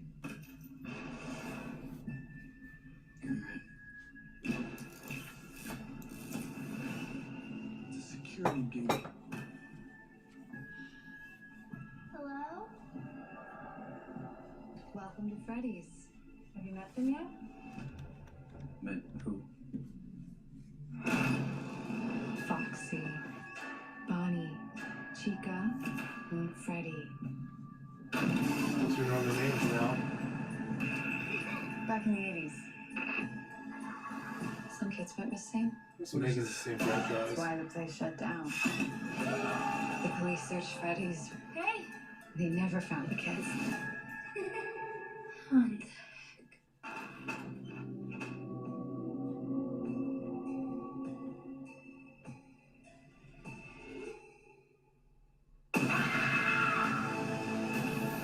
Ghost children possessing giant robots. Tell me how to stop them. You don't. It's too late. He's coming. Oh, that's scary. Damn. Oh, Well, you're having fun with that. that was scary, man. What was that? That last part. So yeah, we get a little bit more backstory now. Before I was just kind of confirming the premise of the thing. Yeah. Now they're kind of like setting more of the frights up. Like they're giving a little bit more of the story of like, okay, there's other kids coming here. There's people trashing the place, and then they get attacked and stuff. And you get an idea of how threatening this thing really is. Before it kind of gave a surface kind of level explanation. Now they're kind of enriching like how bad this stuff can really get for people. So yeah, they're building that anticipation even further with this trailer. Yeah, it's interesting. I don't know. What do you think?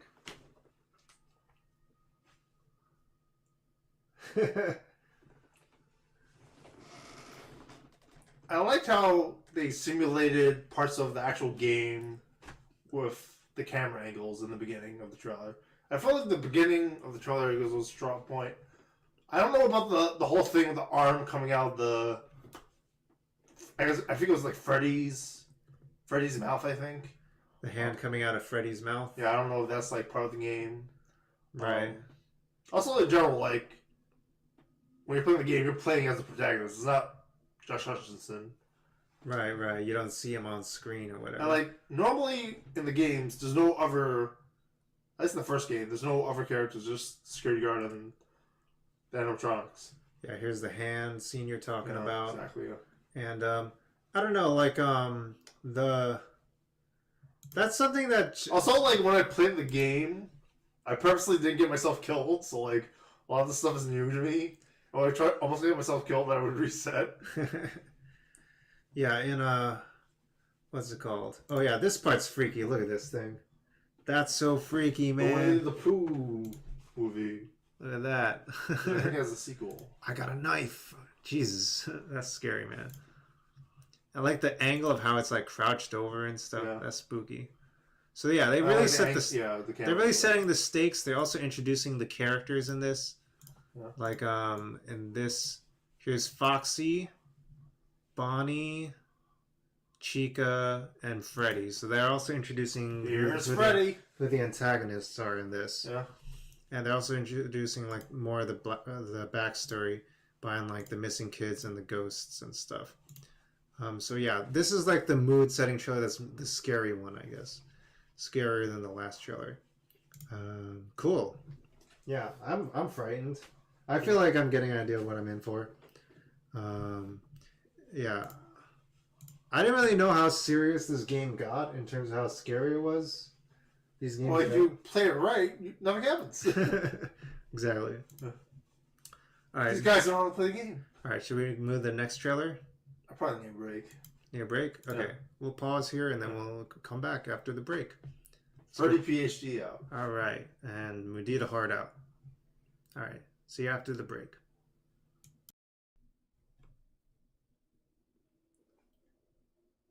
It's recording. Okay, sorry. This is pure PhD. And this is Mudita Hard here. And we're checking out Ant-Man and the Wasp. Quantumania. It's a little confusing. Even though it's Ant-Man 3. Yeah, I was actually wondering about that watching it. I was like, what's the whole title? I don't even know the whole title of the thing, and I'm reviewing it, yeah. Yeah, it's Ant-Man 3. But it's Ant-Man and the Wasp 2. It's Ant-Man. It's 2 Ant-Mans and 3 Wasps. Yeah. Which is sort of a spoiler, my bad, but, whatever. Yeah, it's also an introduction. That's also show you in the beginning of the film, yeah. Yeah, and it's also an introduction to a new character who's going to set off the new arc of the MCU. Yeah. But also that might be a little complicated, but we'll get into that later. Yeah. Almost certainly. But yeah, let's check out this trailer for Ant-Man and the Wasp, Quantumania. So let's check this out. Man, Scott Lang. Scott Lang. You're an Avenger. Did you pick up the microphone also? You have a daughter, but you've lost a lot of time, like me. Yeah, we're just continuing. We can help each other with that. So we see the old cast, Janet and whatnot. I have forgotten that, like, Janet only showed up in the last film. Yeah, In the first one, they're like, oh, is she gonna be Kevin Zeta-Jones or not? After the film happened. What's that? Right, and then there's Cassie, as we see in Endgame, and she's come back. Is this an Endgame? Oh yeah, I remember. Yeah. There's a whole thing where she's like, I love you for 3,000 or whatever. No, that's Tony Stark's. You cannot trust No, him. there's Peanut though. I don't care who this guy is. Yeah, you're I so just big, lost so Peanut. much. That's what Cassie's. Oh yeah, and then this part a second chance. is in this part is in the trailer, but it's not in the movie. Sorry for the spoilers, but Not spoilers, it's not in the movie. yeah, it's a non-spoiler. That part's not in the movie, Let me make where this like it's easy presented for as a you. second chance to be with his daughter. You will bring me what I That's need. not in the movie. Where does it out? Everything you call life. Also interesting because like the Cassie from before isn't the Cassie from this movie. That was the guys double credited. It's not young Cassie, but it's like the older Cassie that's in Endgame. I guess it's really not spoiler that she's the Wasp. It's like you just saw her in the You suit. may not want to watch this. We had a deal. I mean, I watched the first trailer for this, and I didn't really remember a lot of the stuff. And then they show MODOK. I didn't notice that. This is the new trailer. That's a terrible spoiler. You should have revealed that. Did a terrible I don't have to win. You got spoiled. Just have That's to the end of the lose. film. Spoiler filled, I think spoiler filled review. my logic for why they tried to spoil stuff in this trailer, it's because it was the second trailer, and that nobody really wanted to watch this movie. There you go. Because like nobody knows what to make out of Ant-Man really. Nobody's Better like, than that, why yeah. would I want to watch an Ant-Man movie and pay like a 3D movie ticket price to watch Ant-Man? So you gotta like pull out all the stops to really get people. No, really, Ant-Man's gonna be good. It's gonna be really important. It's gonna But if like you spoil the movie, people are not going to want to watch it. I don't know. They tried to spoil. I mean, they're not going to know that until after they watch the movie. Exactly. So that's why you got to show stuff that looks appealing. But anyway, this is Ant-Man and the Wasp. Quantumania. Quantumania. Not to be confused with Ant-Man and the Wasp, which is Ant-Man 2. Yeah, so this follows up Ant-Man and the Wasp, and the events of Endgame. And it takes Scott... Loki also. Also Loki, actually. Yeah, that's also true. I don't know how to bring that up without talking about... We're not going to get into the spoilers exactly, but it brings up some of the story points in Loki, if you watch that show. But, yeah, basically it involves Scott Lang and the Wasp and Cassie and Janet and Hope and the other guy, Hank Michael Pym. Douglas, Hank Pym. Hank Pym, the OG. All these guys are going down to the quantum realm to encounter a new villain of like a new kind that they haven't encountered before. And they get things like, even on that level, you're like, what's going to go on there? And then it's revealed by Janet that there's the whole new world in between worlds in the quantum realm where they're going to encounter all kinds of things that they've never seen before. So yeah, and the trailer kind of captured a lot of that. How they MacGuffin that, just sort of, how they MacGuffin how they go to the quantum realm is pretty lame, and then they don't bring up and explain it. Yeah, how they go there is like Cassie has this device or whatever. Yeah. And then like this villain is like trying to like find them or whatever while they're trying to get out. Yeah, they're trying to get out of there before bad stuff happens. Is basically the setup for the story. But they actually do a lot of stuff with this story. I know it sounds like, why do we care about a guy who can control ants and like who can shrink and grow big and stuff? But they actually do a lot of really amazing stuff visually, story-wise. They set up a really interesting villain for the next arc of the Marvel Universe. But as seen on Rotten Tomatoes, people didn't like this movie. We have a 47%. Is that critics? No, this is people critics. liked it. Critics didn't. Audiences Critics were 50-50. Critics were 50-50. Audiences liked it. Critics said that... I thought like it was a little bit too amazing, and I'll get into that in a little bit. Yeah, critics said that it lacks the spark of fun that elevated earlier adventures, but Jonathan Majors Kang is a thrilling villain poised to alter the course of the MCU. Critic reviews on Rotten Tomatoes. I would feel that's a pretty legit argument. Pretty fair. Yeah. Audience says the plot's a bit of a mess, but overall, Ant-Man and the Wasp: Quantumania starts Phase 5 of the MCU with a colorful, creative thrill ride that will leave you wanting to see much more of Jonathan Majors as Kang. So a similar kind of take, but a little bit more favorable. Yeah. I think those are fair enough stances. I enjoyed the film a lot. I thought it did a lot of really amazing things.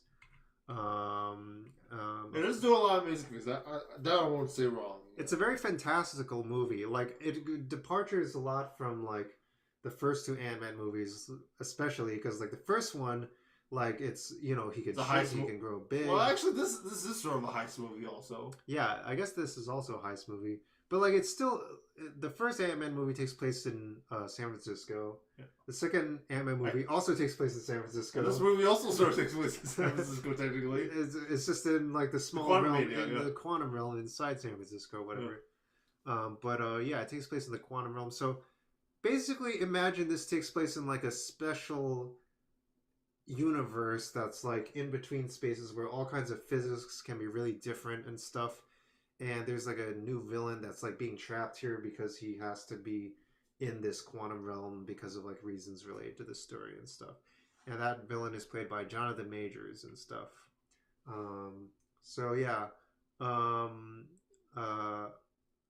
don't know. I don't know what to say else about this movie. Like it's really, I don't know, where do we go from here about it? Like it's really visually captivating.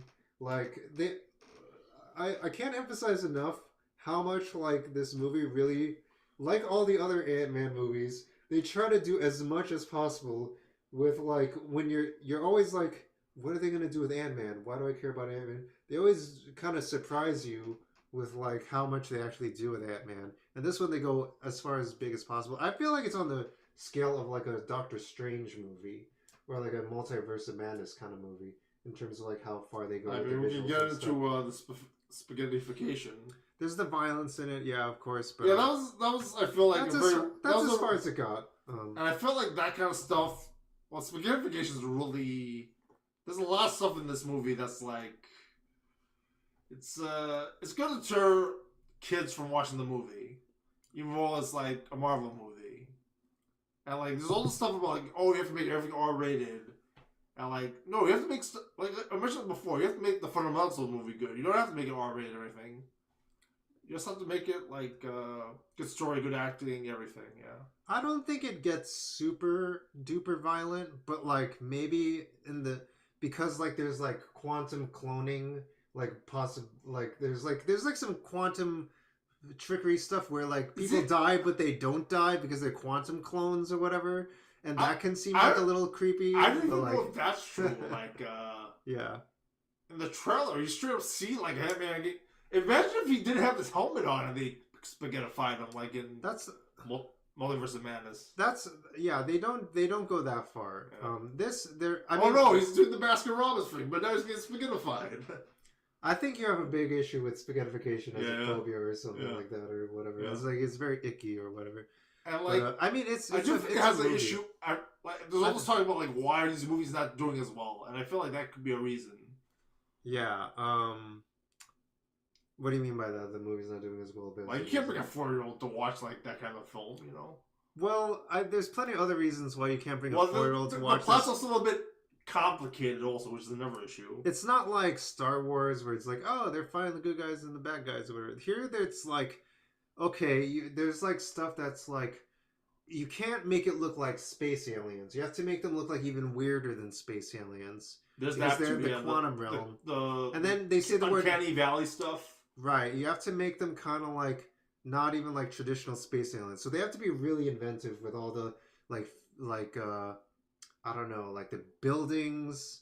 Like that stuff was pretty cool, actually. Yeah, like the buildings, how they the buildings, the ship, like a human being, house.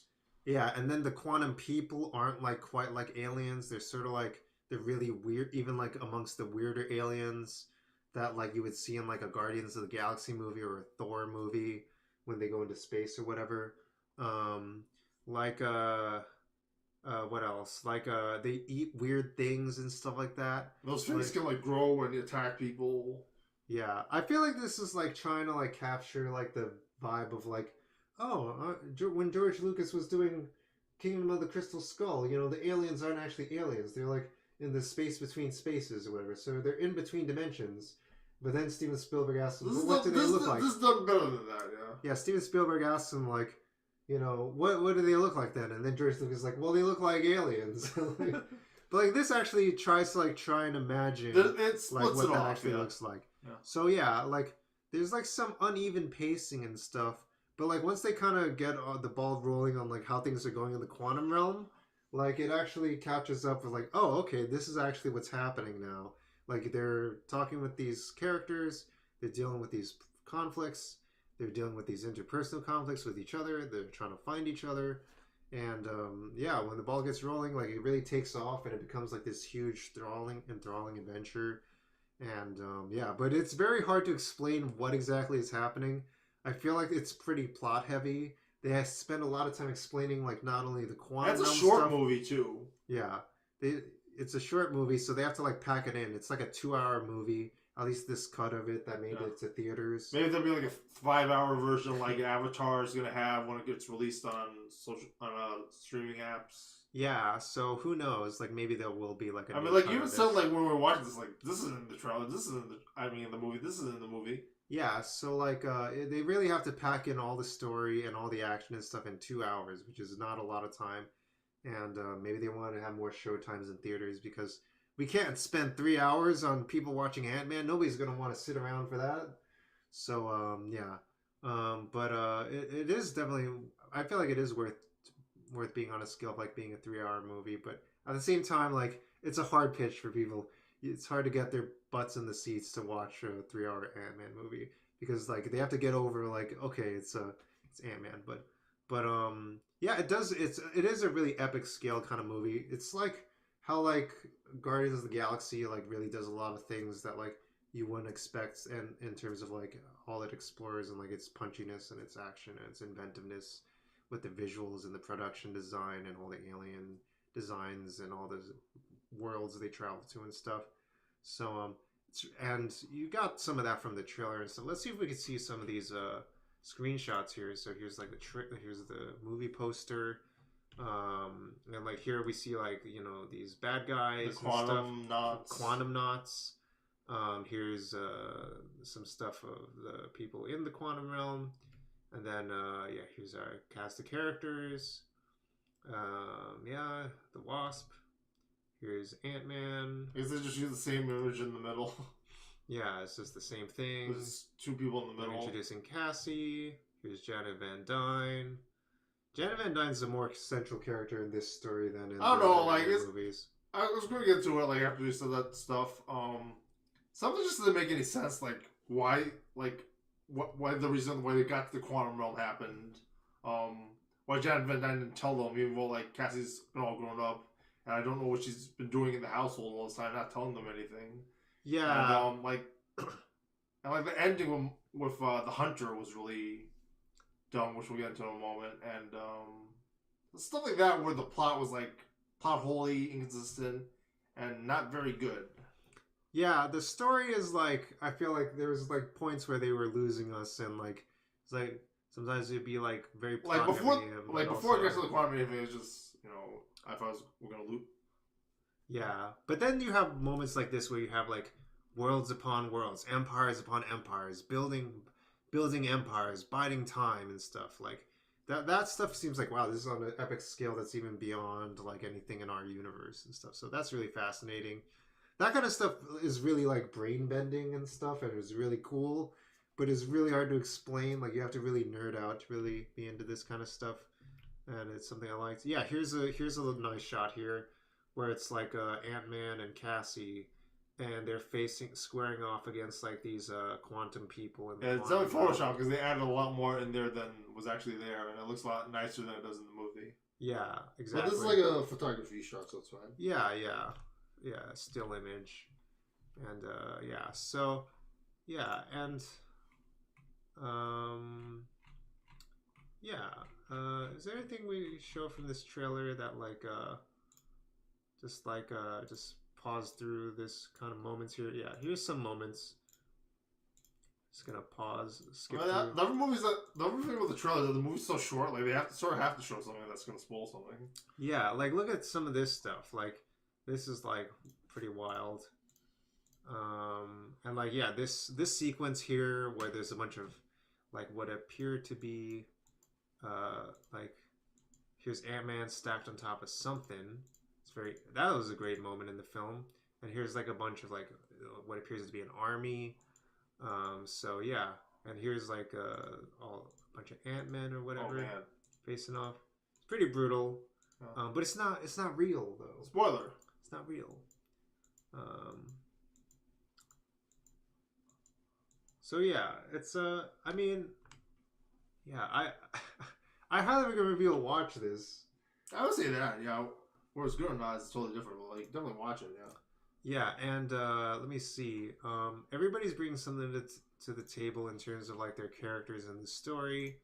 The acting is pretty good. The visuals are good. The world building is amazing. Yeah. The storytelling of like how the plot actually goes is like kind of uneven, and that's probably the weakest point of it. But like the visuals and creativity and the world building is fascinating. And Jonathan Majors as the villain Kang in this is really compelling. You like kind of like.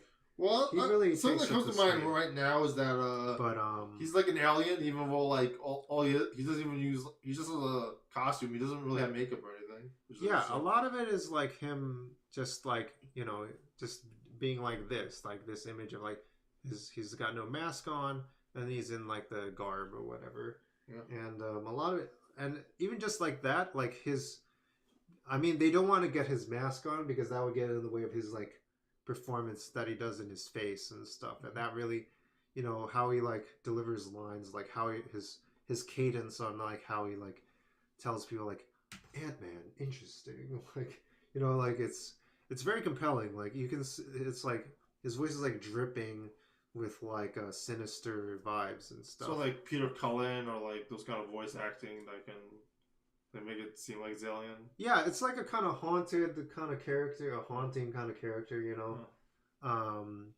And he's also portraying a character that I don't know, kind of like views people in a very utilitarian kind of way, and this kind of like has gone through like brain bending kind of things in his past.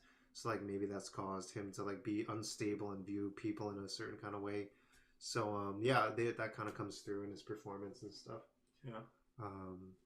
So yeah, you kind of like, yeah, and that's kind of like what makes a lot of like villains like Thanos, like Kang, is that they kind of view people in terms of like a means to an end, and they don't empathize with people anymore, and yeah, and they speak in terms of like utilitarian terms, and anyway, yeah. He views us like insects. You're Ant-Man, you know, like you're in the way. He's like a omnipotent being, yeah. He's like an omnipotent being in the scale of like a Thanos and stuff, and you can really feel that in this probably movie. More so because like he travels through time and stuff. Yeah. But yeah, that's his character, is that he's like a time traveling, multiverse traveling character and stuff. Yeah. And if he's in Loki, I feel like you have to watch both at the same time. You should watch it. Otherwise, you'll be confused. Because I watched Loki, and I was like, "Who is this guy?" Now I watched this, I was like, "Oh, I gotta watch Loki to figure out what happened in that." So yeah, it's kind of like, yeah, Loki explains it a little bit more, but like most of the series isn't really about him. But it's kind of about him the whole time. Also, I had this flashback to like Tim Burton's Planet of the Apes. Where they show the statue, and I'm like, this is pretty dumb. Yeah. And then when I watched the movie, I was like, oh, okay, that's fine. Yeah, and then this movie explains a lot of the stuff that happened in Loki, actually. Yeah. So, yeah, so it's kind of a, I don't know, the multiverse of the MCU is falling apart because like you have to watch more TV shows upon movies and stuff. That reminds me, all stacking up. Like if you've never watched Ant-Man before, would you know any of these characters from the Ant-Man family? Yeah, I guess you'd have to like catch up on who everyone is. I think that's a major complaint from like the critics section of the Rotten Tomatoes thing. Yeah, like they just kind of throw it at you. They just assume you already have been watching the previous episodes of this really long TV show. Yeah. That like you have to watch like 20 movies to understand. And you also have to remember what's going on also, which is the thing. Yeah, and then they do callbacks and stuff like, oh, you remember in Germany, Scott? And remember in remember going into space, Scott, and like they just. I fought Captain America. I fought whatever. I fought with Captain America. I'm not that stupid. Ha ha ha. Yeah. Yeah, I don't know. Yeah, should we get into spoiler talk soon, or let's take all spoilers anyway? Yeah. Anyway, let's take a break and then we'll get into spoiler talk. Yeah. All right, let's take a break. Yeah. We'll be back from the break and then we'll get into spoiler talk. All right, see you soon. All right, and we're back. Mudita Hart here. Claire PhD here. Chucky PhD. I got Chucky's PhD. Sorry. So I got a Ant-Man Pez dispenser here. I forgot to mention that earlier. Yeah. Check it out. And then I got some checkers. Yeah, show off the checkers for the crowd here. Here's like the box here. Yeah. Show the stuff inside too. Here's the box. Checkers rallies, and here's what the inside looks like. Sorry, I'm blocking you. It's fine, yeah. Try to block myself too.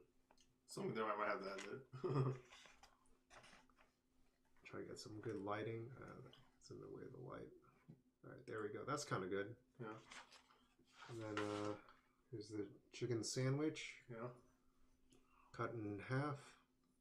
It's got a brioche bun. The cut. Yeah, that's a nice cut. Both in video and cut. Yeah. All right. Ready. And we're back. We're here. Chicken nugget was great. Yeah. All right. Nice. I already had my fill earlier. Yeah. So now Pure PhD is catching up. This checkers fry, yeah. Love checkers fries. Better than McDonald's and Burger King. Yeah, they're kind of like curly fries and stuff. We're not even getting paid to do this, obviously. They don't really have a lot of like tie-ins to movies and stuff, right? Checkers. I suppose they even have a chicken sandwich. They don't advertise a chicken sandwich. They don't really have advertising budget or anything. Yeah, they're promoting like some random Philly cheesesteak place in that Shazam movie.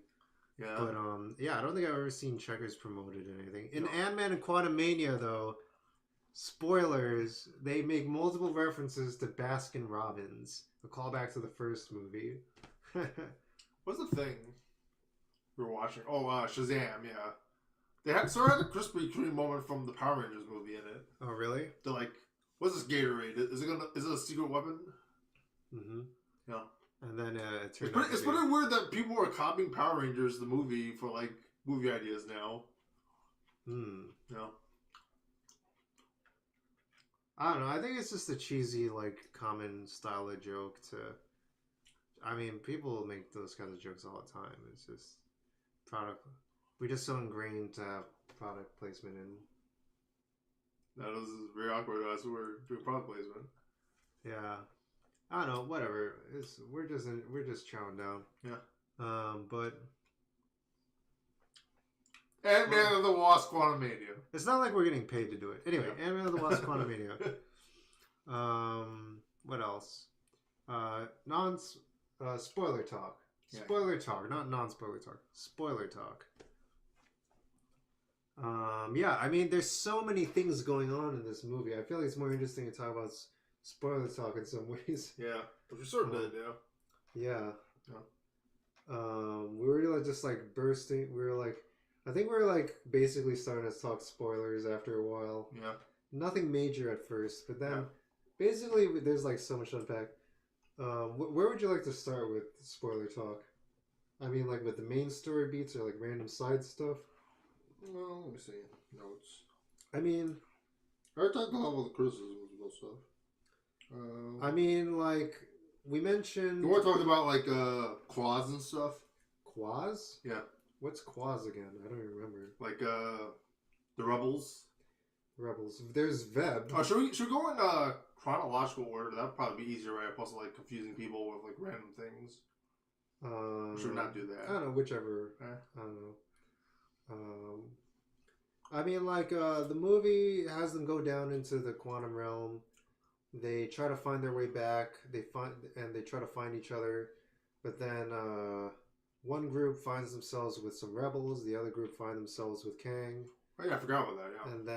And then they meet to try and like defeat Kang. Is the basic summary of the story. So the thing is, like, Kang needs to get Janet. Yeah. And if like they have any of the Van Dyne Pims, Janet will go after them. Yeah, he needs to use their Pym particles to escape the quantum realm. Quantum realm, and like go into the multiverse. Because is a Quantumverse the theme park name thing or something? Quantumverse? Is that not a thing? What is Quantumverse? Sounds familiar. I don't know. Maybe I just made it up. Oh, you mean in Hong Kong Disneyland or whatever? Yeah. I don't even remember. No. Maybe it was like the Disney Wish or something. That attraction, I don't know. They made a Marvel attraction out of MCU, but of all the MCU things, they chose Ant-Man and the Wasp, which actually does feature a live action. This is not even a spoiler for the movie, but it does feature like a live action appearance by Paul Rudd in it, in the recordings for it.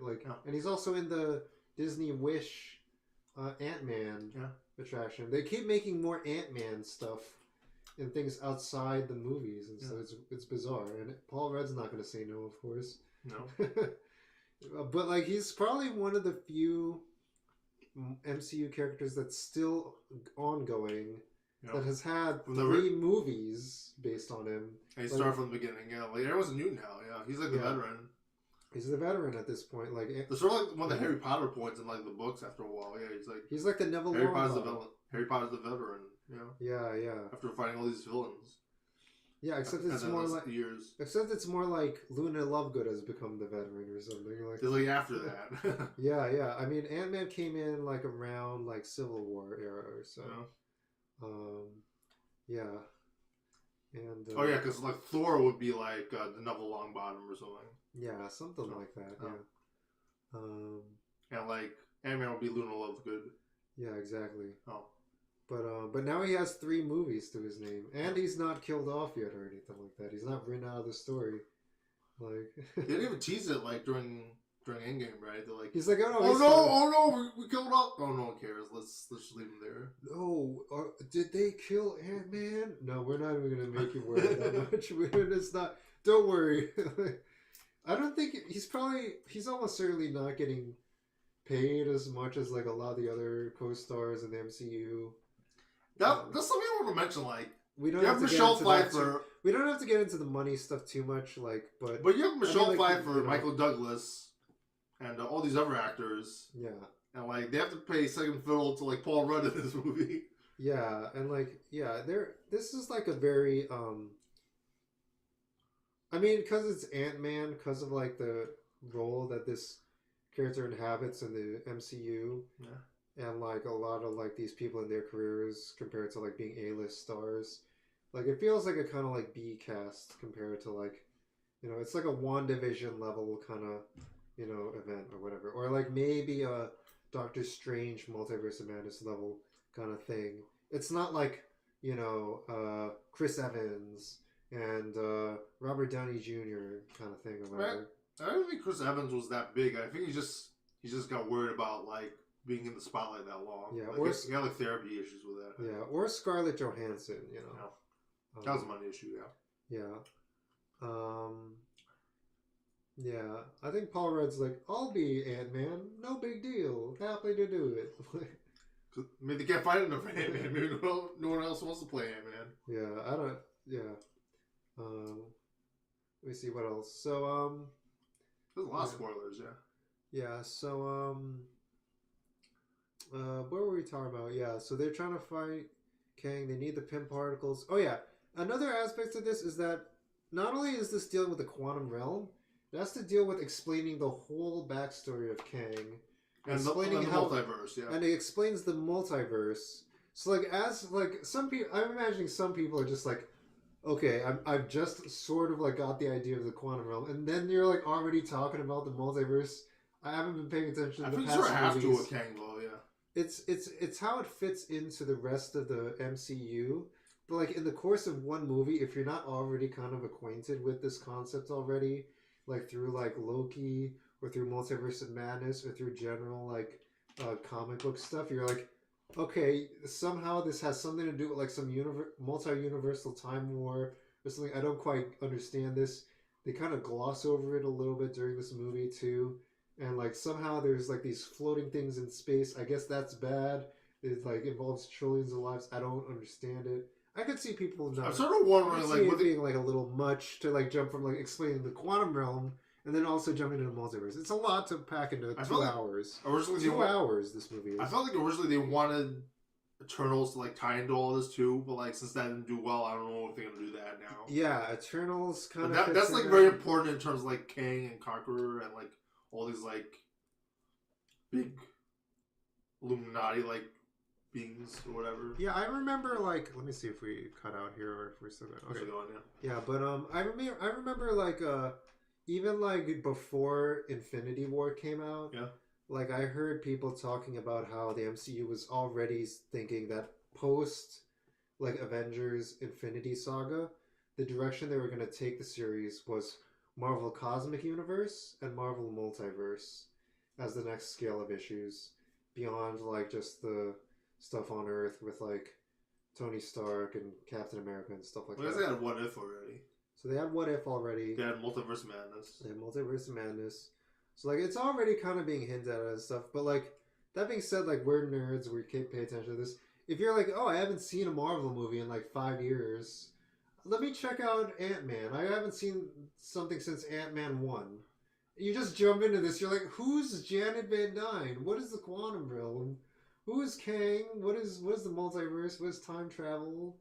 Like that's a thing, but also they travel between timelines. Like what is that? I think that's what's happening. They're also getting a little bit more comic booky, opposed to more like casual viewer. Yeah, they might also happen to like be an issue, but revenue wise, yeah. Yeah, like it's as the MCU continues on, they become less like accessible to like casual viewers and more grounded, and like you could just jump in and what like if you have no previous knowledge at all. Yeah. Now they kind of keep doubling down on their existing audience of fans, and they become more inaccessible until they reach the point where they have to reboot the whole thing with like a Crisis on Infinite Earths level thing or like a Marvel like multiversal war thing or whatever, and like they have to start pruning down things or whatever. But then it also faces the cinema problem of like we can't sell dead Han Solo toys because we've got to sell all the merchandise. So even if they wanted to like cut down on the universe, like a lot of times they like, we can only kill like one character at a time, even though we just introduced 15 more characters in one movie or whatever. And then you got to sell the Funko Pops, you got to sell the costumes for Halloween. You know, they were having issues with this with the theme parks and like live action Disney and like Star Wars, and, like Marvel, where you have people dressed up as those characters, but like they might not look exactly like them, and they aren't actually the person. Like they're not like what Disney. It was all cartoons before, so you can have some random person dress up as a person. But like if you're actually going to do like live action movies, like you want the actual actor there, not like some person dresses them. Right. I think you're talking about like how in Disney California Avengers Campus, we were like watching online YouTube videos of like, you know, they have like Star-Lord or Doctor Strange or, you know, this was a really interesting video. They had Wanda Maximoff post WandaVision, but pre Multiverse of Madness, and like she was like vaguely like trying to talk about her storyline, but like also trying to avoid giving spoilers or saying anything that would like conflict with the continuity, and like Wanda Maximoff in Multiverse of Madness was written sort of in parallel with WandaVision, and they didn't know how their stories were going to end. So those storylines kind of like conflict a little bit. But anyway, that's a side note. But anyway, this whole like this like engine of movies, the movies coming first. It's very hard for like them to like keep up with all these like side franchises and like side products and tie-ins and stuff, because the movies move very fast. They release like, you know, 3 movies a year or something like that. Yeah, like when it was like Disney characters, it's easy because like like Snow White, which was made all the way in 1939. Yeah. Whereas like you have to keep updating the book all the time, like Star Wars and Marvel all the time. Yeah. Right. Like let me see. Like I don't know if we can find something that captures this. Like I don't know. Like also, I was just figuring out how much of a bummer it is now that they're actually doing layoffs and like Elizabeth Olsen is a part of the universe anymore. Right. Yeah, exactly. I mean, like, just how do we look at series collections? See, like, look at Star Wars.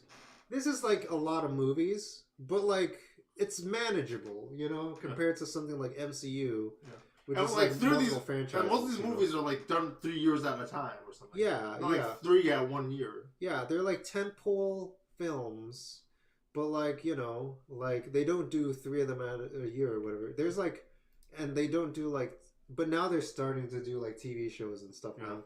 But like, look, then they have Guardians of the Galaxy collection, Obi-Wan, and like now Guardians of the Galaxy has their own mini franchise within a franchise that is also part of a greater thread of continuity of the larger MCU and stuff. And this is kind of like tying into the whole Saint Elsewhere kind of problem that like Dwayne McDuffie was talking about. Really? Dwayne McDuffie made Static Shock, and then he had his characters like cameo in like Zeta Project and Justice League Unlimited and stuff like that. Yeah. And people were complaining, oh, like, does that mean like all Static Shock is in the same universe as Justice League? This is a huge conflict. Is Zeta Project in the same universe? That's a conflict. And then Dwayne McDuffie just like casually was like, listen, TV shows continuity like is very loose. That's why we don't take it as seriously as comic books. So if you took TV show continuity as seriously, I actually brought that up with the Muppets Mayhem podcast. right? Like if we'll bring that up again soon. But like let me complete this thought process. But if you had TV continuity as serious as like comic book continuity, then like this one TV show, Saint Elsewhere, would have like multiversal implications in like hundreds of TV shows and stuff like that. It's like a TV tropes thing with Saint Elsewhere, right? I forgot about it. I haven't watched the. Can you look it up on TV tropes even? Let me see if we can find. Let me see. Let me see. What is it? It's probably TV tropes, I'm imagining. It's like Hulu. That's cool. Westfall. There you go. The Westfall theory. The Westfall theory of the Saint Elsewhere Westfall Tommy Westfall universe. The Westfall verse. Yeah, there you go. Yeah, the Westfall grid. Yeah, I mean, like I literally talked about this on my stream about multiverses. Is the MCU part of the Tommy Westfall universe? That's a little creepy that showed up there. I looked this up before on one of my streams when I was talking about multiverses. But it's just weird because like, we were just talking about Tommy Westfall and MCU. Yeah. I mean, it's a previous thing. I browsed this before. I guess, yeah. But like, I actually remember how it ties in. In the collector, this is a side tangent again. Yeah. Like in the collectors, in Guardians of the Galaxy like 2 or something, the collector has a Blue Man Group covered in like jean shorts version of like David Cross's character from Arrested Development, and then that like detective from Homicide: Life on the Street appeared on an episode of Arrested Development, and then that character is like the patient zero of like the Tommy Westfall universe, where he's like in X-Files and like in like a bunch of other shows. So, and he appeared on in the Tommy Westfall universe. So you could argue that the MCU is in the Tommy Westfall universe, which is why continuity in TV shows is bullshit. Because just don't overthink it. It's ridiculous if you think of it that way. That was Dwayne McDuffie's argument about the Tommy Westfall universe. Not that like this is a cool idea. It's like if you could take it to extreme, like it's actually like pretty absurd if you actually. It gets pretty dangerous, like in the Power Rangers continuity and the Super Sentai continuity, I think. Yeah, you're not supposed to. I mean, like, there's no way, like, even the creators themselves are gonna follow this stuff that far. So, like, that's the problem with comic books. Is like, like, even the comic creators like try to humor the audience. Like, okay, we gotta try and make this somewhat continuity based or whatever. But like after a while, they're like, fuck it, like, screw it. It's gonna take too much work. It's like figure this out. Like, I don't know. Like, how are we gonna keep track of like the fact that like the Flash says he didn't eat donuts one time in 1984, and they're like, oh, he's eating donuts here. He's like, oh, he only eats donuts while having coffee, I guess. Like, I figure out a reason to make it up. This one fan sends a letter in or whatever, but I don't know, like, yeah, you can't overthink this stuff.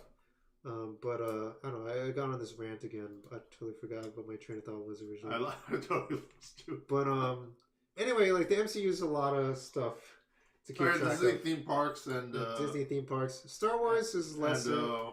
There's like too many movies, too many damn movies to keep track and of. like when Luke Skywalker doesn't look like another Luke Skywalker, and can't like turn to place Black Widows and Elizabeth Olsen's and stuff. Yeah, maybe that's why like they went with like doing Galaxy's Edge being. Like, I think that's why they did all new stuff because like also like, a lot of people are getting older also.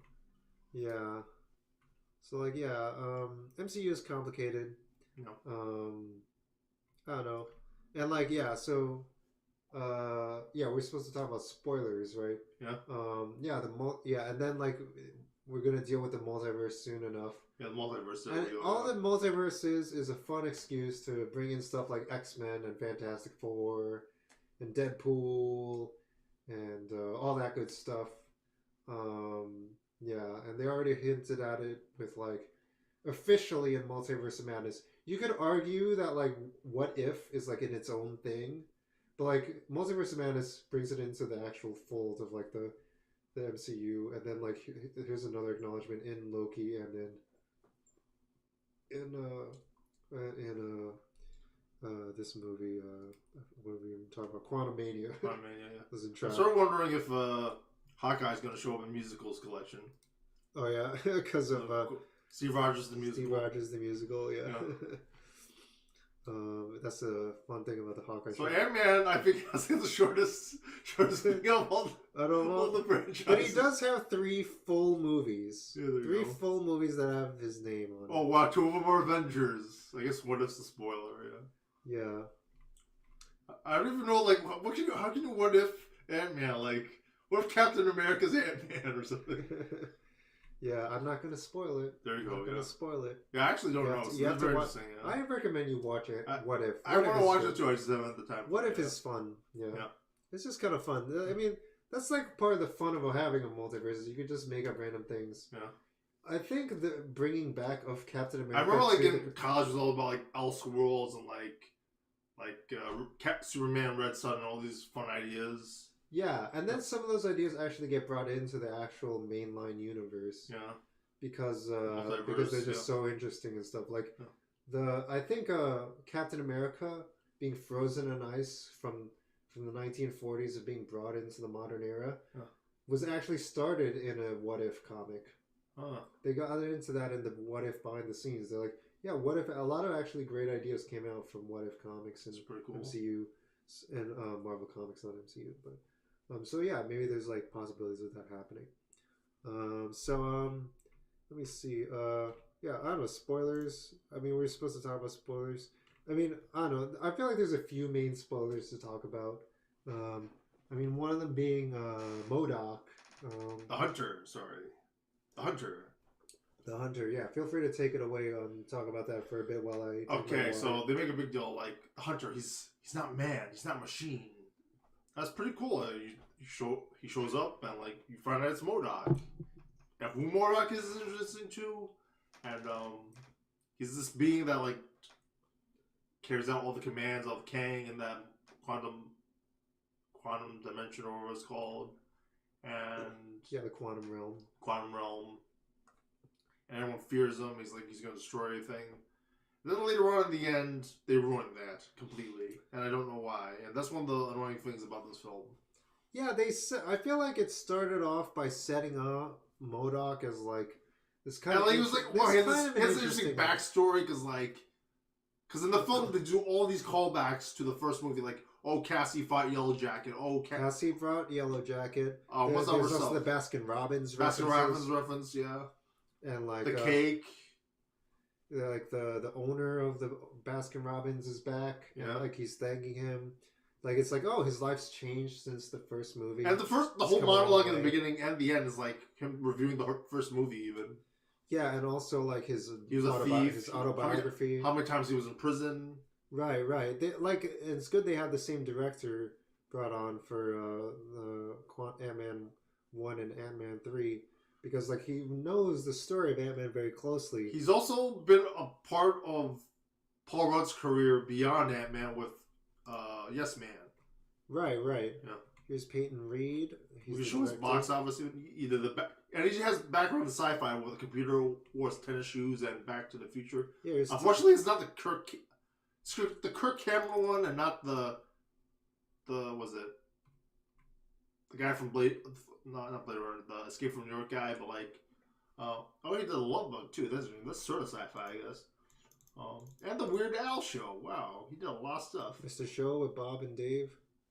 I don't know what that is. Bob Odenkirk and David Cross. Oh, I haven't watched that before. That's interesting. Mr. Show. I feel like it's a big. Just like comedies, big comedy nerds love that show. Upright Citizens Brigade, yeah. Oh, Mandalorian also, huh? Are you gonna watch it because of Peyton Reed? Or is like Ant-Man too much of a church? I feel like I gotta watch Mandalorian at some point, just because like there's. You've brought it up so many times, and like I like the first season. I feel like they got too fan servicey after the first season. Yeah, the writer of I haven't watched the third season yet. Writer of Quantumania. Jimmy Kimmel. It's on Jimmy Kimmel Live, but also Rick and Morty. Rick and Morty, definitely some Rick and Morty. Well, I'm the sci-fi fan, I guess, yeah. And then also, apparently, he has some credits on Kang Dynasty as well. Well, that was spoiled for us, all right. But yeah, I don't know if that's like a big deal. Oh, interesting. I don't know if that was Prime on the News Network. They would have done offensive stuff in that and The Office when it was there. Yeah. They did the Emmys, the Oscars. Interesting. Oh, interesting. Oh, wow, that's cool. Oh. So if you don't like them, you can blame him for it. Okay. Miracle Workers was an interesting show, right? Nice. Okay. Yeah. And then I've watched it, and he did a bunch of comics also. That's cool. So he's actually a comic guy then. Look at this. Boom Studios with Phil Lord. This guy could do Mighty Morphin Power Rangers. He's part of Boom Studios. Oh wow. Yeah. And with Phil Lord and Chris Miller for Miles Morales. All right. Huh. Right on, man. Well, Devil Wolverine, that was a big one. Oh wow. Yeah. Life After. I think we have one from GameStop Expo. Cool. Yeah. So yeah, that's Jeff Loveness, who's the writer for this. Yeah. And yeah, I guess yeah. We were talking about MODOK. Yeah. How can we like show MODOK? He's in the trailer. He's even in the trailer. Let's just have a still image of MODOK. I mean, he's definitely in the trailer. See, where is he? He's like around here somewhere. somewhere. Yeah. There he is. See, it's for a split second. They do show him. And he looks cool, and you're like, well, what's his deal? But, like, how they actually have him play out... He's not... Spoiler, he's not the Patton Oswalt one. Yeah, it's not the Patton Oswalt one. But it's a cool tie-in, and then they ruined it. It's a cool idea, because, like, you're like, oh, yeah, Darren from Ant-Man 1... Yellow Jacket. He was defeated by being sent down to the quantum level. So that was actually a pretty gruesome death too. He was like all compacted and stuff. He's all compacted and stuff. Yeah. But like that means like, oh, it makes sense that they brought him back. I was like, oh, it clicked for me. I was like, yeah, I guess they could bring him back. Yeah. I was like, oh, and he's working this whole time. He was working down here with Kang and stuff like that. So that's actually kind of interesting idea going on. And you know, it's like making this villain from Ant-Man one time with Ant-Man 3 and stuff.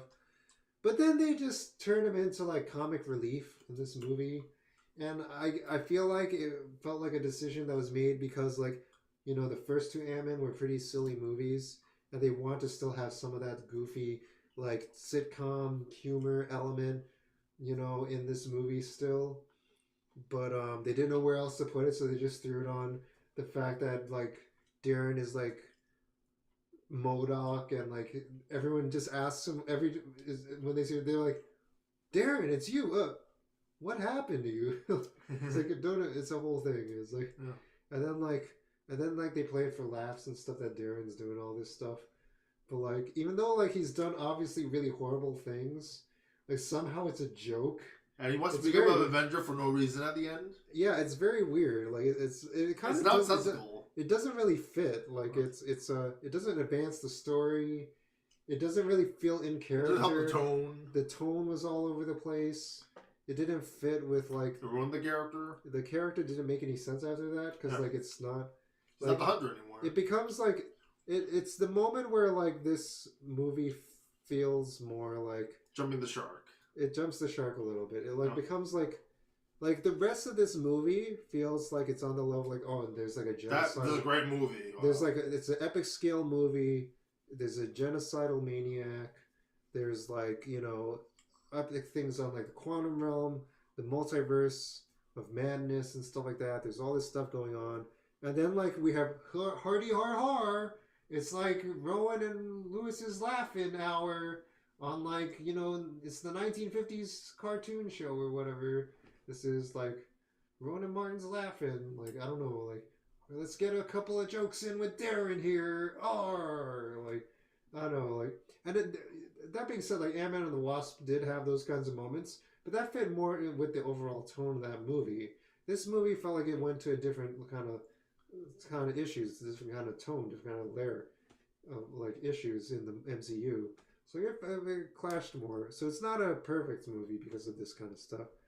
But I don't know. That being said, a lot of the other things redeem this movie. But yeah, the MODOK character is probably one of the weakest parts of this movie. And along with the storytelling. Another thing that reminds me of is like how that happened at the end, where he tries to redeem himself with the ants. They don't bring me Anthony from the first movie. Like, they're all technologically advanced, but they don't show up to, like, after one of the most beloved characters in the movie dies, and then they come and save the day way too late. Like, by storming King the Conqueror, like, a million ants on the place. Even though, like, they said... Hankman always has a plan in this movie, but, like... It seems like he doesn't have a plan in this movie, or, like, he's always very late, or, like, the timing's bad or something. I think like they had to cram in all the different storylines and character moments, and like they had to give each character their own highlights in the movie. Yeah. And like there just wasn't enough time to fit it all in 2 hours. Yeah. It feels like to me. I feel like this will probably play better on Disney Plus in the long run. Yeah, like Turtles did, right? Yeah, and like exactly. Black Panther obviously did, yeah. Yeah. We'll see it with Warrior Water, yeah. Yeah. I can't imagine how this must have been in theaters in 3D. That would have been some parts pretty wild. Nauseating, but like otherwise should be probably would have made you sick at certain parts. Yeah. Especially like the sequence like you know what I'm talking about. The million Ant-Mans. And like you have Paul Rudd talking to Paul Rudd. And there's like a million Paul Rudds talking to each other. And you don't know which one's the actual Paul Rudd, even though they're all the actual Paul Rudd or Scott Lang or whatever. Like this image right here, Yeah, that's it, yeah. Yeah, like I think we had to take a break at this point in the movie. Yeah. It sort of feels like elements of like the aspects like Robert Zemeckis didn't want in Back to the Future Part 2 where Michael J. Fox plays his own daughter. Like that's not actually in the canon of the film. Yeah, this is like yeah, he's in a probability storm, which I think is actually that's like a pretty interesting idea. It's a very interesting idea. That's like some of the highlight stuff in like an Ant-Man movie is like stuff you don't expect like that. That's like how it's implemented. And that kind of like technical stuff, technical science stuff. I liked even in Avengers United They Stand with that Ant-Man even though that was a Hank Pym and not Scott Lang. I'm trying to see if I can find another shot of like that sequence. Right, here's it. There you go. There's a million Annas there. A little bit earlier.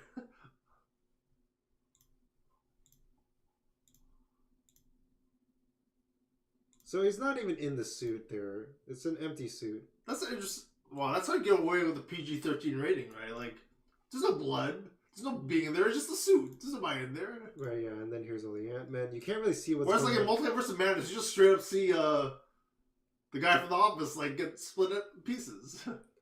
Yeah, and then like, yeah, they have a lot of interesting sets here with, like, set pieces here. With, the goose ship where you put your hands in the turkey or whatever. Yeah. Whatever it's called. And, yeah, it's like riding a bicycle or whatever. And, like, also the buildings that talk, also all the people in the Quantum Rebellion are really cool. William Jackson Harper is in this as a really cool telepath character. Isn't technically they just say Civil War is an Ant-Man film, right? Because like Hank Pym's in it talking to Mr. Stark, Howard Stark. Civil War. I So they have the flashback with Hank. Oh, and the flashback, yeah. Hank Pym but also Ant-Man is in the airport scene. Yeah. And he gets locked up in this like third time getting locked up in prison. Yeah, and they acknowledge all the times he's gotten locked up in prison in this movie. So this is fun. This is a fun like how many times is it? Like, yeah. Also, it's got tight writing. Try to not like crack it in the microphone too bad. Yeah. But also Cassie is like a jailbird in this too. Oh yeah, we're gonna talk about that. There's so much going on in this movie that I thought they wasted that, and then like later she doesn't do anything with that in the film. It's like they added it in the film, like in the production. It's fascinating because like the central conflict. I mean, they might have like made it like before 2020. They're like, oh, we got to update it a little or something. I mean, like a lot of what makes this movie work is that there's this central conflict between like all the good characters and like they have this loyalty to each other, particularly in the bond between Scott Lang and his daughter Cassie. No. But then Kang doesn't give a shit about any of that. He's willing to like sacrifice people left and right to be able to get what he wants. So Kang doesn't have family, right? Yeah. Like Thanos has family. Kang doesn't have family. Yeah, it's very much similar to like a Rick and Morty kind of style plot, where like Kang is like this kind of character. Oh. So that kind of makes sense that it's written by a Rick and Morty writer. Yeah. And also very similar to Everything Everywhere All at Once kind of style, like approach to like what the multiverse can do and how its effects on people. Yeah. But also, this movie also acknowledges like what gets you through those kinds of moments is love and family. Love and family, you know. I forgot to mention this. There's sort of like the original Fantastic Four family prior to them actually owning the Fantastic Four. Right. And also the Scott Summers and the Xaviers and all that, the Magneto family. Even though they sort of had the Magneto family. Scott Summers' family, you mean him and Jean Grey and they had kids or something? Or? Yeah. Okay. Oh. Yeah, and then there's like kind of like de facto families like between the X-Men and all the different students who know each other at the Xavier Institute, and even like the Magneto's cadre is called the Brotherhood, right? Yeah. And like it's a brotherhood, and that's often how like violent extremist organizations in real life frame themselves. They call themselves a brotherhood, and like oftentimes when hate groups or whatever form, like it's often through bonding amongst hating other groups together as like a brotherhood of a kind. I think that was in so that's the Kamal Bell thing. That's how these things things happen. Defense, yeah. It's like and like you only attack others as something that's supposed to prove yourself to your brothers. Yeah. To show how loyal you are to your crew and stuff like that. And that's like similar between like whether it's white supremacists or like Latino gangs in an inner city. It's like a commonality, or like people who like are part of like ISIS or whatever. It's all very similar kind of stuff. Yeah. Brotherhoods and stuff. It's all bonding through families and stuff, and that's what gets you through the multiverse. But obviously, you want to be on a family that has good values and stuff like that, and it takes a lot to like bring somebody on that side and whatnot. It's tough because like I don't want to get into it, but like sometimes it's like the same thing almost, Yeah. Because like, you have to protect, but sometimes you gotta do stuff, I'm not sure what you mean by that, but like we don't have to get into it. Yeah, exactly. Yeah. But let me see. And then like Ant-Man's greatest weakness is that he's not willing to sacrifice his family in order to protect the universe. So, I feel like Kang, like he's like, I mean, like I have to save the universe by defeating me or something like that. Like he has something like that in the movie too, right? But like, and he can't tell like where in time it is. Like, oh, I met you before, but I didn't meet you before, and stuff like that. I mean, literally, what saves the Ant-Man family is like the fact that they have a family of people, and they literally outnumber. Yeah. Here's like Hope saving Scott right here, and then and then their bond is what allows them to defeat the probability storm. I think Shazam tried to do that the second one by having like a million Supermen in it, basically. Yeah, but like basically, like there are just so many of them that they literally have a whole colony of ants ganging up on Kang. Yeah. Like that, like he's like, there's too many of them. Like, Yeah. it's like almost like a Squirrel Girl kind of moment versus like Doctor Doom kind of. They basically made Hank Pym Squirrel Girl instead of Yeah. Ant-Man in the MCU. Somehow, like these ants are like the most powerful force in the MCU or whatever. I also forgot to mention how funny Michael Douglas was in this film. He had all these one-liners that were really good. Yeah. And like, I feel like he's way above the level Paul Rudd is in terms of like acting. And it really makes him look, Paul Rudd look really bad. Yeah, I mean, Paul Rudd is supposed. I mean, Paul Rudd is more grounded as like in like an everyday scenario. Like in the beginning of the movie, in the end of the movie, he's just talking like, "Hey, I'm just living my life in San Francisco." Yeah. And then like when he's in the quantum realm fighting like Kang and dealing with quantum people, you know, Kang himself says like, "You're out of your depth, that man." And he's like, he literally is. Like it's like way beyond his like personality and temperament. Yeah, he's to a be dealing with thief. this kind He's of not like a stuff. sci-fi science guy. Like Yeah, he's not a scientist. or Doc anything. Pym is, and like I guess anyone. He's like the only one in the whole Pym Van Dynes that knows nothing about science. Yeah, exactly. Yeah, that's 100% true. Yeah. Yeah. It's sort of weird that they even revolved it around him. Even. Yeah, there are a lot of other characters in like Ant-Man and the Wasp, like his buddies in like the security group. Yeah, I And, had like, this whole and rant also- about like where are they? And like Also, Morpheus is in Decipher actually. Yeah, there's no, and they don't have the villain from the last movie. They don't have Goliath. They don't have Ghost. Yeah. They don't have Scott Lang's ex-wife and his wife's husband, ex-wife's husband. That pissed me off so much in that movie when they're like, yeah, I don't want to talk about it. That was so frustrating with that. That really lowered the movie for me, I feel. Yeah. Yeah. I don't know. Some dynamics are weird. I don't know, but like the guy sends him to jail, and then like he dates the guy who imprisons him. It doesn't seem right, you know. he dates the guy who imprisons him. He's the guy who sends him to jail. Yeah. He dates She dates. Yeah. Oh, okay. Yeah. He sends him to jail. Yeah. I don't remember that. That happens. It's pretty messed up. Played off for last was really not that funny. Oh, okay. Yeah. In any case, like, what was it saying? Another science guy. Oh yeah. The three buddies he normally has. So I had this whole rant about like how, wow, they have this whole bunch of crew. Well, now you see it. Yeah, one of them is in the movie actually, but he's not as one of the thief people. He's actually a voice actor for a really cool Quantum Realm character. Yeah, that was a cute little like inclusion in the. I got angry for no reason because they didn't tell me. I didn't know the guy's name. I guess and I didn't show you the credits. Yeah, he wasn't in like you don't. He's in like every Ant-Man movie. And same with the other two, and then, but like he's in the movie. Yeah, so I guess I was angry for no reason. He appears as Veb, who's like I don't even think you see him in the trailer. See Veb in the trailer anywhere.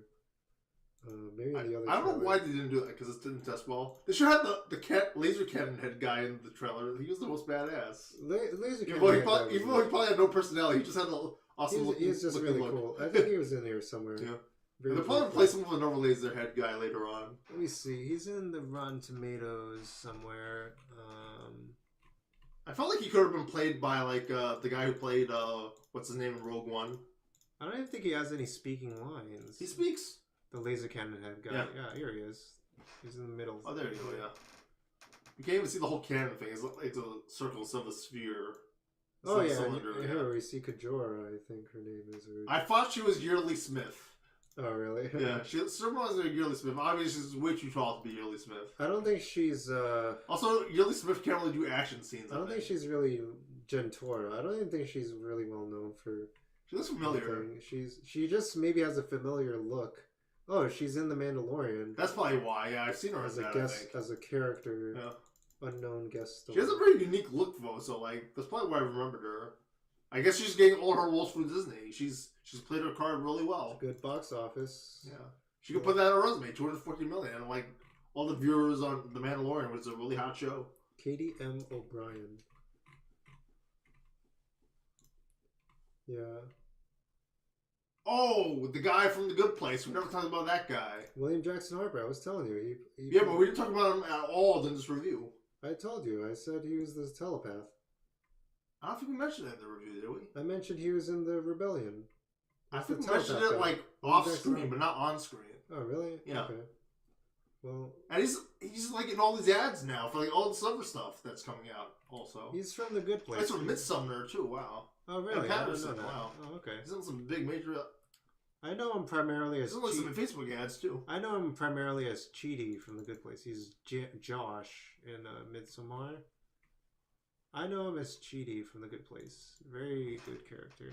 Oh, Person of Interest, 30 Rock. Wow. He has a very familiar look. Yeah. Oh, I think he's performing on Broadway now or something now. I think also. Let me see if we can find a GIF of some kind. Hit in the background. I also was sort of curious if it's probably too late now, but probably in the thumbnail I'll put like Avengers United They Stand as the thumbnail or something.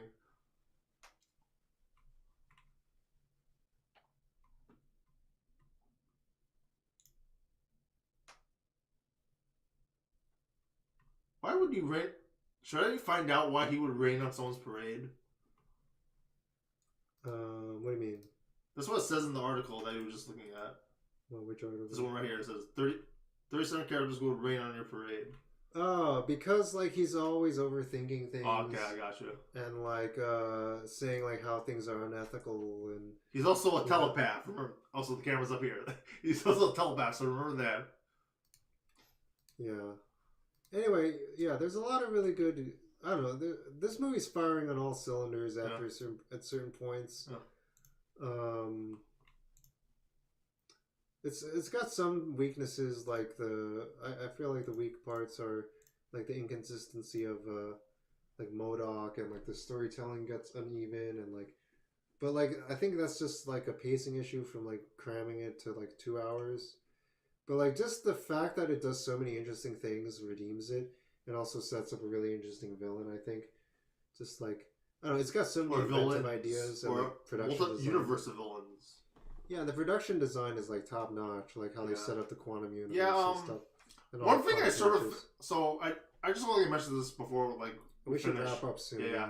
I didn't like the original Thor because like not enough of it was in Asgard. I feel like this movie has the opposite problem. Where it's like all green screen, and like, there's not enough sets, at least from what I've seen, and that like, and maybe this is not even true because like I thought like they got rid of like the original 3 like thief guys, and they used a smaller crew, where they actually might have used a bigger crew than I thought. Yeah, I did see like a YouTube comment on a trailer. Yeah, that said like that compared Thor and Ant-Man. Yeah. Thor starts off as a serious toned thing and becomes more comedic over time. Whereas like Ant-Man starts off comedic and becomes more serious over time. And like Thor starts off with like, you know, somewhat on Asgard and getting more fantastical. Yeah. And then Ant-Man starts off in San Francisco. Doesn't even have any Asgard at all, really. There's like a little bit of quantum realm stuff, a hint of it. And it does pretty good job of it. I think it's like mostly in San Francisco. I think Thor started off even worse, right? Because like I don't even I don't even know what state they were in the first episode of Thor. I don't know. It was like Nevada or something it's like, or whatever. It was like Area 51 or something. I don't know. Yeah, it was weird. Yeah, and it was still in the United States somehow. And it was like it could be anywhere on Earth. It could have not been on Earth. Anywhere in the universe, in the galaxy. And it just happened to be in like New Mexico, like 30 miles away from LA or whatever. You know, what have you. Yeah, luckily we can still do location shooting in a day or whatever. Yeah. Yeah, I feel like also this is like probably like facing like the fact that MCU movies like technology is like getting more advanced and everything's getting cheaper, so like they can make these films like indie films like what it used to cost $300 million now. We're getting to that point eventually. Yeah, like they have to keep escalating like how much they're spending on these movies in order to keep making the money come in. But like it's reaching a point now where like people don't even know what these movies are about. So like maybe it's gonna like start collapsing in on itself like Solo started to did in the Star Wars franchise or whatever. And like maybe they have to go smaller at the same time. They're like doing TV shows at the same time.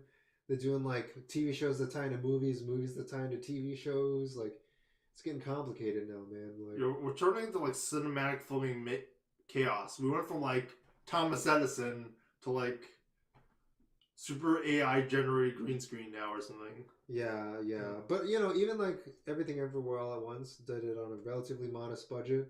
A lot of it was just like a lot of like really like smart, working smarter, not harder filming techniques and stuff like that.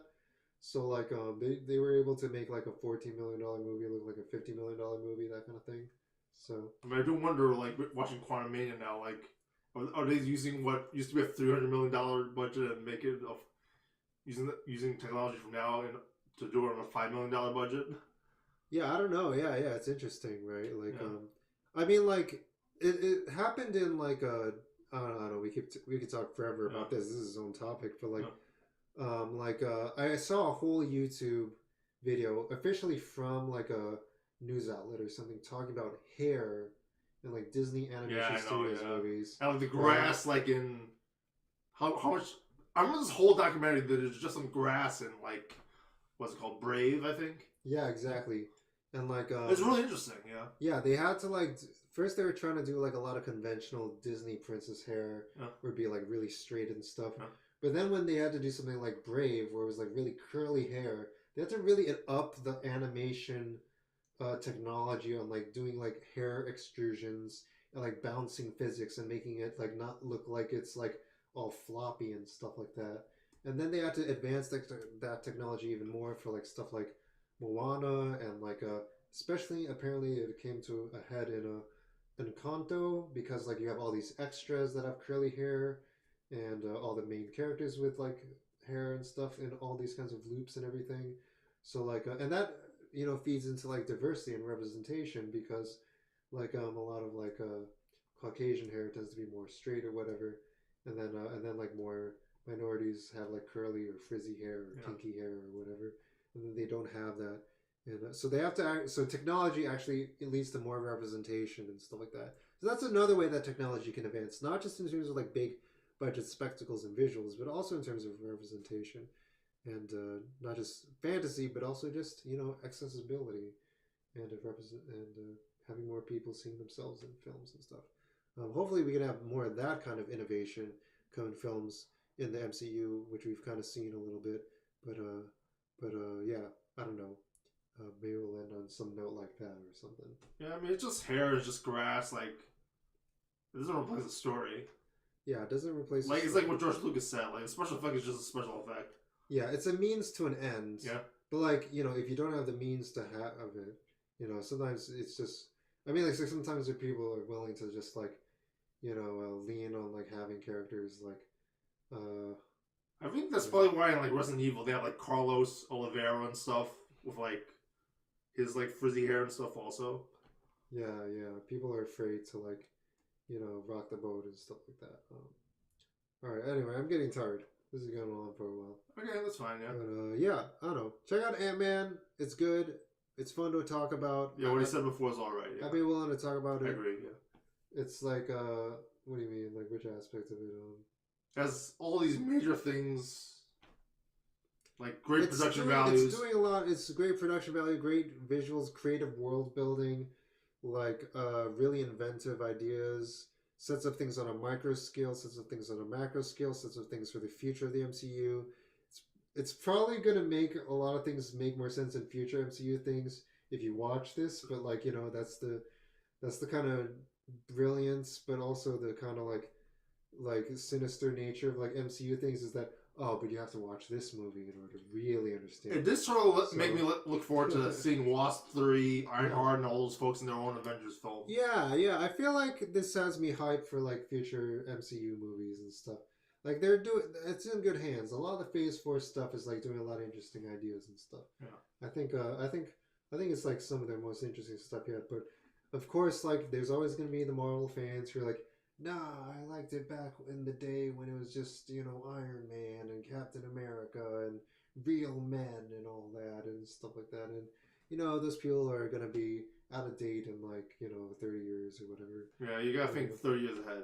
Yeah. This is the future, and you gotta if you want to keep up with the times, you gotta keep up with Marvel, who's like leading the times, and not even leading the times that much. This isn't even like that big a deal. Yeah, it's really not that far ahead. It's really not even that far ahead, but still too far ahead for some people already. Yeah, like wow, Iron Man is a black girl in high school or whatever, like in college, Ivy League. In Ivy League college. Yeah. Wow, that's not right. Like, I don't know. Like it's you gotta keep up with the times. Like the superhero should represent the people in the world. So yeah. Anyway, I don't know, getting on the pedestal, but anyway, we have cool villains, we have cool heroes. It's a good movie. And occasionally you have MODOK want to be Avenger and everyone yelling, "Don't be a dick! Don't be a dick!" Yeah, they brought him back for a little bit, and they, he's no longer in the series anymore because he ended this movie. But whatever. I don't even think they even answered exactly what happened to him, how he became MODOK exactly. But I guess it doesn't matter. Yeah.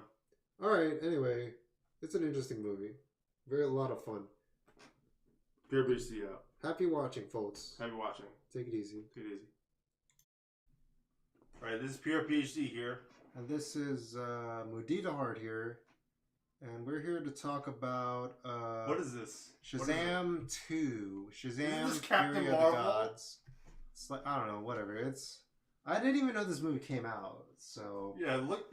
Apparently it came out this year. It came out right before it got released on Max. We just debuted yesterday, and all the stuff came out. Also, like, the original movie was on TNT also the same day. Oh, really? Okay. Yeah, I don't know. I was just wandering in on it while PRPHD was watching it. Yeah. Here and there. Yeah, I don't know if we have that many thoughts on this movie. I know you definitely do. It's even an entertaining movie. The visuals are great. The acting was, fun, schlocky, kind of. Schlocky, yeah. Is that a good word for it? Yeah, some stuff was like. At some points, this wasn't really a kid's or anyone's movie. Yeah, it felt like a Spy Kids movie made into a DC movie or something. That's a cool premise where you have a million Supermans fighting people. Yeah, it's like, okay, so the premise, what is the premise of this movie? The Greek gods, like the three sisters or two sisters or whatever, like, they steal a staff from a museum that was in the first movie and try to use it to conquer the world, basically. I guess it's the simplest way of saying it. Right. They're basically 3 reader repulses. Right, and it also, like, picks up from the end of the first movie. Except, where, like, the Batson family is all older now. Like, they're all teenagers. Right, and did they all have powers in the first movie? At the end of the movie. At the very end of the movie. And at the end of the movie, it was because, like, Billy Batson, like, had them all hold hands, and then he did it. Like, now they can all do it separately now. And then, okay, now they all have powers. Yeah. Yeah, so you have, like, a... Except the parents. So you have a family of kids who can all Shazam themselves into Shazamify, or whatever. Shazamming. Yeah. Shazamo! Yeah, I think there is an iPhone app called Shazam. There's a TV show called Shazam. It might be by Warner. Oh, I think it's starting like Dwayne Wade or something. Oh, yeah. Yeah. Yeah, they're, like, fighting... Helen Mirren, Lucy Liu, and that other lady. Yeah, they got a lot of... There's a lot of punching, a lot of flying, a lot of super speed, a lot of, like, Greek mythology stuff. In the beginning, I was like, are they going to use Wonder Woman? Because, like, they're all about... I thought they're the Greek gods, but apparently they're the Roman gods. And, like, Wonder Woman in this universe is all about Greek mythology as if she was the Richard Donner Superman, except with Greek mythology. Yeah, this does tie to, like, Wonder Woman. Yeah. It has references to her and stuff. Yeah. And yeah, it's in the same universe. It's in that same. Yeah, they had like 2 cameos in the end. I don't know if you saw the post credits or not. There's some cameos, yeah. But it wasn't like they were stars, but they were like minor characters in the other movies, referencing other movies. Yeah. Yeah, did they promote this movie that much at all, or like what happened? Like, why didn't I hear about this movie? Well, the other thing is that you haven't watched the DC, you haven't watched Batman vs Superman or Man of Steel or any of those films. Yeah, that's true. Yeah, like Marvel's still the big the Coca-Cola brand for superhero films. Yeah, even though like traditionally you would like normally think of like DC as being like the Coca-Cola and like maybe Marvel Batman and as the Superman. Pepsi, Yeah. Traditionally. Yeah. But like nowadays, like MCU has become like the Coca-Cola. Yeah, like starting with like Superman 78 and Batman 89. Yeah, yeah. And like those are like the classic brands. Like when you think of comic book superheroes, you think of 1920s. Batman, Superman. You know, you don't think of like Ant-Man. Ant-Man. Exactly. Sorry, Paul Rudd. We just love making fun of you. It's a very hard sell for people. Speaking of which, Shazam is a hard sell because it's not. They don't just call him Captain Marvel, and like he's from a comic book franchise that rivaled Superman, but that was in the 1920s, and they've since bought it like WWE, WCW style. Yeah, that's an interesting side note. Is that like Captain Marvel came from Fawcett Comics, who DC like bought, and then Marvel Comics released their rival character Captain Marvel, and then there's like Captain Marvel in Marvel and Captain Marvel in DC. It's a little. And we're Marvel Comics. We have to have a Captain Marvel. And then Marvel Comics universe is gonna have like the Marvels movie, and then this movie also comes out. They just gotta keep releasing a movie. The Marvels versus the Marvels. Yeah, it's the Marvel family versus the Marvel family. The Marvel Civil War. Yeah, exactly. Oh boy. But I don't know. Yeah, it's a movie. It's entertaining. I think that is like kind of capturing what it is. Is like that. It's like a schlocky, kind of like a Spy Kids kind of take on like a Marvel. I mean, a DC movie involving Shazam and family. The special effects they have like a special effects thing that they use for like Doctor Strange and Inception, and this one they use it for like comic relief, sort of, even though it's an action scene.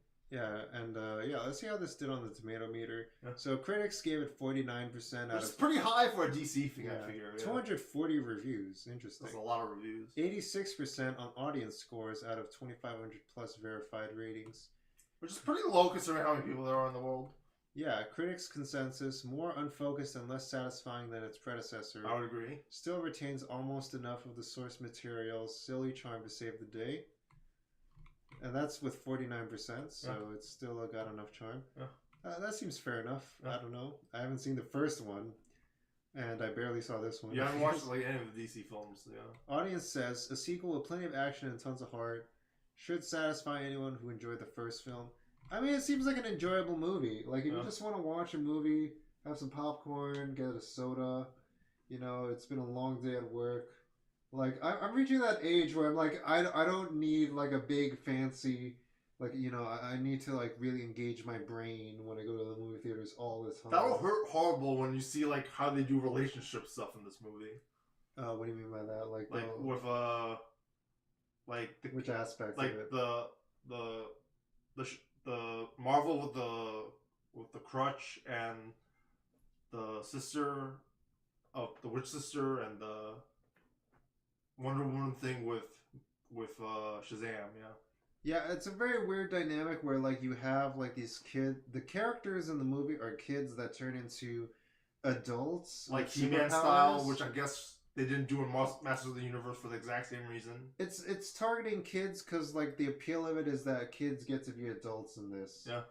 And like every kid wishes they had the superpower to turn into an adult. Yeah. And have superpowers and stuff. That's like the target kind of like appeal of this kind of movie. But that sort of mindset, it sort of makes sense that they did that stuff, right? Yeah, so it's like the kid's logic, you know, it's that wish fulfillment, you know. That's like the core wish fulfillment that's happening with this. But then like how they play it off is that like the adult actors have to play as if they're like they have the mind of children and stuff, which just feels very like weird. Cartoon characters, people from like Zach Galifianakis films or like that kind of comedy. Yeah. Or like even like stuff from the 90s with like dumb male heads of households. It reminds me of Nickelodeon. 90s Nickelodeon. It reminds me of all that or something. You're also mentioning like Homer Simpson. Yeah, like the the Billy Batson when he's like the adult character, he feel like his He's probably logic even is like dumb- Homer Simpson or something. He's probably even dumber than he is when he's a kid, even, right? Yeah, I don't know. Like even like not all kids are even that stupid as like Billy Batson is or whatever, you know. But like he's just like straight up like, oh, what if we just punch him really fast or whatever? Like, like we'll just gang up on him. Like we got powers. Oh, I didn't even think of that, man. Like that's kind of like his personality, and it's like funny. It kind of works. Yeah. But like you have to be in that mind space where like this is not like DC Comics where like Batman. Yeah. You know, I have to fight the darkest villains in the universe, and like Superman. They didn't I have make to those fight jokes like in the movie, yeah. What? They didn't make those jokes like, oh, Batman, Wonder Woman, Superman, all that stuff in the And movie. then like Superman is dealing with like I have to deal with a cosmic level issue where it's like gonna just determine the fate of the universe. And then Billy Batson's like, oh man, I don't know what I ate for lunch today, and like maybe you know, yeah, there's a product placement. Oh yeah, and then also this movie takes place in Philadelphia. Philadelphia. The Phillies, the Philly cheesesteak. You keep seeing all the different bridges in The Philadelphia. Franklin Bridge. You know, remember the Franklin Philly Bridge twice cheesesteak. before you even know, Philly and it looked really cheesesteak. big, Yeah, and there's like I wanted to eat that Philly cheesesteak and drink the soda and stuff. They were sitting there, Like talking with it there, and like the logo was out and everything. I don't even know if it's a real franchise or whatever. And they wanted you to like focus on the conversation, but subconsciously take in like, oh, the soda cup is like facing the camera, so you're subconsciously getting in your brain that like it's the Philly cheesesteak brand or whatever. Speaking of brands, they even stole the plot from Power Rangers the movie into this. We're like, what's the Gatorade? Lucy Liu says. She's like, is that the dangerous weapon? Yeah, I don't remember that. It feels like a product placement kind of joke or a common thing. Like the Krispy Kreme in the Power Rangers movie. I don't remember that joke. Yeah. I'll take your word for it, yeah. Yeah, it's a similar kind of psychology kind of movie. It's for kids. You know, it's for kids. Teenagers with attitudes. This does feel like teenagers with attitudes kind of movie, yeah. And there's a whole squad of them, squad up, you know.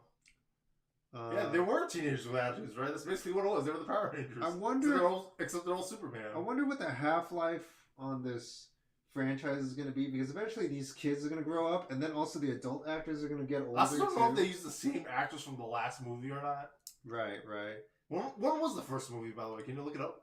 Yeah, let's look that up. Imagine it was like 10 years ago or something ridiculous like that.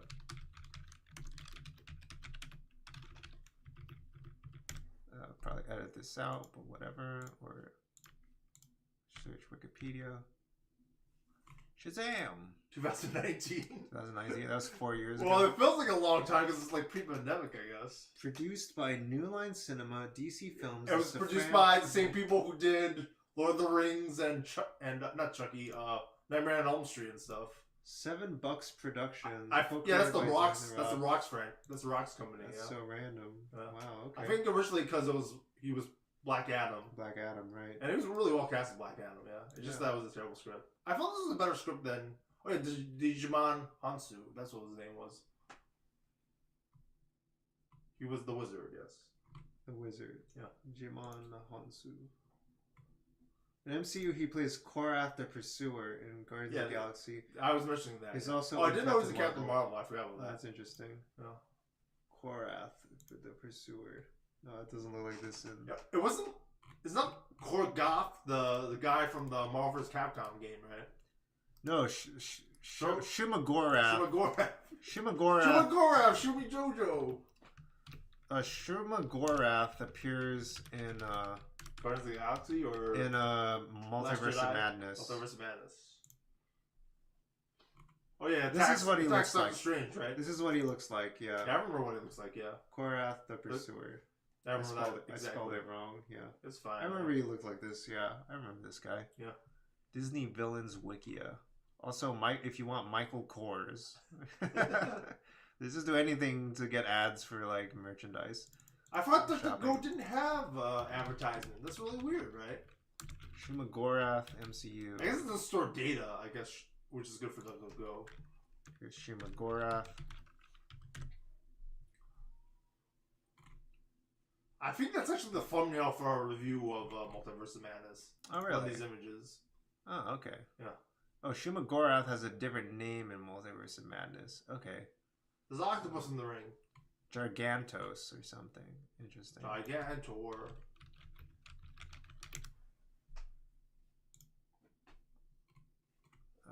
Yeah, this is what it looks like.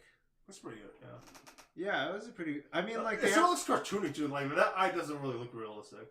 Yeah, it looks more realistic than this or whatever. Yeah. Or like this. I feel like that's the thing about Marvel movies is that they have to like be a little level of more realism than like cartoony like comics. with the Captain America tights and stuff. Yeah, and like the suits have to. Yeah, like it has to look like halfway between like DC and I don't think of like a cartoony thing. It's got and like a I don't know like a cartoon like DC like Christopher Nolan versus like it has to be halfway between Christopher Nolan Batman and Adam West Batman.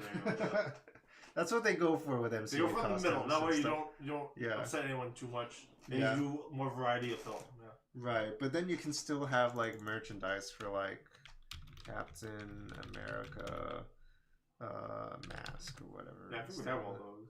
Yeah, like you gotta have some. Oh, that's the other mask. Right, and then this stuff doesn't look that visible on like a. Like on a video game, like I felt like the Falcon actually ended up being very campy. Like he doesn't have anything protecting his face at all. Look at this. This is gotta have something that looks like this. That's an old school Captain America. Yeah, and then here's the new Captain America. So yeah, we have a lot of tangents. We're just starting up talking about MCU again. Yeah. Even though this is supposed to be about a DC movie. Yeah, we want to. I don't know. What else do we want to say about this? The plot, I'm just saying random things now.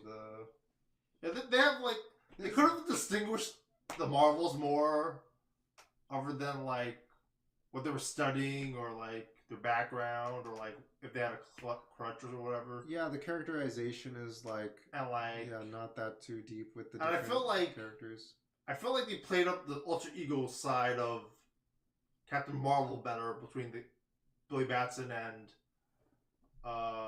Captain Marvel better, but like, whereas this one, there's like, they feel like it doesn't feel like alter ego yet. It feels like they're not playing the same character or they're not talking to each other. They talk to each other more in the first movie. Yeah, there's a dragon and there's like unicorns and like ogres in this movie also. Yeah, they play up the Greek mythology aspect a lot. Yeah. Here's the parents. Yeah. And here's a scene here. Yeah. Here's Goonies, the Goonies shirt. Kids. I don't know what this shirt is. Yeah. Here's the adults versions of them. The Shazamified version. One of them's a kitty lady. She's the animals. Yeah, she's in the animals. Yeah.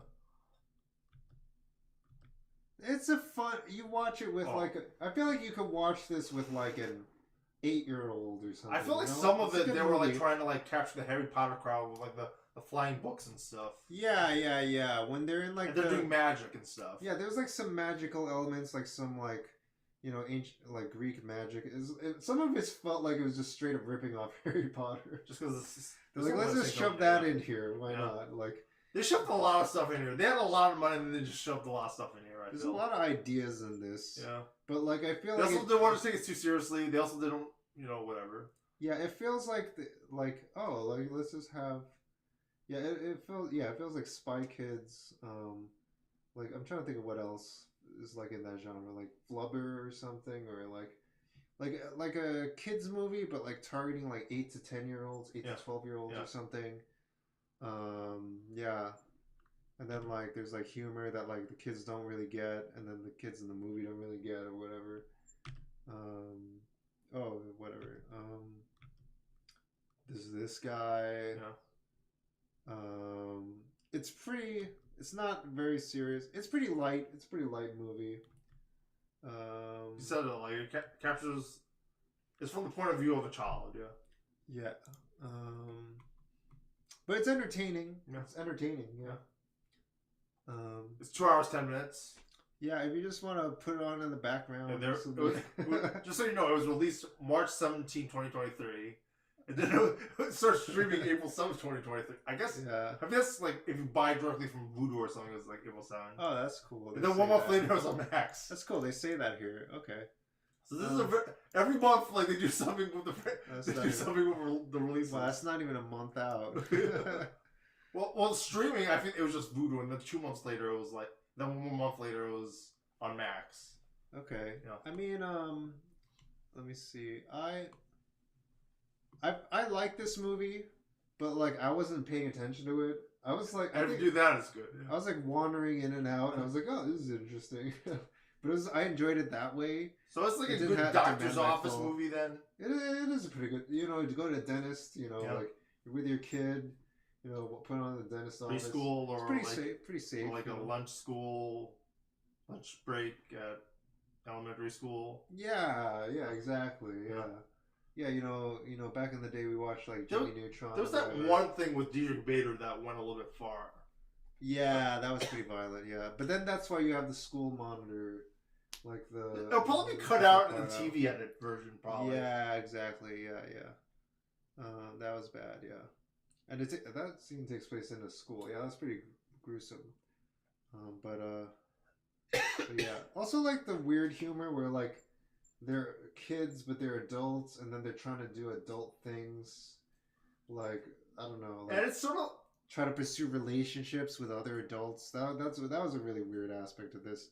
I'm not. Even though they're like that really they were like 17 also. Even though like that's not right. No, I don't like it. I really don't like it. They didn't need to do that. They always do that with these kids movies. They do. Like I don't know. Like in what was it in like Blank Check? Oh yeah. Like, there's like the. But that was in the 90s. Yeah, there's like 90s movies where they did that. And yeah, that's weird. Yeah, they're bringing it back from the 90s, I guess. Yeah. Yeah, there's like that kind of thing. Yeah. Yeah, so we don't. That some stuff should have been left in the 90s, you know. Yeah. Yeah. Yeah, like the whole thing with like Kindergarten Cop and Twins was like the comedies for the family, but there's like gangsters involved in the film somehow. Yeah, it's really weird. Yeah. I don't know. Anything else we got to say about this movie? I think on that note, we have to end the stream, right? Or yeah, recording, it's a light movie. Yeah. Put it on in the background. Yeah. Yeah, it's entertaining. It's popcorn. I mean, it's not caused any. There's no political bad yeah, stuff. There's not really any like political fallout. It's not doing I'm anything. guessing all the workers got paid well. There's no controversy about whether there's any contract disputes or anything. It's outside of The Rock, I guess. It's a pretty innocuous movie. It's a movie like people getting paychecks, you know. Yeah. It's on Max. Maybe they get some residuals from that. Yeah. Yeah. I don't know. It's entertaining. Yeah. Yeah. All right. And on that note. All right. Yeah. All right. This is awkward. This is Mudita Hart. This is Pure PhD. Yeah. We didn't really want to say. We didn't really go into. I this wanted to wanting be to 5 say minutes much instead about of this. 20 minutes. We didn't really go into this wanting to say much about this movie. Yeah. So. Yeah, the fact that we said this much about this movie is a testament to. It's also very awkward that we're losing the recording, but it's still interesting. Whatever. Yeah, I hope you enjoyed this. Yeah. All right. If anything, you got to see us talk about this movie. We updated. we're still here, folks. We're still here. Yeah. All right. We'll just keep pumping out the content here. All right. Peace. Take it easy. Happy watching. Happy watching. All right. We're not ready. All right. Okay. We're ready. Hello, ready. this is Mudita Hart here. Are you ready for this? This is Pure PhD here. And we're doing our much delayed spoiler review of Shin Kamen Rider. I'm looking at my calendar now. That's why my eyes are down. It's been, as of today, it's been 4 weeks since we watched Shin Kamen Rider. Oh, wow. And we already did our non-spoiler review before. We did like 5 different reviews prior to that. Yeah, we've been reviewing a lot of things. It's been quite a busy month. Yeah. In terms of movies and whatnot. They still haven't released the box office numbers for the U.S. for Shin Kamen Rider yet. Yeah, and we do have Box Office Mojo open in another tab here, but yeah, like Pure PhD is saying, it doesn't have the U.S. box office numbers. But hopefully we can get into some of the fun stuff of this film here by the director and all that. By I don't know if it's very fun, but I would say it's like talking about it could be fun. Yeah, anyway, it could be a lot of fun talking about it, and it's quite an engaging film, and there's a lot to chew on here, so let's get started. So yeah, here's our trailer react. If you want to take a look, maybe we'll start with this and take a look at this before we get started. Sure. And yeah, this has been doing pretty well. It's got 397 views. Yeah, I know. Numbers aren't everything, of course, but I'm just very happy with how it's turned out. But yeah, let's take a look at our trailer react for now, and then that'll help us get started.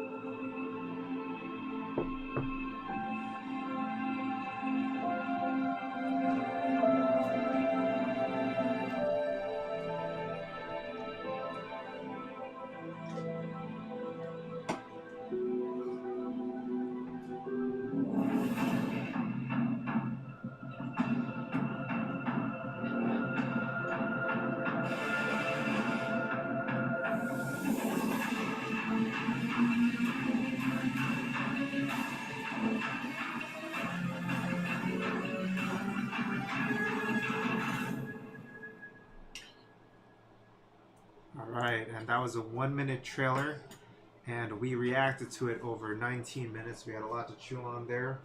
I'm chewing on something right now. And what's that? I'm chewing on something right now. Yeah, there we go. Yeah. And yeah, we just had a lot of meandering points that maybe people liked, maybe they didn't. But yeah, we had a lot to talk about with it. But yeah, seems like we got hints of what's in the movie.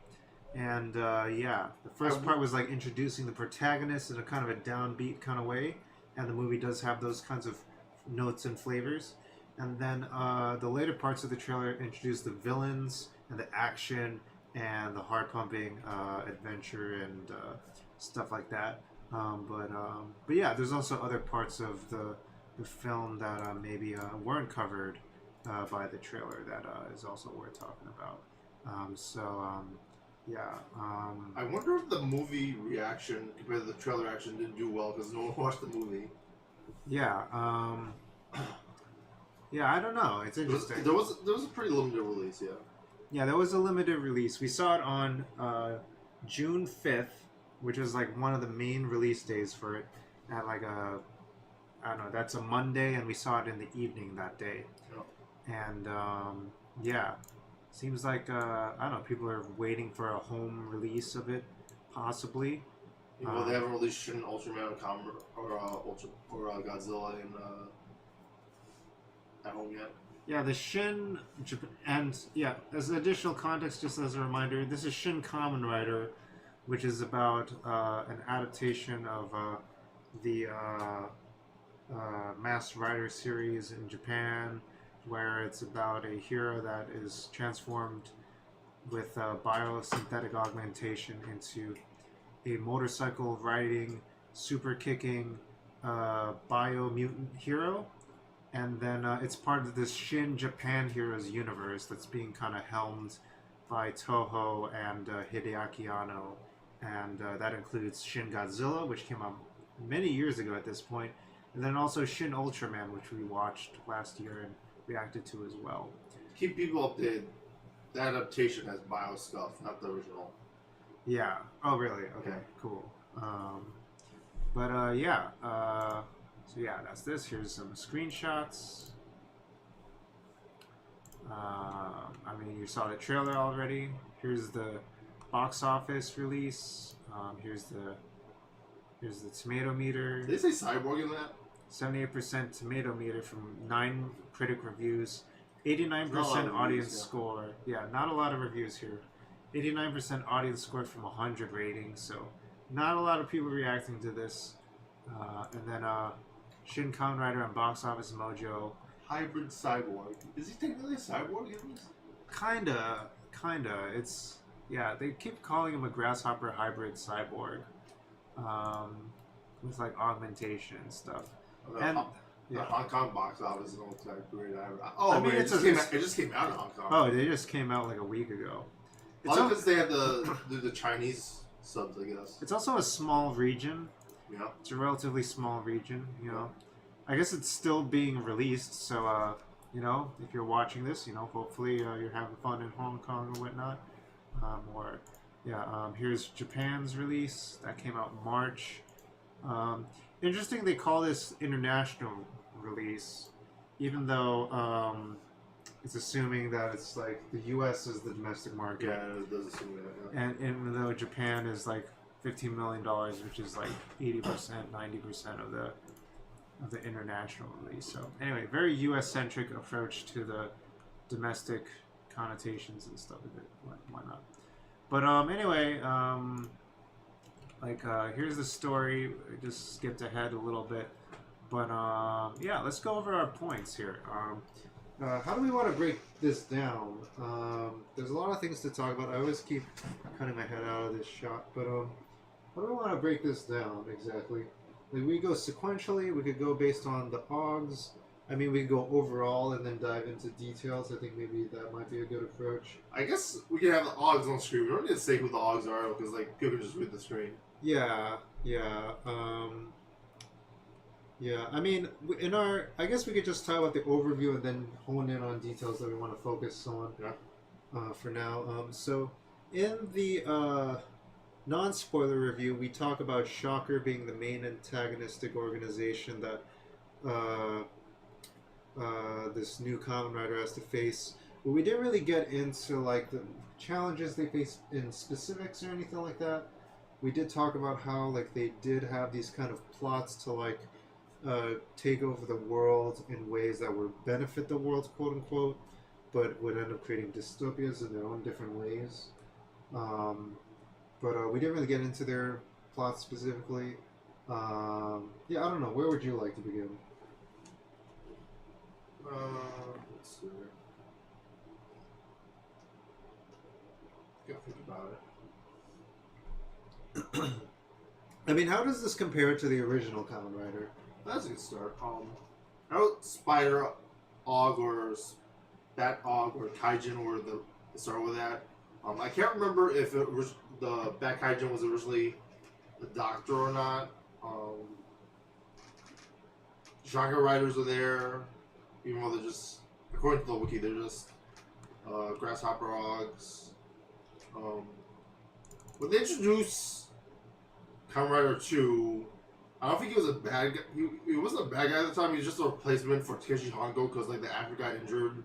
I think in a similar, it might have been a similar way to like how he's injured in the movie as a sort of throwback. Like he injures his leg in a motorcycle accident or something, so they have to replace him. And okay, so it seems like they're like drawing elements from the different series. Yeah. And they structured it such that like it's based around like the origins of this new Shin Kamen Rider, then like the escalation of like fighting the different Shocker members, the different OGs of Shocker, then like the drama building with the characters Ruriko, who's helping him out, the daughter of the scientist. I don't believe there's a daughter of the scientist in the original show, but I don't think she's like an Og or anything. Yeah. Okay. Like in the first episode, she's like, "Oh, you killed my father," because he still got framed by Shocker. Takeshi Hongo sort of gets framed by Shocker to like she thinks like he's the guy who killed her father, and like she has totally different motivations because of that. Okay, so they've readapted her character for this. It sounds like, and then they integrate her into the story of Butterfly Og, which becomes a whole arc in itself. Yeah. Like several mini arcs inside that arc, where she's confronting Butterfly Og, along with Takeshi Hongo, and then that leads to the spin-off with like the redemption of Rider 2, which is Hayato Ichimonji, and then like also like fighting Mantis Chameleon, and then the Grasshopper Ogs, and then like the showdown with Kamen Rider 1 and 2 versus Butterfly Og. So, yeah, that ends up being a very long arc. I felt like that was like, oh, this is going to be a quick arc Like all the other Augs were straightforward, but then Butterfly Aug just becomes this extended like third act of the like I don't know extended sixth act of the film. It sort of felt like that, but not quite as well done as Shin Ultraman did it. With like the different arcs, there's he's the real bad guy. He's the real bad guy. He's the real bad guy. Shin Ultraman. This one, it was like you knew most of these guys weren't the real bad guy till like the end. Right. And this also says you're talking about adaptation. I don't believe Butterfly Ogg's the original bad guy for Kamen Rider, the original series. They use a totally different villain. Right. Yeah. In terms of like structure, like this has a sort of a similar structure to Shin Ultraman, and that it has like a similar like the feeling of like having a whole TV series is set of arcs, like smashed into like one short film, and then it has like 6 acts as a result with like 6 different like main villains or whatever, and then they gotta breeze through it really quickly. And I remember us mentioning I vaguely remember us mentioning during this non-spoiler review how like it did feel pretty rushed, how they're introducing characters like left and right very quickly, and then resolving their arcs. And I think like in this one it seemed to resolve each arc seemed to resolve itself a little too quickly, a little too tidily, and didn't really allow things to breathe a little bit. But compared to Shin Ultraman, and I think that was one of our main things we were saying about this film compared to Shin Ultraman was that Shin Ultraman like it made us made our minds expand and like made us think about like the nature of reality and the nature of like humanity and like what it means to be a hero and like what it means to be an alien and to still fight for people. This movie still has some of those things, kind of like those kinds of mind-bending elements where it's like, oh, okay, what would it be like to like try and create a perfect society, but how could that get twisted? And like, what does it mean to save the soul of a stranger as like a true hero might in this kind of like Shin Kamen Rider like fashion? But even then, it's still like the stakes are much smaller, and it doesn't like land as quite well. Like there's little ways that like it just doesn't add up to the same kind of like lightning in a bottle that it felt like I was feeling with when I was watching a Shin Ultraman. Still pretty entertaining, kind of like Shin Japan Heroes universe kind of thing. But we did mention how it was like, a little bit of a tier, like half a tier lower than like the other Shin Ultraman movies and whatnot, right? Something like that. I feel like Kamen Rider isn't like unlike Godzilla and Ultraman. Even though Godzilla's not the main character of Shin Godzilla, like Kamen Rider titular character is a human, compared to the other two. Right, and speaking of like Shin Godzilla and Shin Ultraman, and like how this compares to those, how this is in the same universe. We did confirm that while doing our research before doing this review, and we mentioned in the non-spoiler like what were there like ties to the other movies? We watched it. We had no idea. We had no idea while watching it, and then now after having like watched it, and now that we can talk about it in the spoiler review. Even though this is not going to make that much of a difference, it's really not going to make that much of a difference. I think we can go to the Wikipedia for this. Sure. So, there's these 2 characters, the government officials, that like reveal themselves as their names as Taki and Tachibana. Tachibana, big important character in season 2 of Kamen Rider. They introduced Kamen Rider 2. Okay, in the original show, I guess. But in the 70s and whatnot. Yeah. But in this movie, these characters, like, I couldn't even tell that they were in Shin Ultraman, but apparently they were characters in that. They didn't even seem like the primary characters in Shin Ultraman as like the government officials. They were like kind of like the lesser of them. But they're there, and they do show this continuity between the films and whatnot. And they do kind of fulfill a similar government official role. So it's not like they're just recast as different people or something. Like with the actor in Shin Ultraman, who's also in Kamen Rider Black, or Black Sun. Right. You remember that guy? I've heard talk about. We're getting to it in a little bit. Yeah, or the recasting of like you're about to allude to, Scorpion Og, who was in Shin Ultraman as like the other prominent individual in that movie, but like, but just completely recast as a different person, even though it's the same. Just because they could put a mask on her. Yeah, they put a mask on her. I don't think her face was that covered in this movie either, and she has a pretty different role, and I guess I couldn't really tell it was her either. But it's pretty interesting. And yeah, I don't know. Yeah, so yeah, I don't know what else to say about the kind of plot details that we want to chew on here a little bit more, because now that we can talk about the spoiler details and whatnot. It is like a TV season's worth of content in one movie. Felt like parts were cut short. I feel like Scorpion Og, they purposely made it long. They purposely cut it that short. Yeah. Cause like otherwise the movie would just be too long. Yeah, I think they like. That worked out pretty well. Yeah, I feel like they didn't want to elaborate on that scene too much. Yeah. But like it did feel like that was like shoved in there almost. It feels like in a more traditional like Hollywood movie, they would have just like cut that even shorter to like cut it completely. Just cut it out completely, and then address we beat Scorpion off screen or whatever. Yeah, exactly, or something like that. Like they wouldn't even like dignify it with like doing footage for it. Oh, it was fun. It was a lot of fun. Yeah. So yeah, her character is like this kind of like, she derives pleasure from killing people in a very like Xenia Onatopp from Goldeneye kind of way, and that was like her character in this. But like she's on screen for like 2 minutes, and then her only purpose is to serve in the Wasp Og kind of arc, where like when they show Scorpion Og, she's like kind of doing nasty things, but then she's just killed very quickly, and then the government officials take her venom, and then later on it's revealed they took her venom to defeat Wasp Og, and Wasp Og also happens to be Ruriko's childhood friend. I guess they go done that to like defeat all the Ogs, right?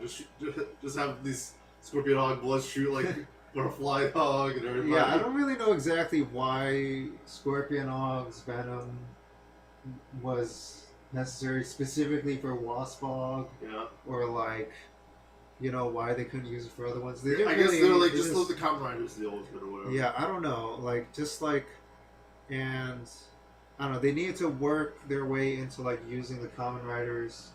Yep. To like getting her to a weakened state to finally use the Scorpion Og venom.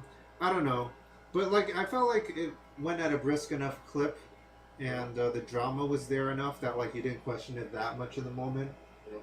But for that kind of detail, there are other things where it like felt like it was falling a little flat just because of the pacing and stuff. But like that detail itself is not that big a deal while watching it or whatever. Yeah. It's the kind of thing that you think about afterwards and you ask yourself, but I don't know if you think about it that much. But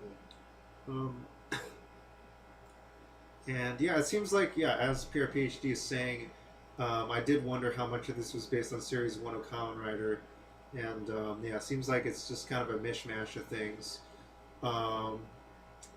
And yeah, story wasn't kind of super interesting. I felt like some of the most interesting parts were the concept of an AI trying to learn from humanity. Yeah, like Shocker was like, we're trying to achieve full happiness. Right. And like talking about like how pain, happiness, and they just say it like a million times in the movie. Right. It's and then they reveal the name for Shocker, meaning Sustainable Happiness Organization with Computational Knowledge Embedded Remodeling. And there's no way. I forgot about that. There's no way I'm gonna remember that. It doesn't trip off the tongue at all. But I felt like almost as if like I guess they shoved that in like post production or something. They're like, oh, we got to add this like AI aspect to the film, as if like it wasn't even in the film originally in the script or something, or if they added it in a late stage in the script or something or whatnot. It felt like kind of added in, but I don't know. I felt like that. There was like interesting dialogue with that Scorpion, Spider Og's dialogue when they were trying to ship. Was it the two main protagonists in the phone? Like, I think the dialogue with that, with the philosophy and everything was interesting. The Shocker name, like, it's supposed to be like Shield or Spectre, we're supposed to stand for something. Yeah, exactly. Just for that. Yeah, it's always got to start with an S. And there you go, too. And it's got to have roughly 5 to 7 letters. There you go. Yeah, there's like weird dialogue in this, like, insects and humans are the most evolved creatures on Earth. And, I don't know, they just show, they have like lots of little dialogue things in there like that like they don't quite complete the idea or something. I don't know if it's because of the subbed version of it or something. I don't know, it doesn't feel like Quentin Tarantino dialogue, I'll say at least. It does or doesn't? It does. It does. Yeah, it does feel like there's banter and it moves pretty quickly. But I feel like sometimes, like, some of the, like, I don't know, more plot or world... I feel like maybe this is the word I'm looking for. I feel like the world-building aspects on this film kind of, like, were, like, lacking a little bit. Like, how they, like, complete the ideas of things a little bit. It could have went a little bit further in terms of, like, you know, explaining the thought of, like, insects and humans are the most evolved creatures on Earth. So then, why this grasshopper, then? Like, and they said, like, humans were the most savage creatures on Earth, and then insects are the most flighty, like grasshoppers are the most flighty creatures on Earth or something. And then combining the two, it's going to be the most evolved bio cyborg or something. I don't know. I'm glad they did it, though. I'm glad they said something to address why he's a grasshopper hybrid person. Like, if they didn't say anything at all, that would be even worse. Yeah.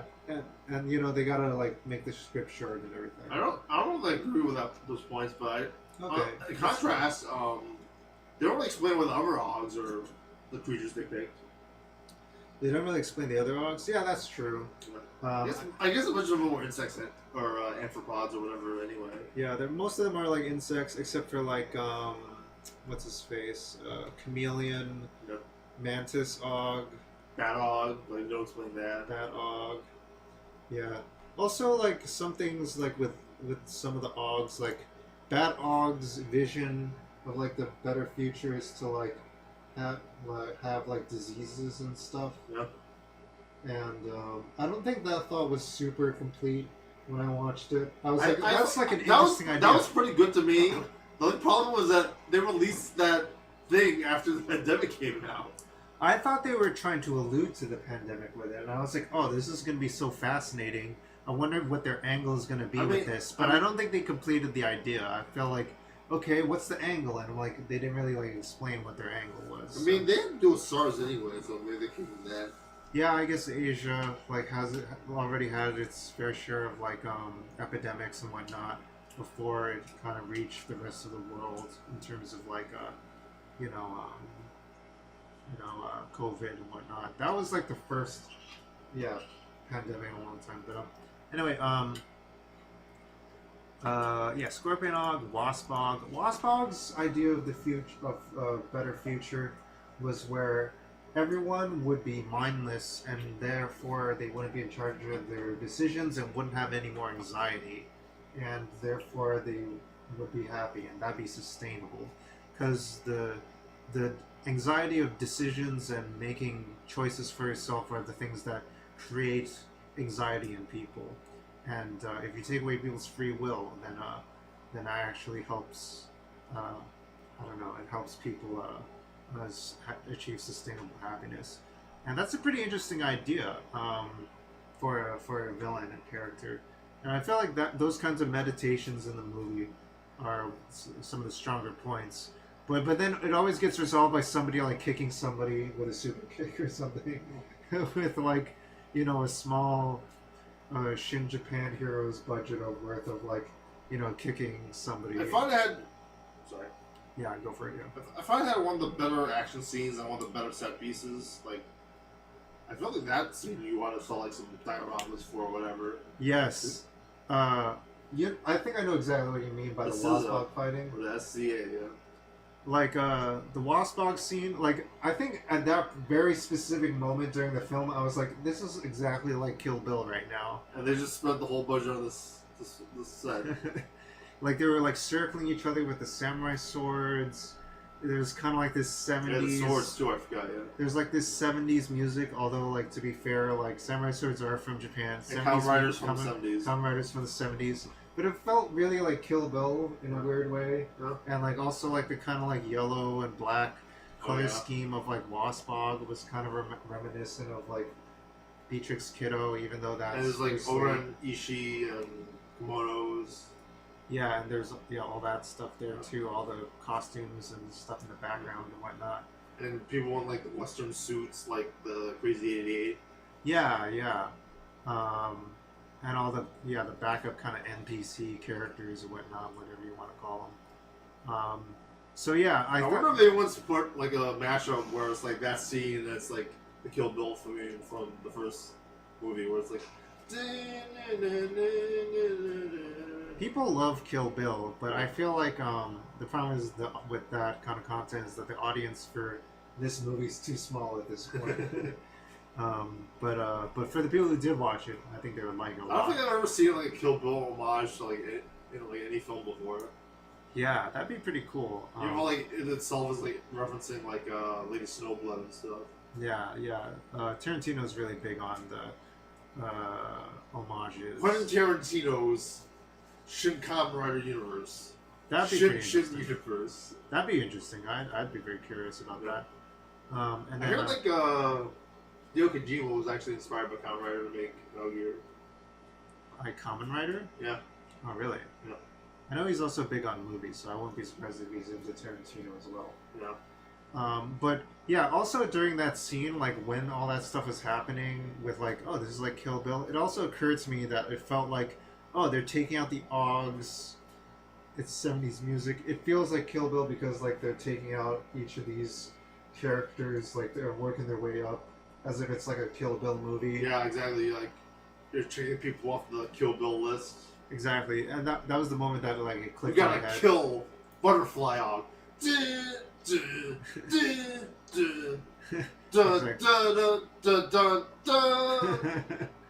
Yeah, and then that was terrible. It's very entertaining, Wyatt. It was entertaining. It was very entertaining. But I can't do much better than that, honestly. I gotta tell you. I knew what you're doing though, exactly. But yeah, it also reminded me. I can't read the screen black and white and red. Like, you really can't. You really can't beat like a Tarantino edit like that. But then there was like also the fact that it was like it reminded us of a James Bond film at the same time too, with a lot of those kinds of. Yeah, like, some of the Kill Bill aspects with like the Ken Adams sets and stuff. Yeah. Yeah. Spectre, Daniel on top. Yeah. The goals of the organization, like trying to be philosophical, like it's pseudo or it doesn't make sense or whatever. Yeah. And then maybe like it had a little bit of elements of like a Cyborg 009 Shitaro Ishinomori thing with, I guess it's by him, but where it's like. It sort of isn't. Where like it's like, oh, like do you want to defeat me? We grew up together, that kind of thing. And then they're trying to save each other and all that. Where why don't you join? I guess they have like episodes like that in the Cyber 09 episodes, yeah. Yeah. I mean, I find like Shin Kamen Rider the least Shitaro Shinomori-ish adaptation of Kamen Rider, yeah. I remember you mentioning like when you're here for a Shotaro Shinomori thing, you want certain elements. I don't know if you want to say them on camera, but like you're looking for certain kinds of elements. The political 1945 elements of defeating the bad guys, basically. Yeah, and then like we can go back to the beginning even. Like normally in like Go Ranger and Kamen Rider, you have like main characters like a whole nation's destroyed. There's like a survivor, and then like survivor gets turned into a cyborg by like the bad guys, and then he escapes or she escapes, and then tries to defeat the bad guys with like the own cyborg powers that he uses to like get revenge on them and stuff. Yeah. I guess this still has a lot of those like you know, he's the hybrid survivor, cyborg guy. Yeah, I felt like some of that could have been like from the Shin Kamen Rider that we watched in like 80s or 90s, I think, yeah. Was bio instead. Yeah. But like maybe the difference in this is that it doesn't have like the 1945 political aspects and whatnot. Which is very, I don't know, he doesn't always do that, but like that's what I was sort of like key and Shin Kamen Rider. It's like it's like the 2020s and like it feels like current events, like it's coming back. Yeah, the resurgence. Like, it felt like a really good time, but I don't know. I guess they already did it in Kamen Rider Black Sun, and they didn't want to do it twice or something. Yeah, in Kamen Rider Black Sun, they kind of manifested it as an allegory for like cultural xenophobia and stuff like that, and racism in the U.S. Yeah, they were even invoking like, you know, this is a spoiler for that a little bit, but it's like they were even invoking George Floyd with that series. But with this, they kind of like allude to it a little bit with these kind of like plots where they're trying to create this perfect society, but maybe it like kind of goes too far, where like it becomes so sci-fi that it's not even it can't even map as like an allegory for like a ends justify the means. Okay. That's what you meant on the screen about like fascism and like I guess like genetic engineering and stuff. Yeah, social Darwinism, that kind of thing. Yeah. Or like, yeah, I feel like that didn't occur to me. Like, so it could be an adaptation of sort of Shinomori's work that I just didn't think about. Yeah, maybe it does it. Yeah, in that kind of sense it is, but like maybe it's trying to take it like several steps further, and maybe like too many steps further, because it's like, I don't know. That would be a really interesting problem to have if we had like the ability to remove people's free will or something, or whatever. That's what you mean. You know, but like that's not what we have like so many issues. Like anti-democracy or whatever. Huh, interesting. Yeah. Maybe we are kind of dealing with that a lot. This happens in other films too. Happens a little bit in you know, like they become like more powerful like physically, so that they feel like they're better than everyone else. Yeah, this kind of happens in MCU's Black Widow a little bit, actually, where it's like the concept of free will being degraded and eroded over time as like a contemporary issue, and maybe it's alluding to like social media and stuff like that to some degree. But yeah, some of these other ones are yeah, I don't know, like maybe they're lesser kind of forms of this.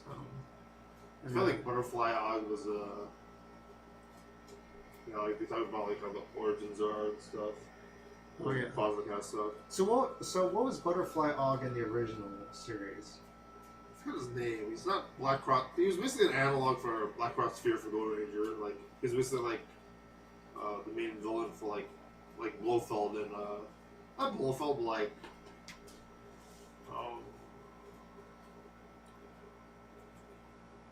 it's sort of like a replacement for Hitler, basically. Okay, and then what was his kind of plot? He's like, we gotta wipe out the weakness in society, blah blah blah blah blah. We gotta take over the world, yeah. Okay. And what's everything I had to say? I forgot. Okay. So then, in this one, they readapt Butterfly Og to his plot being like, we'll make everyone happy by bringing them into like a world of dreams and illusions and like this. You'll be outside of your body or whatever. In a cyber utopia or whatever. Yeah. And that's also kind of a contemporary concern. I guess that has to do with AI stuff, I guess. Yeah, it's kind of something that people are wondering about, yeah. Like what what's his name said? Like Transcendence or whatever. Transcendent Man. Yeah. Ray Kurzweil. Is that him? And I like the Japanese writer too. Yeah, Michio Kaku probably. Yeah. So yeah, I mean yeah, that whole aspect is yeah, it is pretty contemporary. It's on people's minds, I think, in some way or another, or it's on the minds of like, you know, philosophers thinking about like the future of technology and its implications for humanity and whatnot. Yeah, like it's a thing people are thinking about. and yeah, but I also feel like there's a lot of issues that we're dealing with that are very practical that don't even invoke those things, like um like uh like the things faced in like Kamen Rider Black Sun. But but I guess like at the same time, you know, you got these tech bros thinking like we'll solve it with computers, and we're gonna use a butterfly og kind of plot to you know, now we don't have to worry about the physical world anymore. Now that we have computers to solve everything, and we're gonna use our silicon chips to like solve all that. So yeah, nothing like tech bros. Metaverse and AI and all that stuff. Well, you know, I mean, you know, there's discrimination in the real world, but if you're a Bitmoji character, can you be discriminated with? And, you know, your NFT is just as good as anybody else's in the digital marketplace, you know? Your money's no good here. Well, I have an NFT, so... You're the caretaker. Yeah, is that... July 4th. Okay, that's, you're talking about The Shining. Okay. Anything else we gotta talk about in particular? Oh yeah, the Takeshi Hongo storyline. They just kind of put. He's like driving this whole movie, where like just the events of the film just kind of presses upon him this responsibility, and he just kind of rides with it the whole time. And then it's not until, and you're kind of wondering after a while, like, why is he doing all this for like random people and to save humanity and stuff? And then like at the very end of his arc, they explain like that his father was a police officer, and he was willing to save the life of a stranger, and even until his last dying words, like he was still worried about the crowd and the stranger. Even though the stranger was having issues and stuff, in like this kind of mass violence kind of way, that's like kind of something people are more concerned about. I feel like if Scorsese did the film, he would portray it in like a Catholic faith type of way. Oh, interesting. Yeah, I feel like this is. I wonder. I feel like maybe this is more of a Japanese sensibility kind of approach to it, where it's like, you know, there's a sense of community and stuff like that, where you worry about everyone as a whole, and you're very selfless about things. And, or like honor or something, maybe. Yeah, and like, and then even the son feels this resentment towards his father for like not considering his own family and stuff, and but you know, he was willing to like live up to his father's virtues to the end, and like, man, that really moves me. I've like that even like a month later, I've really turned this line in my head where Hongo is talking to Butterfly Og, and they've like, it's over between them. They're both gonna die. But then even Butterfly Og is saying, you'd be willing to sacrifice your life to save the soul of a stranger? Oh man, that gets me.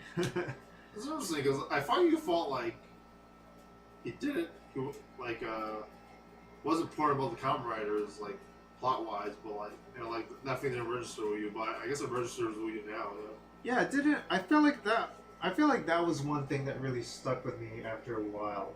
Like, it's like in the end, like that was his only thing. I guess it was like late in the film, but like, yeah, it was pretty important for that character. Yeah, I think maybe that was like maybe the whole. I mean, can I just give my thoughts on it, having no previous experience? Oh yeah, sure, go ahead. Yeah, I think that's easier for you because like, there's no way you can spoil it. Yeah. Yeah, I can't spoil it at all. Yeah. How this compares to something like Kamen Rider Black Sun,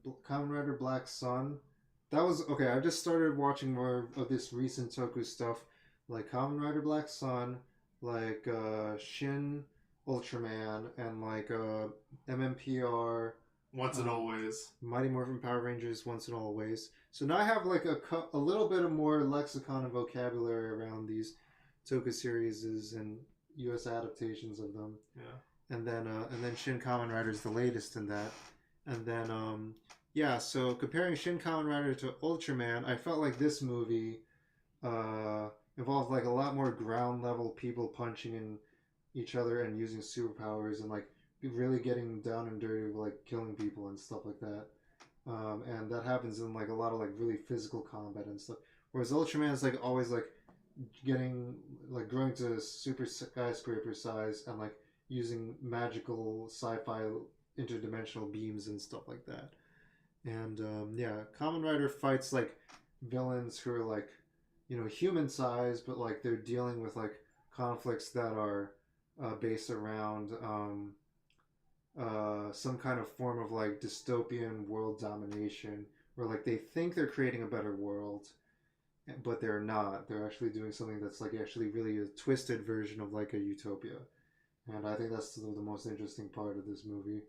But then it ultimately boils down to like Kamen Rider like kicking people or something like that as the solution for the most part. Um, and then in Kamen Rider Black Sun, that one was also more ground level compared to Shin Ultraman, but involved like uh, more like each person was like on a more even level, where like it was more based around like discrimination and the allegory of like kaijin versus non-kaijin. And here they have augs, which only describes like people. There's sort of like the kaijin thing in Kamen Rider Black Sun. Yeah, but there's not everyone with like kaijin powers in this. In the Kamen Rider Black Sun, it's like there's literally a whole swaths of the population are kaijin versus non-human. In this, there's only like a few augs in the world or whatever, and then they're only part of like these small parts of like society or whatever, and they're like trying to like do good or bad things or whatever. It's part of these science experiments and stuff. So that's like a key difference from that to this. Yeah. I don't know. Do you feel like these are like fair enough things to say without getting into too many spoilers? Do you feel like that's I feel fair like it could be a little bit into the spoiler territory, actually. Yeah. I feel like these are base premises things of these things, I guess. It's very light spoilers, yeah. I mean, these are very light spoilers, Okay, so how would you say it then? I would just say it might be a spoiler. Okay, well, how would you prefer to? Let's see.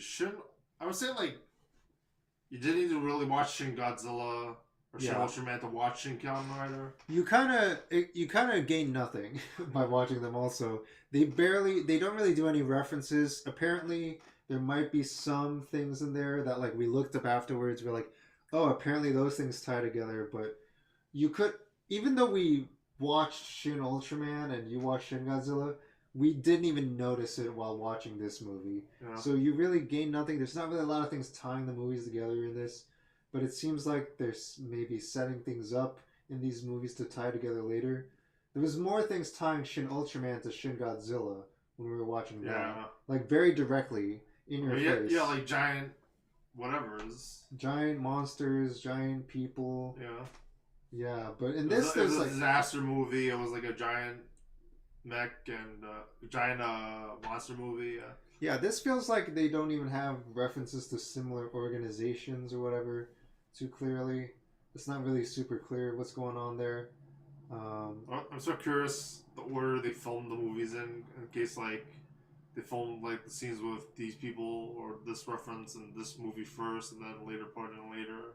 Right, that was something we talked about, was like maybe they were trying to film this one really quickly to cash in or whatever, or maybe it was supposed to like follow up from Pandemic or something. And like I didn't mention this earlier, but like maybe this was supposed to follow up from Pandemic to fit in with Hideaki Anno's schedule or something like that. So maybe that affected like why this felt like it might have been a little more rushed in terms of the script or something. Yeah. But yeah. So yeah, like this movie felt like it was like, I felt like I had very high expectations going into this movie. Yes. I think that's maybe the main non-spoiler thing is to lower your expectations of this movie. Yeah, I would say it's bad, but like lower your expectations definitely. I really liked Shin Ultraman. Yeah. And it was dealing with so many different themes, like government bureaucracy and themes of humanity and the nature of like space and universe and time, cosmic issues, sci-fi. This goes like it kind of touches upon ideas of like, oh, what if you were to take utilitarianism to an extreme of like ends justifying the means, and the villains all have their twisted plans and stuff. But it doesn't get that deep into them, and they already move on to the next stories very, very quickly. So that could have been like a missed opportunity. Like sometimes they're like, oh yeah, this is the most powerful force in the world. You know, they'll just bring that up, but then they just skip over it, and then it just turns into like a supervillain plot. That's like very typical or something. So like that could have been really interesting. Why didn't they do something with that? But yeah, so I don't know. Like it felt like it still feels like this caliber of like golden age of tokusatsu we have. Yeah. But like everything considered, it did feel underwhelming. It didn't feel like it was the best. Like, it felt like they were going for. It felt like even though it wasn't quite like this plot wise, like Shin Ultraman was like the Empire Strikes Back of the trilogy, and like this one was a step down. Yeah. So like it's still in the same league, but on a lesser peg on the league or whatever. Yeah, actually, I talked about this. I would consider like Shin Ultraman, Kamen Rider Black Sun. I forget what else. S or A tier, and this would be like A or B tier. Yeah, that's a good way of putting it. Yeah. But like it's still like it's something that's like fitting the modern era or whatever. It's not like the 70s whatever. No. But also like you have thoughts on that too, right? Right. Yeah. Keep in mind, like he doesn't watch that much tokusatsu. I've watched some really bad Power Rangers, like the worst things you could ever watch. This is nowhere close to that.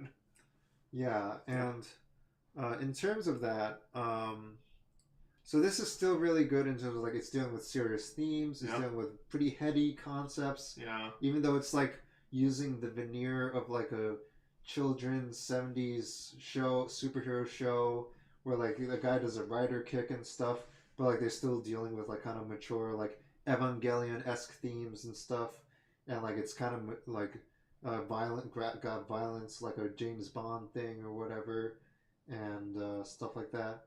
And it's like, you know, kind of got like a PG-13 R rating kind of thing instead of a PG thing going on.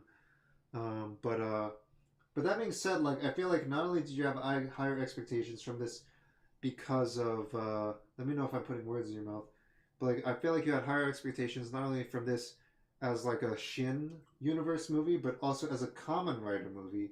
Because Kamen Rider things, from what you've told me about it, you keep telling me about how Kamen Rider deals with like, you're dealing with like really dastardly kind of villains who are like, you know, just straight up like, beyond just ends justifying the means supervillains, but like just straight up like fascists and stuff like that kind of thing. I don't know how else to put it. That's a very interesting way of putting it. I'll end on that note for the non-spoiler review, and then later on when we come to the spoiler review, I'll touch on that point.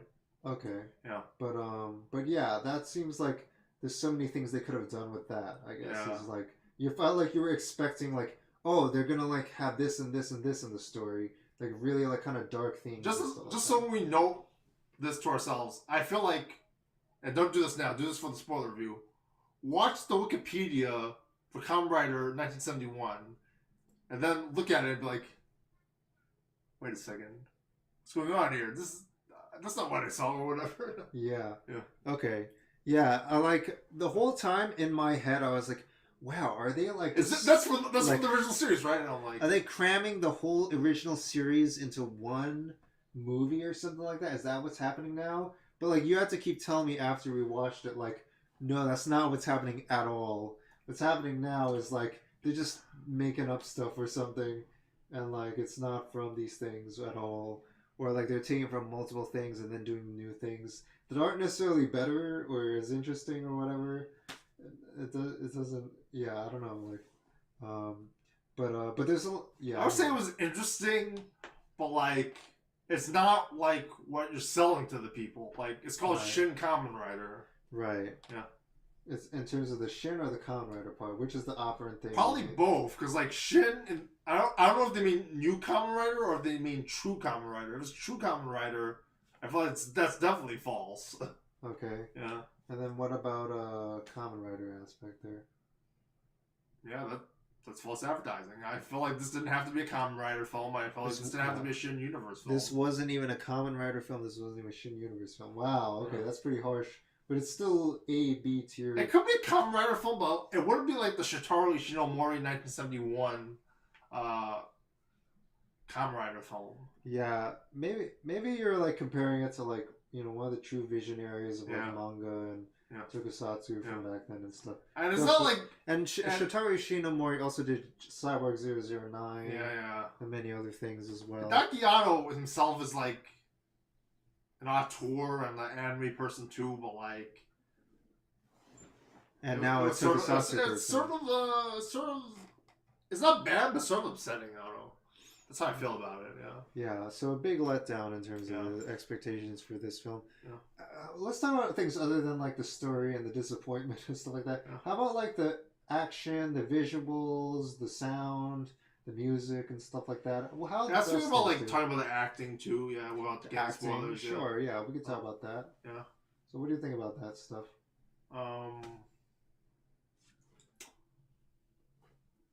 I felt like the characterizations, without spoiling too much, the characterizations of the two Kamen Riders was disappointing. I won't tell about the length they were in it either, but it was disappointing, and I'll leave it on that note.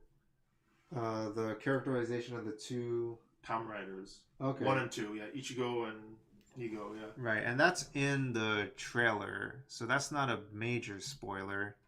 Yeah, like they don't spoil that 2's gonna be in this movie, and I'll get into a little bit more about that in the spoiler review.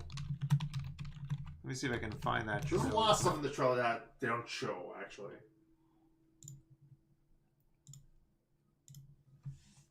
Whoops. So, like, we see them here. See one of them. See the other. See them meet. They're in the trailer. There's two guys with the bikes. I wonder is that like Mount Fuji or something? I wonder what that is. Yeah, I really was wondering what that mountain was. I mean, Japan has a lot of beautiful mountains. Yeah, it's from the islands and the volcanoes and everything. And then some things they showed were just straight up shot for shot things from the original 1971. I made a mistake of who I thought Spider Og was going to be for one of these. Okay. And we can talk about that in the spoiler review. Okay. Yeah, let's just see a little clip from this just to break things up a little bit here. Yeah. Get some cool audio here. There's a bunch of characters that we got to see in the movie.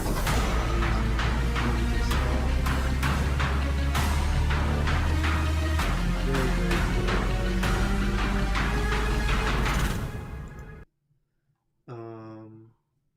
So, yeah,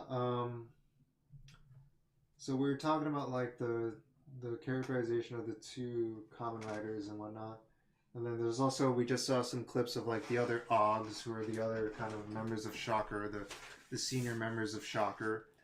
I feel like each Shocker member has their own kind of distinct vibe to it. Very kind of cartoony, comic book villainy, kind of like the game character. Very dramatic, like theater, kind of playing to the back of the theater crowd, kind of acting.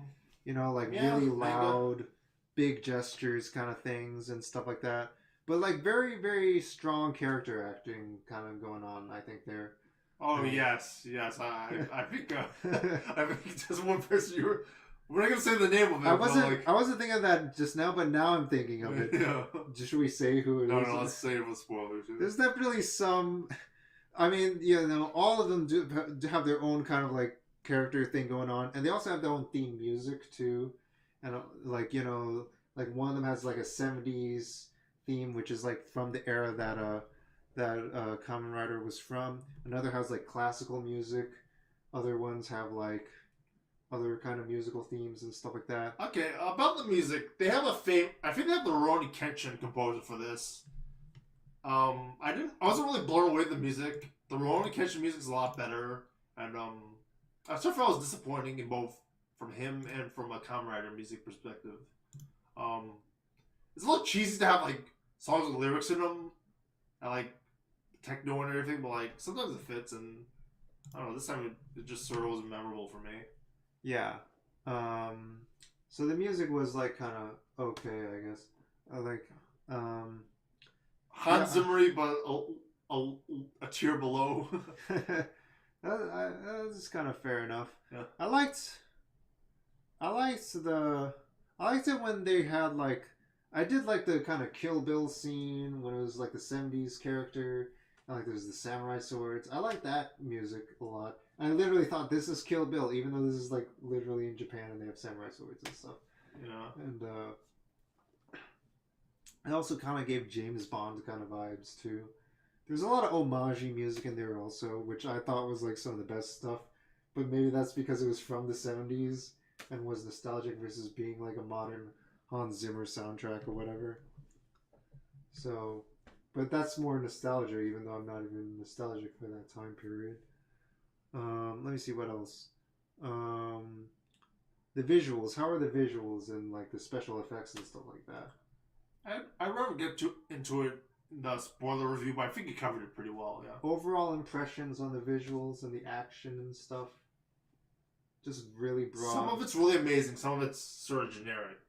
Yeah, I would say like there's a few scenes that are like, okay, this is really cool. But like I feel like a lot of it's like obscured by like some of this they did, and the revenue and the box office of the film in Japan was only like $15 million.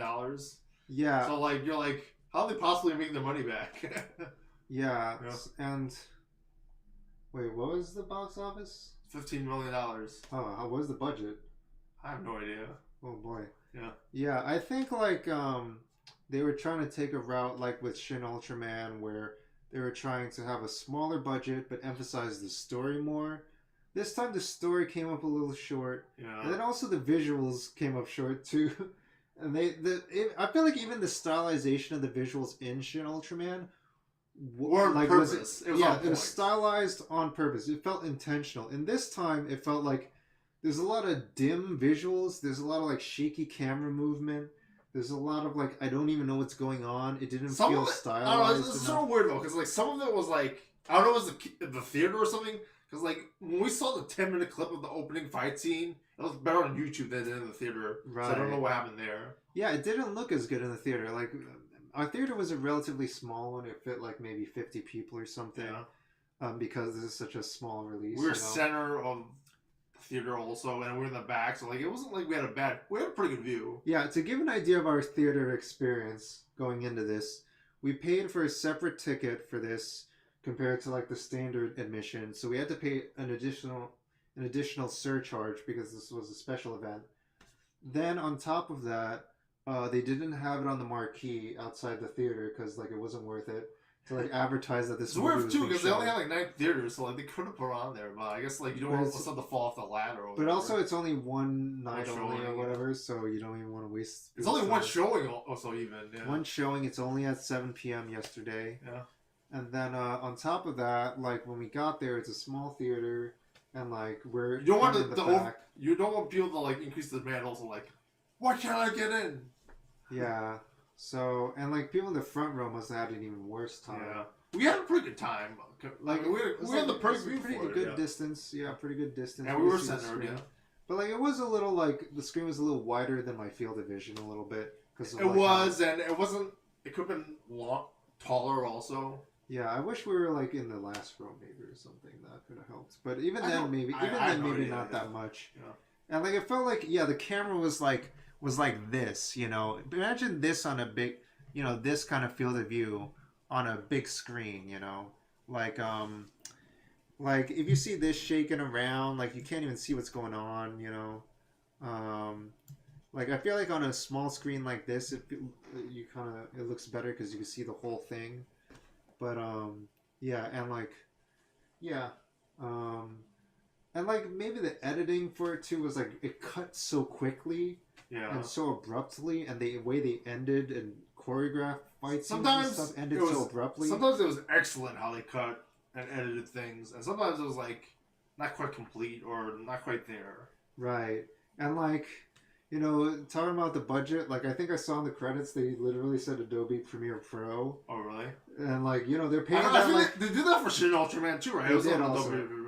They did do that, and like I think even parts of Everything Everywhere All at Once was in Adobe Premiere Pro also. Yeah. But you know, they're really getting their mileage out of that, like. You know, $55 a month to make this movie. I mean, they're not making like $1 billion off this movie. This is one theater. the problem, there's a big theatrical problem with this film. Like, Ultraman was, like, everywhere, whereas Kamen Rider was not in that many films. There was only, like, 10 films in New York City, whereas, 10 theaters, yeah. Yeah, what is it? My apologies, sorry. And, whereas Ultraman felt like 20 or 50 theaters or something. Like, it felt like a lot more. Yeah, I felt like there was... I mean... And I heard this is a problem everywhere. Yeah, I feel like Ultraman had more of an audience in the U.S. maybe. No, definitely not. Definitely not. So did Kamen Rider have a bigger audience in the U.S. than Definitely Ultraman? does. Really? I wouldn't even know. Okay. It has a pretty large audience. From the audience reaction, did you gauge online, like, were people, like, upset that there weren't more showings or something like that? Or anything like that? People were like, what's going on here? Yeah. People were saying that online, that was what the buzz was going into the limited showings. Okay, I mean, like, if we really got enough people to go to this, maybe then, and enough people clamoring online for it, you know, maybe they'll have more showings, you know? Yeah. Like, they did have more showings than Ultraman. Also, this was the sub. They didn't have a dub at all for this. Okay. Yeah. Yeah, it was a sub. And then in the sub, they kept saying, even though the movie's called Shin Kamen Rider, the sub kept calling him Masked Rider. You know, even though Masked Rider, like, the show... Hideaki Anno's Masked Rider. Very confusing. Dun, dun, dun, dun, dun, dun, dun, dun. This is the theme song. Yeah, can we find that clip? Yeah, go ahead, yeah. We're going to get a copyright struck probably, but I'm just going to show, like, the image of it. For sure. I'm just going to show the intro a little bit. There you go. Okay, I'm going to mute this. So this is what we saw in the U.S. You know, this show with this guy. This is the intro. He's biting into a thing. Yeah, and that ruined the entire show with that one clip of him doing that in the show. This is Masked Rider, for those of you. So somehow they were trying to associate Shin Kamen Rider with this TV show. Very clearly unrelated. Also, like, Shitari Shinomori himself distances himself from the show. Does Kamen mean masked? Yeah. It means mask, yeah. Okay. It means mask, not masked, yeah. But just, like, to localize it, I guess they said masked. Okay. Also, look at Shin Kamen Rider 1986 or whatever. Like, they gave it the same title that Toei did.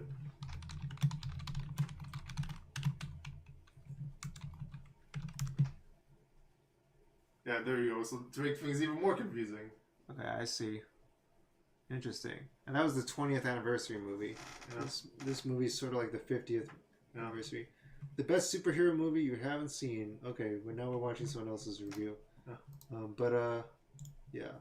Let me see. We're at about 29 minutes now, coming up to half an hour. Yeah. For part 1. Yeah. Yeah, there's definitely... Like, maybe we'll wrap up on the action, and then we'll continue on part 2 after a break or something like that. Yeah, sure. Just the action I really didn't like outside that the one thing that was like the Spielberg one. Other than that, I really didn't like the action for this film. Yeah, there's one really good, like, as you're saying, Spielberg oneer. Yeah. That's like a single uncut kind of action fight sequence.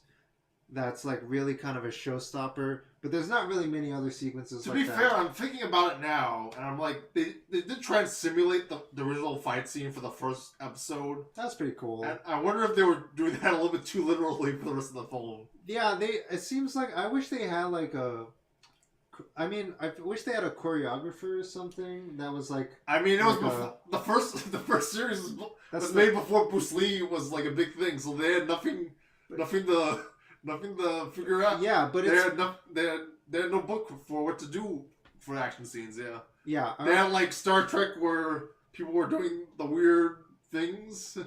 Yeah, like chop. But it's been 5 decades since that. Yeah. But there's so much work that's been so much progress that's been in the... I mean, maybe that's Hollywood film standards or whatever. Yeah. But maybe also at the same time they were taking cues from like Hollywood style, like, you know, shaky camera, super zoomed in, cut too much kind of fight sequences and stuff. They did a lot of interesting camera stuff, but outside the oneer, there wasn't too much interesting filming for the fight choreography. I like to. And like sometimes you have that in Kamen Rider, but like it just didn't work at all for this film in my opinion. I did like even the TV series and stuff. One other fight scene that I felt kind of works, but I wish it kind of went further, but kind of did work a little bit more. Was in the one of the final fights. Yeah. Where like they're just like kind of clamoring all over each other, and like they're having this intense dialogue. And like it's more about like the conflict that they have internally and emotionally. Yeah. And they're not really punching; they're just kind of wrestling for a while. And I felt like you could feel the emotion there. That one kind of worked for me, but but that was less about the choreography at that point. And all of the other fight scenes are like about like super cool kicks and like super awesome like special effects and stuff. I actually, now that you mentioned it, I feel like the Kill Bill fight scene was alright. Yeah. Probably because like they were just copying something. Yeah. And then like a lot of the fight scenes end up cutting down to like like super kicks or something. I do sort of enjoy the spider, the first one, the spider one actually. I think about it. I don't really remember that one too well at this point because I feel like that's how you do a spider og fight scene. That was actually pretty accurate. Actually, was it because of all the other guys? You toss them, you do the kicks, and that's how you do it. Yeah. I wish they had more of that kind of stuff going on. Yeah. A lot, but like they want to. I feel like they kept trying to mix it up throughout the movie. They have a nice different amount of enemies so that you can change it up, which is nice. Yeah, and. That's probably why they had them all animal based, without saying too much. Because Then the other major thing I want to say, in terms of non-spoiler stuff, is that like Shin Ultraman, in terms of like how many villains there are, how many arcs there are, this is a movie that has like so many different things packed into one movie, like a whole season's worth of stuff packed into one movie. That like. It's like, oh, here's another thing. And then in this thing, we thought we were fighting this guy. We're going to fight 3 more guys. And then 20 more guys. And then we're actually going to finally fight him. But also, we also went all the way back, and now we have another guy joining us. I thought this was the last arc. I wonder if it's like he did this like in Ultraman, so he felt like he had to do the opposite in Kamen Rider. Yeah, I don't know. Was Shin Godzilla like that at all? Shin Godzilla was like a less smart version of. It's not dumb, but it's like not as good as Shin Ultraman version. Yeah. Okay, interesting. It's really interesting hearing all this stuff, comparing it all to Shin Ultraman, because like I just ran into somebody the other day. Most people don't talk about Shin Ultraman. This guy was talking about Shin Ultraman. He didn't like it that much. He was like, it was an okay movie. But, yeah, I don't know. Yeah. Maybe just too fancy for certain kinds of things or whatever. I thought it was great. But, good to hear, yeah. But, yeah, I don't know. Yeah, this could have... needs improvement, I wish they had, like, 50% more budget and time to work on this movie, Yeah. How would I fix it? I guess I'll get to that in the spoiler review, yeah. Yeah. Okay, well, maybe we'll leave off on that for the non-spoiler review stuff. Okay. And, yeah, kind of slightly mixed feelings, but still overall still in the same tier, just like a lower peg of the same kind of like Shin universe kind of things. Yeah. And, this tokusatsu movie boom in the 2020s, or specials boom in the 2020s. Yeah, I think it's still a very interesting time. I think this still sets up a lot of potential tie-ins with other movies. That's maybe probably part of the problem of the cinematic universe formula is like, even though this movie wasn't that good, it's still going to tie into the other movies, so you should still probably watch it or whatever. Is that what it is? I guess it is now, right? It's the Tokusatsu cinematic universe now. It's just one episode of like the whole series. So you gotta watch all of them, So eventually they gotta do like crossovers, right? Yeah, like they gotta do crossovers. Godzilla x Ultraman x Kamen Rider x whatever. Yeah, except Ultra Q. Yeah, except the problem is that each of these movies cost like $5 million to make or whatever, compared to like a $200 million Marvel movie or whatever. Yeah. So, anyway, and I guess they do crossovers for the TV show. Yeah, I guess so. Yeah, yeah. I'll leave you to talk about that. But But yeah, let's wrap up on this part. Wow, we're at 36 minutes for a non-spoiler review. Surprised we made it this long. Yeah. Yeah, we need a break after this. I could probably use the water, yeah. Yeah, but yeah, stay tuned for the spoiler review. That'll be in part 2. Yeah. And yeah, my throat is very dry. My throat is very dry too. All right. Yeah, all right, but PRPHD out. Yeah. Mudita heart out. Happy watching, and we'll see you on the other side. Happy watering. Yes. Yeah, happy watering. All right, take it easy. Take it easy. Bye. Be able to tune in real soon. Or start the stream. Yeah, the stream.